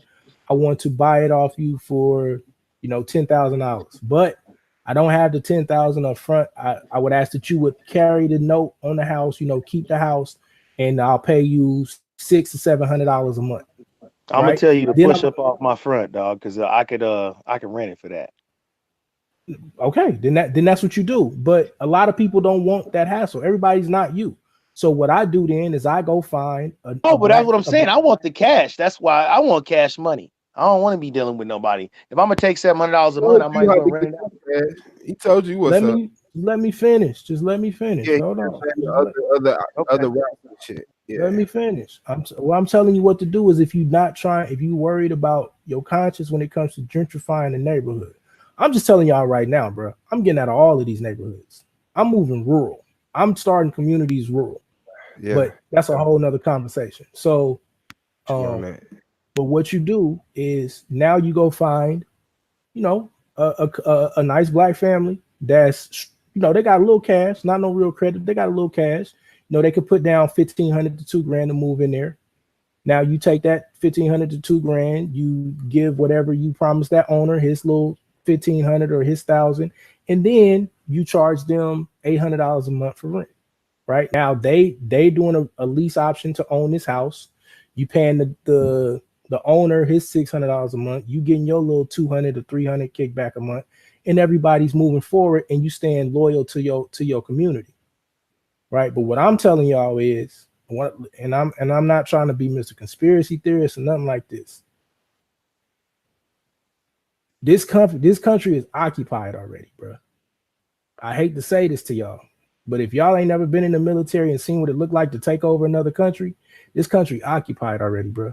They got Russian nationals operating here, Chinese nationals. Everything is set up to be able to take over our country. And the only place that's going to be safe if something like that happened is rural America. Because once you occupy a country, you're not worried about what's going on the countryside unless they bombing your ass from the countryside. You let the country niggas stay out in the country niggas because what they want to control is the metropolitan centers. They want to control the city centers. I'm just letting y'all know what's on the pipe. Wow, hey man, that was very insightful, man. I'm gonna definitely get with you, man. Yeah, you're right. You're absolutely right about that, man. You got to avoid crowds. I'm telling y'all right now, bro. When all of this stuff go down, people act like you're right about it's not coming. But the goal is not to build, is to be living in these cities no more. No, that thing is canned, bro. Like that's trash. Move out. Run it. Look. Other brothers think it's gonna be safe to run to these camps. No, man. Yeah, go to a FEMA camp if you want to. Go to whatever camp. I ain't talking about no FEMA camp, man. Yeah, go to these Israelite camps or whatever. Yeah, that kind of stuff, man. Yeah. That ain't gonna be, man. People gonna be doing. You gonna see when survival mode kick in. You do not want to be in no camp. I'm telling you right now, bro. Once you get to the point where people can't eat and all of this extra, and you have not taken the proper precautions to take care of people, you're gonna see right. You and your family need to be where you can see them coming. Yes. Or you and your family need to be where they don't even see you. That's right. That's where you really want to be. You want to be somewhere where they don't even see you. And if you got 10, 20, 30, 40 acres where 10 of y'all have pieced up and bought that land, and y'all just stay, keep it cool, and y'all stay to yourself in the middle, then you'll be okay until the system resets. And then you make your decision from there. But what I'm telling you is your choice is pretty soon coming up, like it or not, is either expatriate, go somewhere else, or you go rural America. Because I'm just letting y'all know, I know what an occupied country look like. And this is the slickest occupation you ever seen in your life. If you don't realize what Donald Trump is doing, I don't know what to tell y'all. His whole goal is to collapse this economy, bro. Because they know they can't prop it up no more. The petrodollar, once that petrodollar shift, and you can see them doing it already. Once that petrodollar shift, good luck. Because then the dividends gonna stop coming in. And once these white people stop getting their dividends, they why you think they all moving to the Ozarks? Everybody moving to the mountains and the hills of Missouri and Tennessee. Yeah, you better tell them. The Ozark got more banks. Wait, they got something. I looked up the statistics. It was 200 and something banks per person or something in the Ozarks. They something wild like that. Like it's more banks in the Ozarks than anywhere else in America. They damn near got a whole new White House government set up in the Ozarks. Do the research, bro. I'm not trying to look, man. Y'all some preppers, huh? Y'all some... Nah, I don't know about all that. Like I ain't sitting here just. Hey, but look here, let me tell you something about that prepping. That'll make you a target. Yeah, exactly. That's not what I'm telling you. You Don't want to have do. too many. Look, man. That's not what I'm telling you. I'm gonna tell you what's real, dog. You're gonna have to start with that Mad Max shit. That's who's gonna survive. That's what we coming back to. Now, niggas is gonna be down with that Mad Max type, because sitting on resources, that's not gonna be sustainable. That's what I'm telling you. You're gonna have to be ready. You're gonna have to be mobile, dude, at all times. You're gonna have to have a group of people that can start from scratch. You're gonna start over. You're gonna start over in your rural spot, and then you're gonna be on the move. That's like it. Some raiders, raiders, bro. And it's not gonna even be about robbing and steal. It's gonna be about being able to survive, bro. Like this whole thing was set up for a caste system and for a class system. And now they realizing that they can't control the niggas no more. And I don't even like using that word. You can ready to see some like Walking Dead type action. I'm just being honest with y'all, bro. Like, listen, man. And they telling you right in your face. They showing you in the movies. They showing you all of the emotions that they are passing. They are passing various laws for some type of airborne pathogen that they won't even talk to you about. The military don't prep to do nothing unless they gonna do it. When we was getting ready to deploy, bro, they send you, you're not going out playing war games until you get ready to deploy. That's why you see Russia and China over there doing all these joint, what they call JTF, Joint Task Force. They doing Joint Task Force operations. You think they just pump faking? They're not spending all of that money and resources unless they ready to bomb on something. Nope. And look, they got all these closed down Walmarts and all these plastic coffins, brother. And so if you think when these 501(c) people that already gave their allegiance to the government, when they come to you talking about it's going to be all right, just come on down to the church, you know they getting ready to turn you over to the people. I'm just trying to let y'all know, bro. Even in Georgia, you got homeless people going missing. They don't know where they going. They got all these plastic coffins and all these empty Walmarts. I'm not trying to scare none of y'all. I'm just trying to show y'all what's really out there. Now, you can sit here and play this game if you want to. I'm trying to show you how to get enough capital to get you and your family in a position where you are mobile. Right? You need to be you need to come. This is why, and I'm not going to push religion today, but my thing is come out of her, my people. Come out of this. That's how this system is set to is set up to self-destruct. That's the whole purpose of it. This is where all the elite are hiding their wealth, and they hide it, and then boom, they out. Or they gonna stay in, and then when it resets, now they own all of Texas, or they own everything from Texas up until up through Missouri and all of that. Like, well, they'll be sitting underground. Own the whole state of Montana. Yeah, bro. Like they got their underground spots. They're gonna be underground while we fighting up here over resources. They got their stuff stored up underground like some little squirrels. Ted Turner set up shop over 30 years ago in Montana. He owned the whole state. Yeah, he owned the whole state of Montana. And you know he got some underground caves and man, why the richest people extending their house underground? Camp David, man. Camp David. Let me not say that online. Look, bro. I don't play the conspiracy game or whatever, right? I play facts, and I know what my people telling me that's in this thing, that's in that thing, right? And I'm just letting y'all know, bro. I mean, they didn't have plans on how to shut any city down for back in 2000. Like they could shut any city down in 20 minutes. Let me ask y'all this about the FEMA camp. They say the FEMA camp gonna be the prisons, right? Mm-hmm. But ain't all prisons got a whole lot of land and next to a river or a lake? Yeah, most of them. Yeah, especially like they're gonna give a nigga all that land and a river and a lake. Camps. They ain't got to have no lake next to no death camp. Nah, but I'm saying the prison that's already been set up. Like if you, I don't know if y'all ever, I went to go visit some people in prison many times, and every time I went to go visit somebody, I rode past a big ass river or a lake. But see, we're not talking about the prisons though. Now we're talking about how the FEMA camps are set up, right? Right. I don't know how they set up, but I know people say they're gonna use either the stadiums, all the stadiums, or the prisons. I said they gonna do, I said get a prison. I said the prisons is for them. I said they're gonna use them Walmarts. Now, FEMA camps are not for blacks. Blacks are gonna be begging to get taken to a Walmart or a FEMA camp because they're not gonna listen, bro. They're killing us. Yeah, unfortunately, like all the prisons are next to. Right. Like you can start vegetation and everything. All that land out there that niggas been cultivating for however long they've been locking niggas up. You know what I'm saying? Digging up, turning their yard, turning them grounds over. If that shit ever went down, them folk going in their prison, closing them gates. You can't get in. First of all, you can't get in, and then they got all the lands and lake. They got all that land and lake. Would you stay up in there? Would you stay up in there with them suckers if it went down?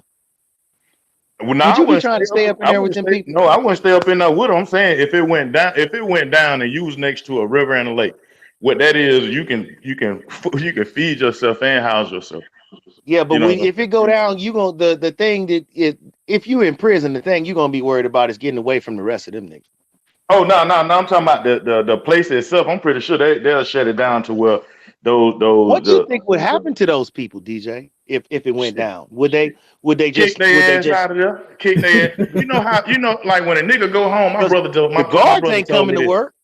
My brother told me this. He said when he was sitting in his cell, it was just a couple of days ago. He's sitting in his cell. The dude came in his room talking about, damn, OG, they finna send me back out here with net. You know what I'm saying? Right. And my other brother at home was like, man, fuck that nigga. He been in prison too. Fuck that nigga just want to be free. But then I understand both of they understand is the one dude who finna get out, he ain't do no work program, not 30 days, not a week, no nothing. So he get $25 in a bus ticket and back out here on the street to fend for himself. So I say, if shit go down, that's they shit. They already know they got factories and all that stuff inside those prisons. They can make more iron stuff for as metals like screwdrivers and everything. You know what they do in the prison? They make the knives and they make everything, the pans, the plates, and they do everything in the prison system. You know, so if that shit went down, they got all the. We already done built everything for them. You know what I'm saying? The only thing they can do is kick your motherfucking ass out of here. And they got the guns where you can't turn. Like, man, they hell out here. I need to come back. Nah, get your. You know how a homeless person be trying to get in trouble, and the police still turn the homeless person down in the wintertime. In the wintertime, still turn their ass away. Like hell no. I've been said that. Like I see when I went to prison, I was like, I see how some niggas that end up coming back because it's easier in here than it is on the outside. Trying to put all that shit together for yourself on your own, or relying on somebody to get your ass them 3 meals, a place to stay, a social system. Like you go read, lift your weights, go upstairs, play the PlayStation, go in your room, cook you some noodles and all this shit. It's the same Jump on thing the phone, in the like it's the same thing in the military. People get out the military and then they go back. I forgot about the military camps. They listen, bro. This is man. Only thing I know to say is, bro, is just start linking up with people who think like you, right? You know, I'm through trying to tell people believe in the Bible and all of that. Bro, that's past now. I care about my people enough to say, look, whatever you believe in, you need to separate and get with people that think like you, because I don't know. I don't care whether it's going to be some type of civil war, some type of EMP, or the dollar collapse. Look up what happened in Venezuela when the money collapsed over there. All right, look at the panic they sent America to a couple of years ago when Bitcoin was raising up. Right, exactly, boy. Like, I want y'all to go Venezuela to getting ready to do it again, man. They got some old fake currency on the pipeline, talking about some petrodollar. Man, they getting ready to do that shit again. Right. Venezuela getting ready to do it again. So we think, you know what? But we seeing that slowly throughout the whole planet because it's basically the wealth. The wealth is being reorganized.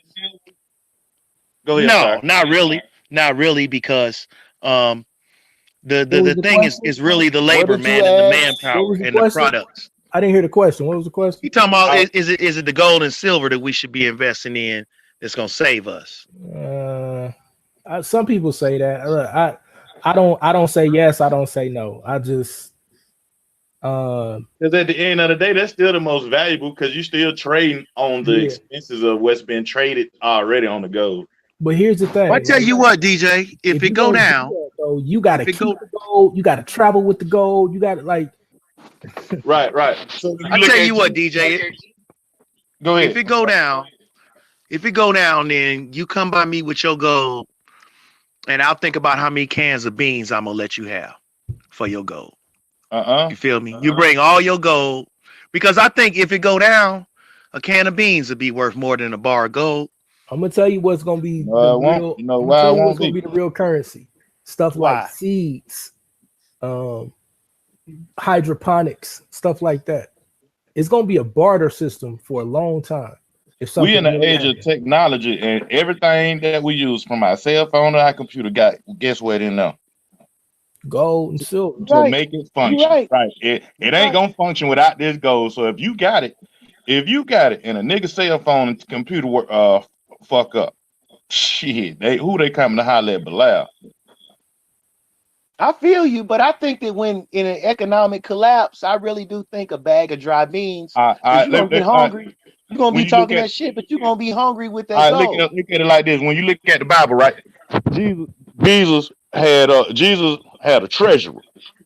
Okay. You knew that, right? I'm with you. I'm with you. We only know about the 12 disciples, right? But when you get into the story, you like, damn, Jesus had damn near 80 niggas running with him. Why? Because he had that bag on him, boy, and they were gonna bust his head if he didn't have them goons running with him. Okay. I feel you. And you talking about back in those times. You talking about back in those times. So speed up to today's time. You get your shit together. One of us get our shit together. We're gonna have to have some goons running with us, especially talking about some righteous shit. I got these seeds and I got some trees you can plant. Nigga, they finna kill your ass for those seeds. But see, but that's why I'm saying now is the best time to build your team, though. So that way it's not about, because even if you got goons and you the only person sitting on the gold, eventually them goons gonna come after you. But if same way what they did Jesus, huh, man? Right, that's what I'm saying. But if you notice what they did, and I'm not, look, once again, brothers, I ain't trying to force the Bible on y'all. I'm just trying to show y'all the practicality of what you see happening in the text. So what you see happening is after Jesus was killed or whatever, you notice that they basically started their own communities, and they said they had all things in common. So they was sharing, they was practicing, I guess, almost a form of socialism. Like they would bring everything and put it in a pot and distribute it amongst the people, right? Mm-hmm. Like that's the only type of community that would thrive. Right. So that's what we need to push to get everybody on code, is a kind of socialism. I hate to say it, but yeah, I mean that's the only thing where everybody can be loyal, right? So wait a minute. Now basically what we done got to, now we black socialists. I don't know. We just really gonna be everything that the white man is trying to shut down. I think we use a little bit of all aspects. You know what I'm saying? It's a little communist, socialist, and a little capitalist in it. It's just the intent and the purpose that makes it unallowed to be defined as any of that. Right. Because you I'm with the bro how he say he don't want to force the Bible on folks. You know what I'm saying? But me neither. But I always have to revert to the Bible when they talk about building wealth and shit like that. And when you talking about a common goal and building some shit, the way you stop a nigga from being greedy and being such a capitalist is that parable. Give Caesar what Caesar's. They say where it say render. It don't say give. It says render unto Caesar what Caesar's, and the Lord's was Lord. So render, meaning give these folk whatever they say they need for this land, give it to them, and then the rest of it take care of your land. So DJ, you saying, but you got niggas so selfish though, they finna cuff. You know what I'm saying? You know you got to pay these taxes, but they finna cuff and try to flip and go get some more land and shit like that. And that mentality right there is a scary mentality when you have a renegade hustler. That's real. So you saying without the religion, then we don't have nothing to unify our people behind that objective. Because ain't no religion in giving Caesar's what Caesar's and then take care of your house. Ain't no religion in that. Ain't no religion in that, because if I come to Belial's house and Belial say I got to pay for this room, render unto Belial what's Belial's, and the rest of it take care of your room, nigga. That's real though. You know what I'm saying? But so what are we gonna use to give?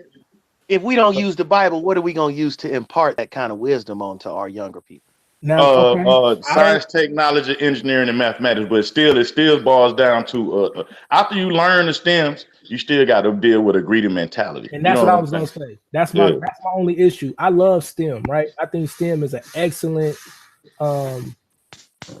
foundation. But without some type of moral code, without some type of moral principality that has been in place in the people, all you're doing is still looking at you creating future monsters because they don't have any allegiance to the people. It's still about self. It's still all about self. I could go out here right now and win the lottery tomorrow. I could have won that $1 billion lottery or whatever it was, right? Set up all the community. All you got is a bunch of Negroes with no focus and with a couple 100,000 in the bank or whatever. In one spot. Right. Wanting to shoot each other. Well, I know he got his 100,000. Let's go get him. He fool. I know he got his 100,000. Let's go get him. He fool. I know old lady Dorothy up the street. She can't see. She got 100,000. Let's go get her. She fool. You see what I'm saying? Rather than having this moral compass that says, I'm not going to do this to my people. I'm not telling y'all that there's no other way to create it. The only thing I see right now that is perfectly in place, that is codified, that shows us how to do it is the Bible. That's the only thing I see. I'm not knocking. I seen the lady on polite ass by how he was trying to practice that shit. The lawyer, enough seen that, brother. The lawyer got the lawsuit on his ass. I'm like, boy, she told Amanet live on YouTube, your ass going to jail. I'm like, what the fuck? They need to give everything. What she say? You run around wearing them wigs and all that. Got the nice shoes on. You going to jail? Hey, what happened? So something happened. They better get that shit back. They better get all that shit back. The same shit Anonymous talking about. Polite is about to experience that shit from being greeted with fucking up the community. The same shit. Yeah, he deserve it though. Something happened to him recently, like in the past few days. Yeah. That didn't happen to him, but the lady got the lawsuit on him. It say what's the name of that shit? I got it in my. I'm gonna go check my YouTube search. It's in my YouTube. So it's a YouTube video. A lady like called him. Nah, she saying that the client, she is an attorney, and she said she already know Polite and his attorneys and all that old shit. And she reached out to him, and he was paying a little bit, and he stopped paying, and all that old stuff. And she was like, "They're going to jail." I think the video called "The Problem with Polite." Yeah, that's what it's called. The Problem with Polite. Polite. It's done by a black woman who's supposed to be. I mean, she say she a lawyer and she's involved in this case. Oh no, this lady is a lawyer. I'm saying this lady on Fox and all that shit. That lady a lawyer. That lady a real lawyer, like a railroad your ass lawyer. Okay. Well, I can't testify to that, but if you say it is, that's what's up. I first time I seen, I look skeptical at all these internet people, man, because I'm seeing so many of them go to the left with taking from our people, or they just be on some mess, man. You know. They just be on some mess, man. And as soon as people put them up on a pedestal, you know, and that's another thing, like the brother was saying, I understand about buying a book called, you know, The Art of Macking and all that. But come on, man, you done already set yourself up as a pimp. You gonna pimp me, man. I'd be a fool. I'd be a fool. Point. Right. You're a pimp already, man. I'd be a fool, man. Set you up. Yep. You done already told me about pimping. Let me tell you, hey man, and the thing about it, when you talking to a pimp, and you say, "Man, give me some game, man. Game is to be sold, not told." So, but notice the only person who's not scamming is Tariq Nasheed. They said the only one who's not scamming. Hey, listen, he's literally the only person that's not scamming and stealing money. He's literally the only one. I appreciate. You know what? He has his own money. I appreciate the music he put out because it's not detrimental music. It's not my thing. But I think it's cool. I think it's cool because it ain't negative. He ain't putting negative music out here. Nah, it ain't bad. It ain't bad. Like to say that the song you got Mink Slide. You know what I'm saying? Y'all ain't heard his old album. Being fresh. It's about being fresh and pushing up on the chick. I listened to the song, and it's about looking nice and pushing up on the chick that think you look nice. But you know that's one factor. But when you see him live and he be talking about back in his days and these girls and it, I'm like, bro. Yeah.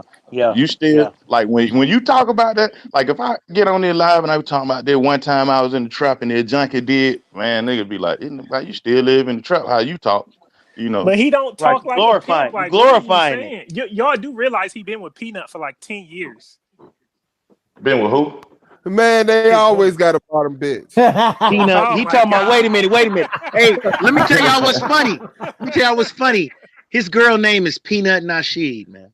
Well, that's what they call it. Well, he said he made that name up. Oh, okay. Yeah, Okay. that's his Let me ask nickname. y'all a question. Man, blessings to him. I'm just saying, like, don't try to be the face of the motherfucking movement. Sit your ass down. I mean, I kind of feel Mhm. where I do kind of feel where you're coming from as far as him being the face, but at the same time, we got to realize, like I said, it's going to be something wrong with every single black person who comes up just because we don't groom people to understand public perception. There was nothing wrong with Amos Wilson. They killed him. Well, I But mean, listen, We all agree. We all agree with Amos but Wilson. y'all gotta Even understand from too, though. like my parents and stuff, and my grandparents. Well, not my grandparents because she wasn't in, but my uncle, my grandmama, little sisters and brothers and stuff, and my mom and all them stuff. They agree with Amos Wilson. well, yeah, I don't know that much about Amos Wilson, so I can't say. I don't either. He wasn't a leader, but they But agreed with no, him. yeah, I'd he say. wasn't a leader. He was just a teacher, and he did like experiments and stuff. I understand that. Mhm. But what I will say, if you can say absolutely he's number one, like he's probably the only one. Do you see what I'm saying? Like everybody, Right. That everybody Yeah, agreed with. so- Like, let's fuck with bro. Yo, let me ask y'all a question about. Let me ask y'all something real quick. Like, why does it seem like our people are so dead set or loyal to stand in these cities when it's obvious that we need to get out of here and go get some land? Cause when they this where the think cool about this, stuff when our is. parents was young and they came, remember? Well, I'm about to say, remember when we would look like you, my brother and shit. But our parents come from them little country towns. Like when Atlanta first crunk up, I was born in '76, so my mom moved. She moved in Atlanta in '73, something like 72, 73. The projects had grass on it, and you had job opportunities and all that old stuff. What happened is affordable housing kicked in. And then you folk couldn't, everybody started racing to every city around the country. You know what I'm saying? Because of affordable housing. Now it ain't affordable no more, and they sending your ass back out to the country, and you can't afford to get in them houses no more. We sold our lands. In other words, we sold our lands for the American dream. Everybody came from a country town. I know everybody got a mama or dad or somebody say, well, yeah, we come from the country. We come from Yeah, and you Alabama or gotta South take Carolina. if you guys it's a book called The Warmth of Other Suns. I've only listened to part of it, but the gist of the book is that during the time it pretty much follows like one person, or I guess a few people, but during the time whenever this was happening, like in the like around the 40s, 50s, 60s, whatever, people were leaving the South because the South was hostile. Yeah. So, and they had like factories and stuff in like Detroit. There's factories, like LA is just cool stuff. Like, so people are just like, hey, let me get out of there. Because that's what my grandfather did. That's why I live in Los Angeles. Well, that's part of the reason. Because my grandfather, dad did that. My dad said him and the band kid, picked up and went to Detroit just to see if they could get a deal.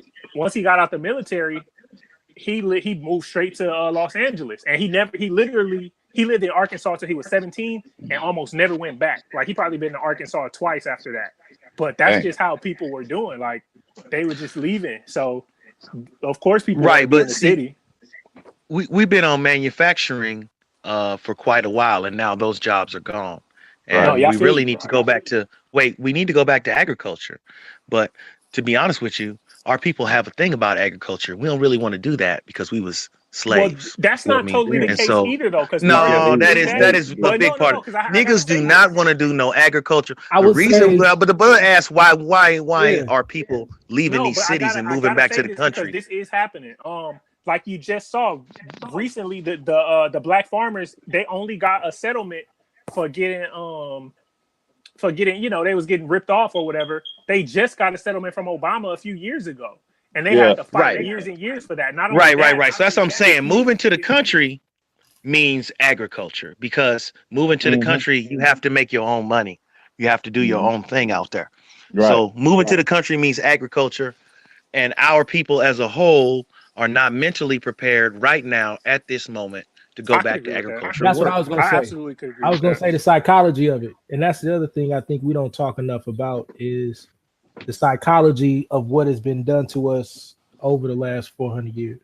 And I don't even think it's necessarily about slaving. I just think it's about the perception of doing work like that. It's not necessarily you a slave, but you a low class person if you pick with strawberries, or if you live in you know, you live way out. You live in the boondocks. Like it's even a negative term for it. The boondocks. Like you don't check live. if I got $1 billion where and the I hit people develop the land, if I develop the land at $1 billion, right?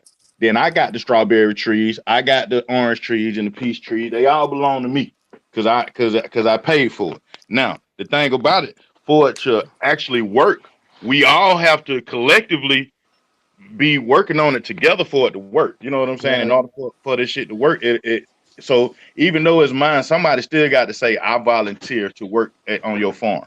Somebody, you still have to come to that conclusion. Like even so, everybody. Say for instance, we all say we're gonna buy the rural part of Georgia. There's some cities in Georgia worth $1 million or whatever. Everybody ain't gonna have $1 million to buy the city or to invest in on the city. But a lot of folk gonna want to go, and the people who gonna want to go, they got to still have that same, not the same mentality, but they have to have an understanding of work. You know what I'm saying? Not just we got us some land, fuck America, we ain't got to work no more, be lazy and let our grass just grow wild.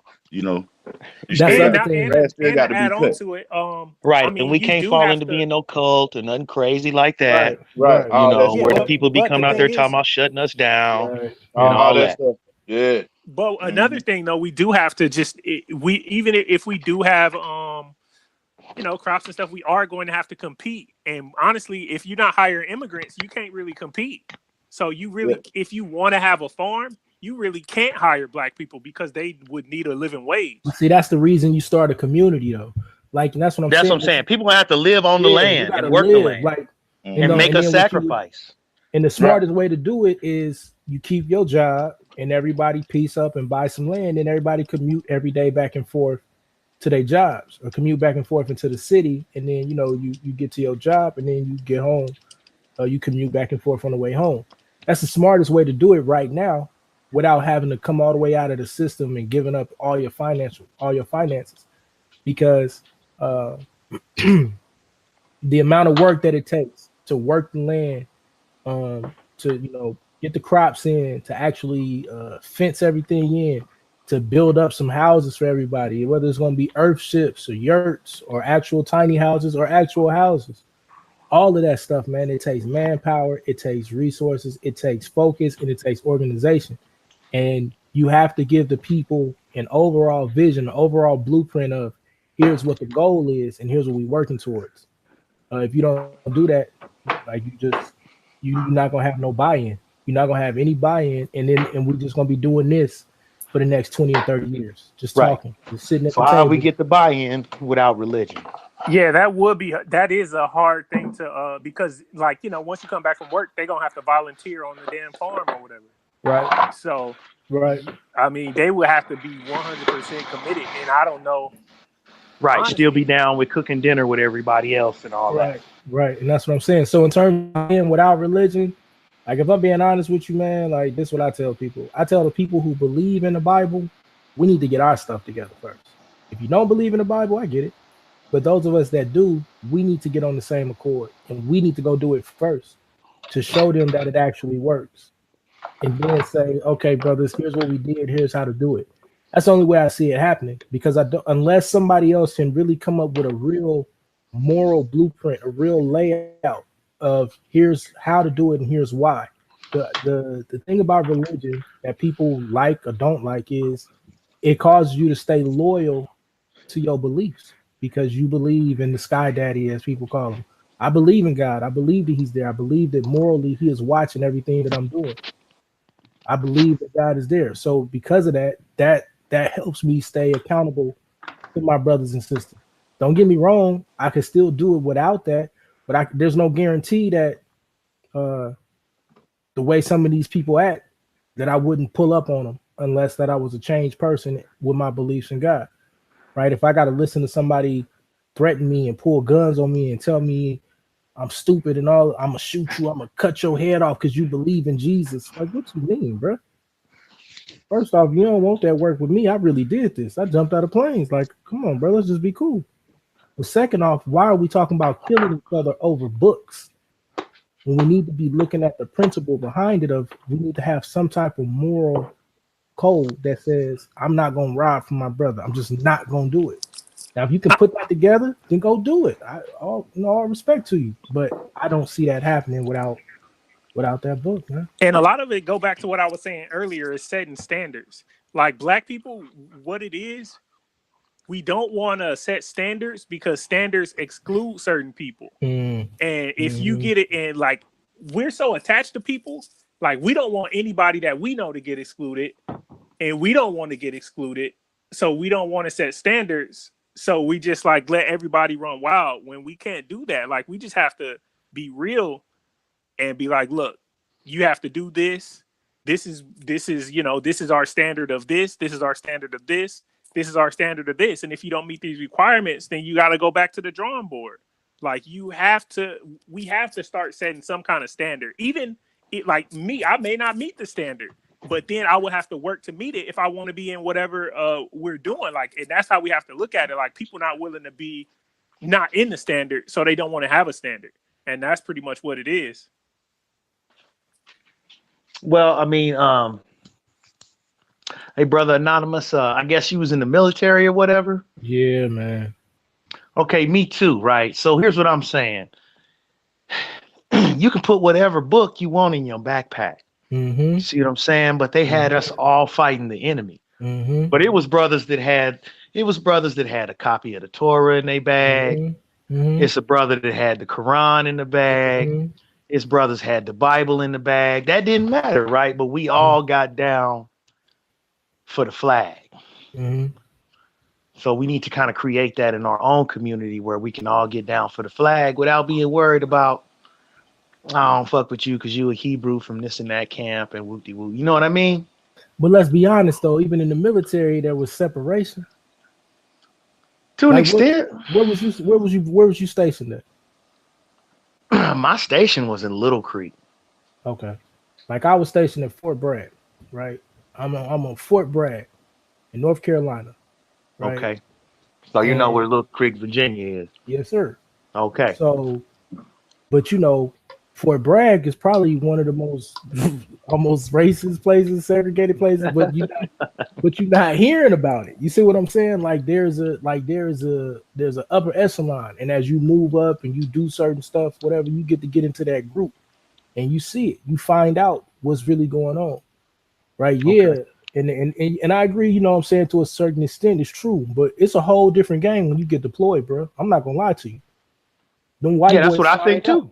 Them white boys, I think too. Get out there because then it's like, okay, I'm the one out here that they putting on the 50 cal because they know I'm ready to get loose, but they also know that I got enough sense to say I'm not gonna shoot that person. I'm gonna shoot the person that's actually trying to kill us. And white boys get out there and get shook, bro. I'm not gonna lie to y'all. I done seen more Europeans freeze up talking all that craziness, but then when it's out there and you got to defend yourself, they want to fall down and cry and hide. And I've been over there too, brother. They can't even. I done seen where if you take 4-5 Europeans and put them together, they cannot do a foot patrol. Bro, you take 4-5 brothers.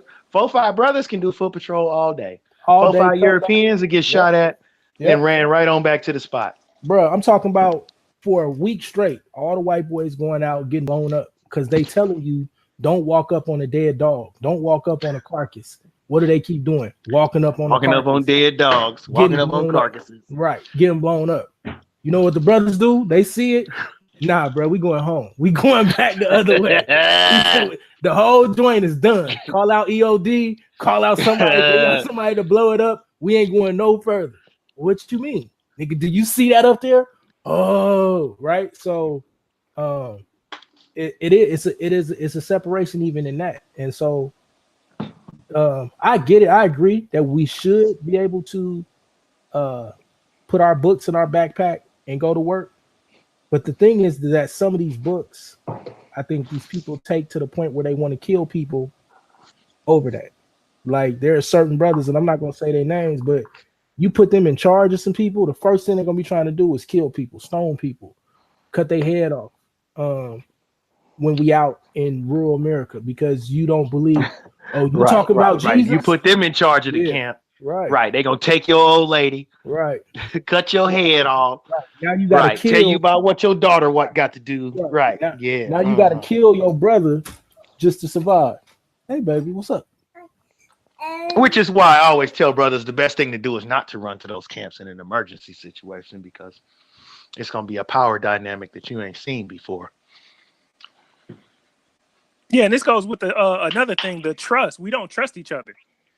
And we don't trust each other because it's so easy to be compromised when we don't have any of the trinkets. And like they put the trinkets on our, they show them to us all day, and we don't have any of them. And it's easy for us to get compromised because we don't have them and we want them, and we can't attain them any other way by other than doing what they want us to do. Treachery, so, right, doing what they want you to do.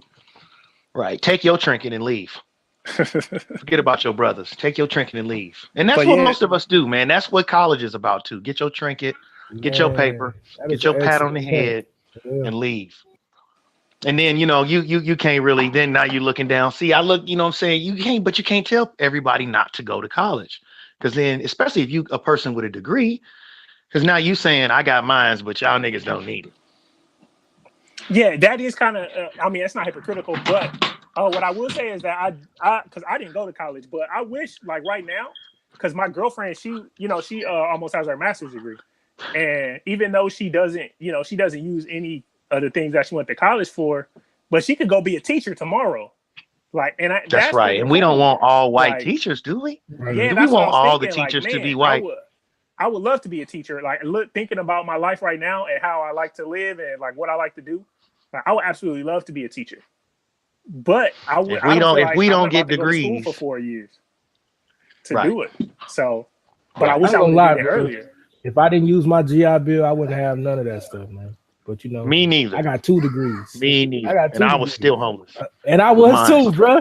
I was sleeping. I was telling the brothers earlier, man. I was going to school, hiding it, living in my van, man. I was getting out of class, going to the gym, riding the bike, doing some homework, taking a shower, getting back in the van, going to sleep. Waking up, going to class the next day, bouncing checks for tuition and everything. Well, I was in the snow, basically doing almost everything you were saying in North Carolina. So, right. But it's I'm not gonna say don't go to college or go to college. It's for some people it's for them. For some people it's not. I would say though, if I would have had a trade, I probably would have been able to do something immediately following high school. Right. Instead of going to the got on the money making tip faster. Right. Because at the end of the day, that's all this thing is about, man, is being able to, if you come out of high school equipped to be an entrepreneur or to have a trade that's going to bring you 60 or 70,000 and you know how to manage your money, by the time you 30 years old, you should have had enough to take your family, buy some land, buy it off. All you got to worry about is the property taxes now. And you should have been able to live a good life. But none of us was taught that.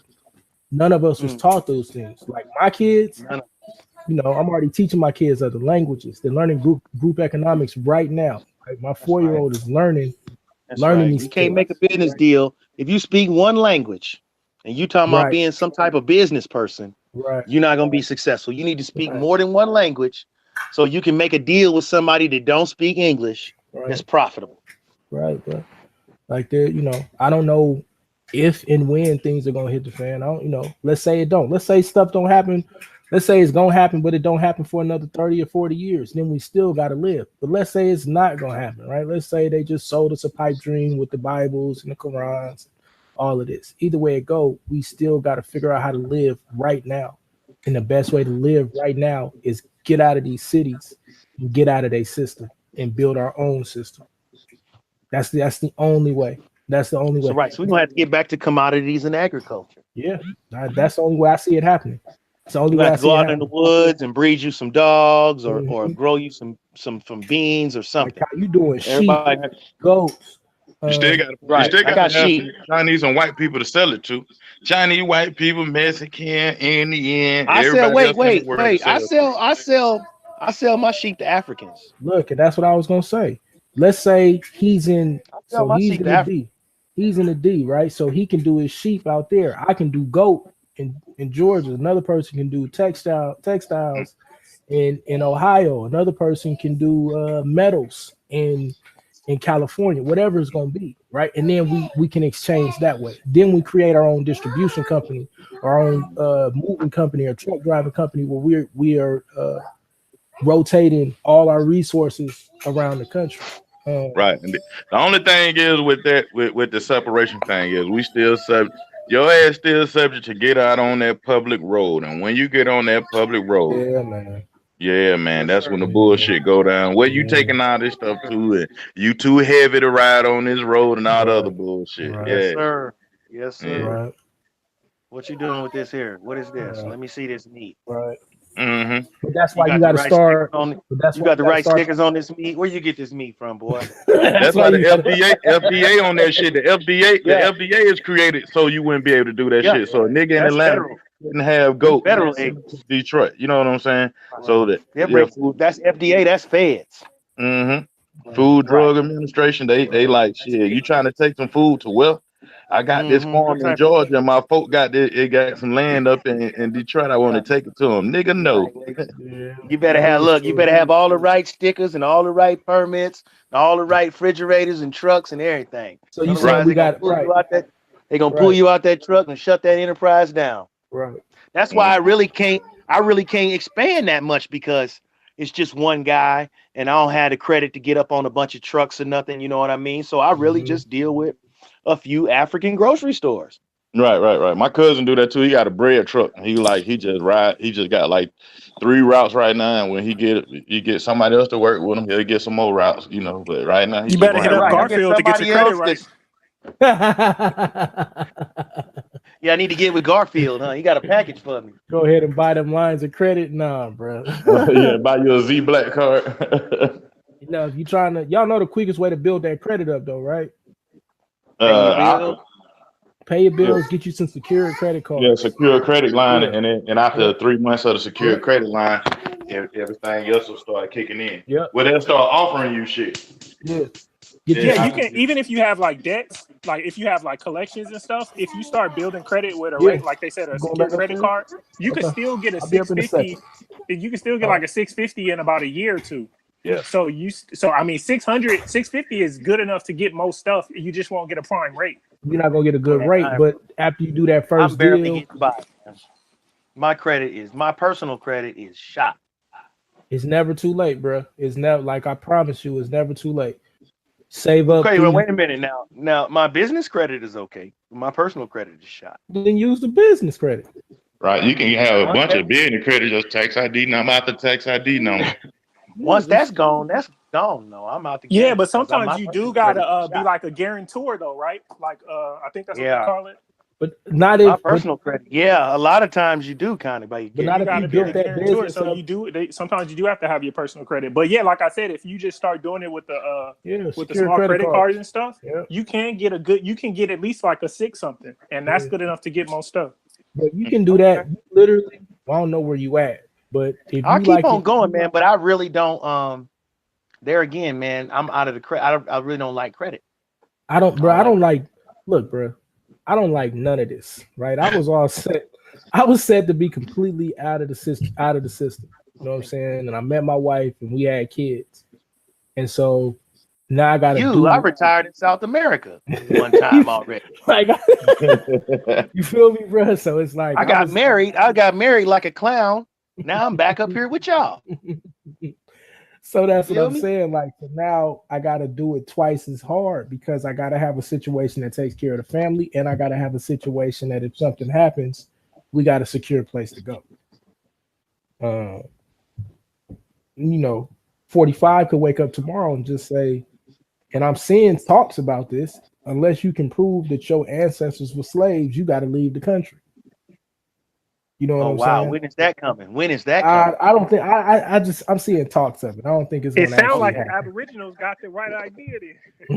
Hey man, but listen, I live currently near a whole bunch of Native Americans, and you don't want to jump into that bag, dude. Yeah, I'm telling you, our people got enough problems without jumping into the native bag, dog.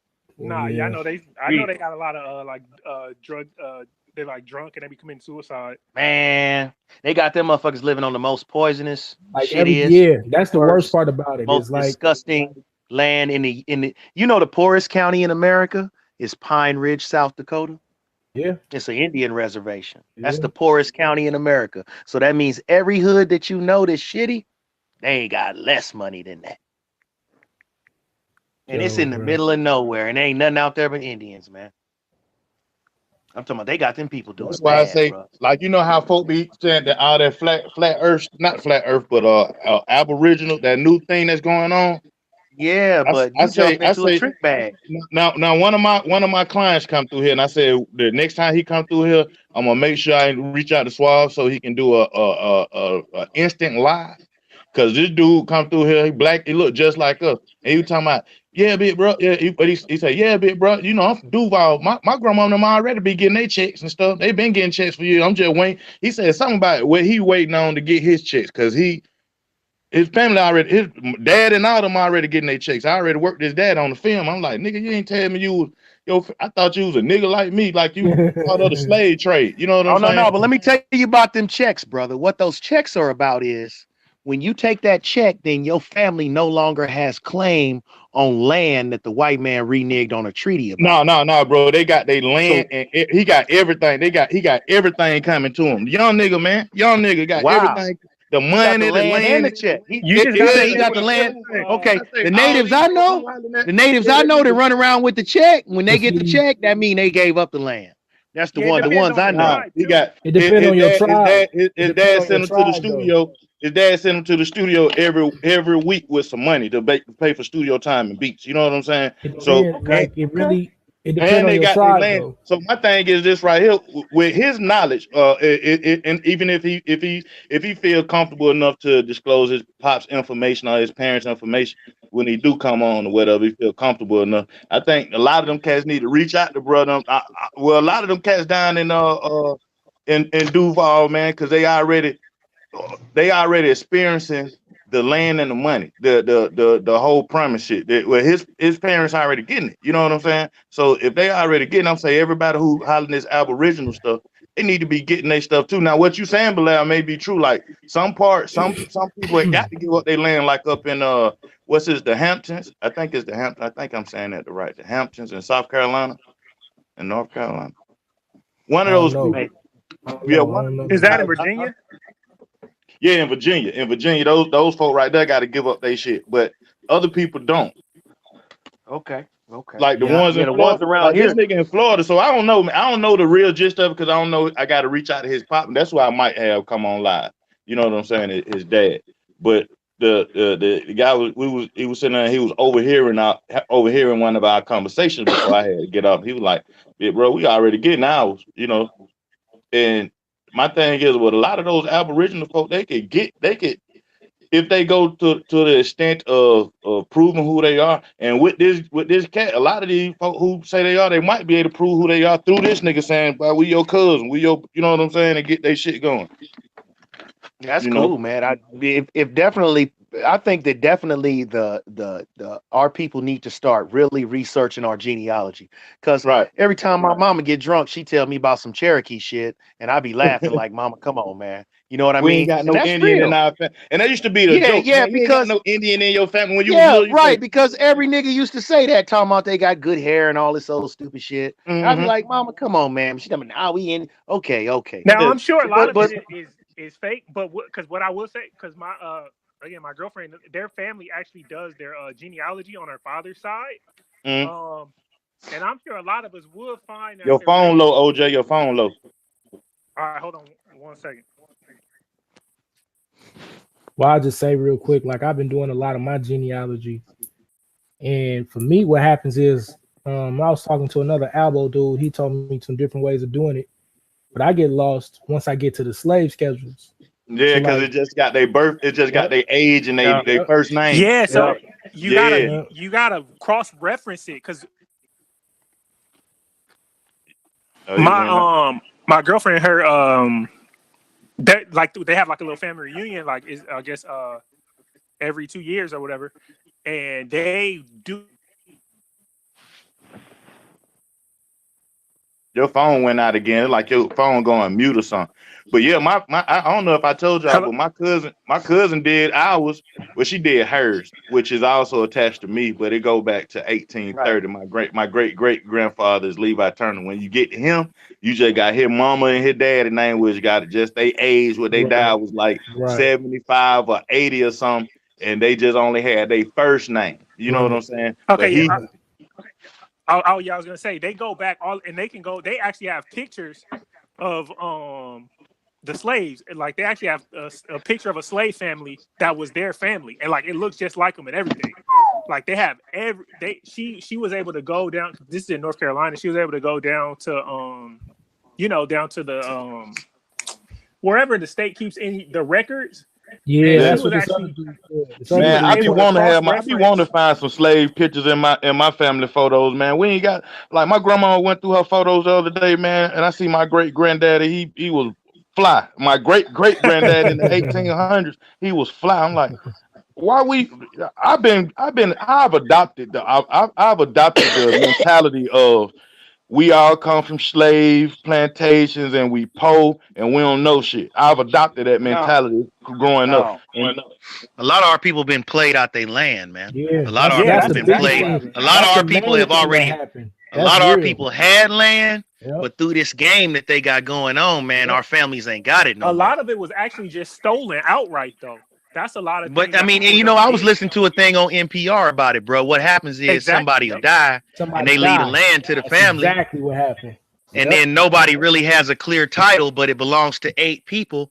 But of these 8 people, ain't nobody up in the tax money. So the shit go right back to the people then. Yep. And not only the family lose out because people can't get together and say, this is what we gonna do with the land. But not only that, they literally stole it. Like they literally fought people and took them. They still doing that it in California, right? Like if they say some oil under your land, if some oil in your yard, you got to either sell your yard or they gonna put the shit in your yard anyway, right? I don't know if they could do that, but I do know what I do know. I bet you they can do that in Texas. 120th off of Western. If you go down y'all don't know, but if you go down 120, it's an oil rig in a like a regularized neighborhood. Like it's like house. That's fucked up. And then That's it's an fucked oil up. rig on like a yard. And then it's some more houses. So that could possibly be what happened. That's fucked up. And they got that shit. And a lot of them all red yards, a lot of them all red houses, them shit low income like a motherfucker. Like, nigga, you can just blow up and just die. Anything can happen, nigga. But yeah, I'm about to jump off real quick. I was gonna say I got a dip, fellas. You know what I'm saying? Shabbat coming in. I gotta go kick it with the fam. But yeah, I might be back on if y'all still going. But peace, real quick. Okay. Yeah, man. You know, y'all. I got any questions about that stuff? Hit me up. And like I was saying, Bilal, certainly will, brother. There's a way to do it though that you're not gentrifying the neighborhood, right? Like I don't want you to think like, oh, you just got to go in and take people. You know, there's a way to do it where everybody can be taken care of, and you can actually take other black families and put them in there. My suggestion though is always don't do it in your neighborhood. Go to, you know, those middle class neighborhoods and find the worst houses in those neighborhoods, and that's where you're gonna find the biggest come ups anyway. You know, if you can go to that's good advice, man. That's good advice, but I'm not on that level yet. You are, bro. Trust me. I'm gonna show you how to do it. Like you don't need all that. Trust me. It's like I'm trying to get a crack house. You know what I'm saying?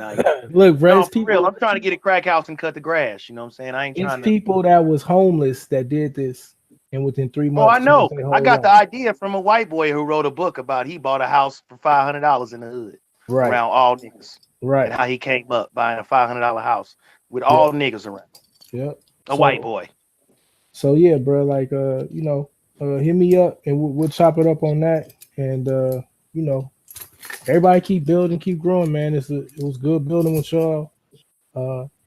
And peace be to everybody. Peace be to the chat. Hey, thanks for letting me come through, Swab. Hey man, peace. Have a good day. Peace, Black. Peace. I don't know what happened to Swab. It's some heavy ass conversation, Jack. Yeah, man. That shit heavy, but we get it.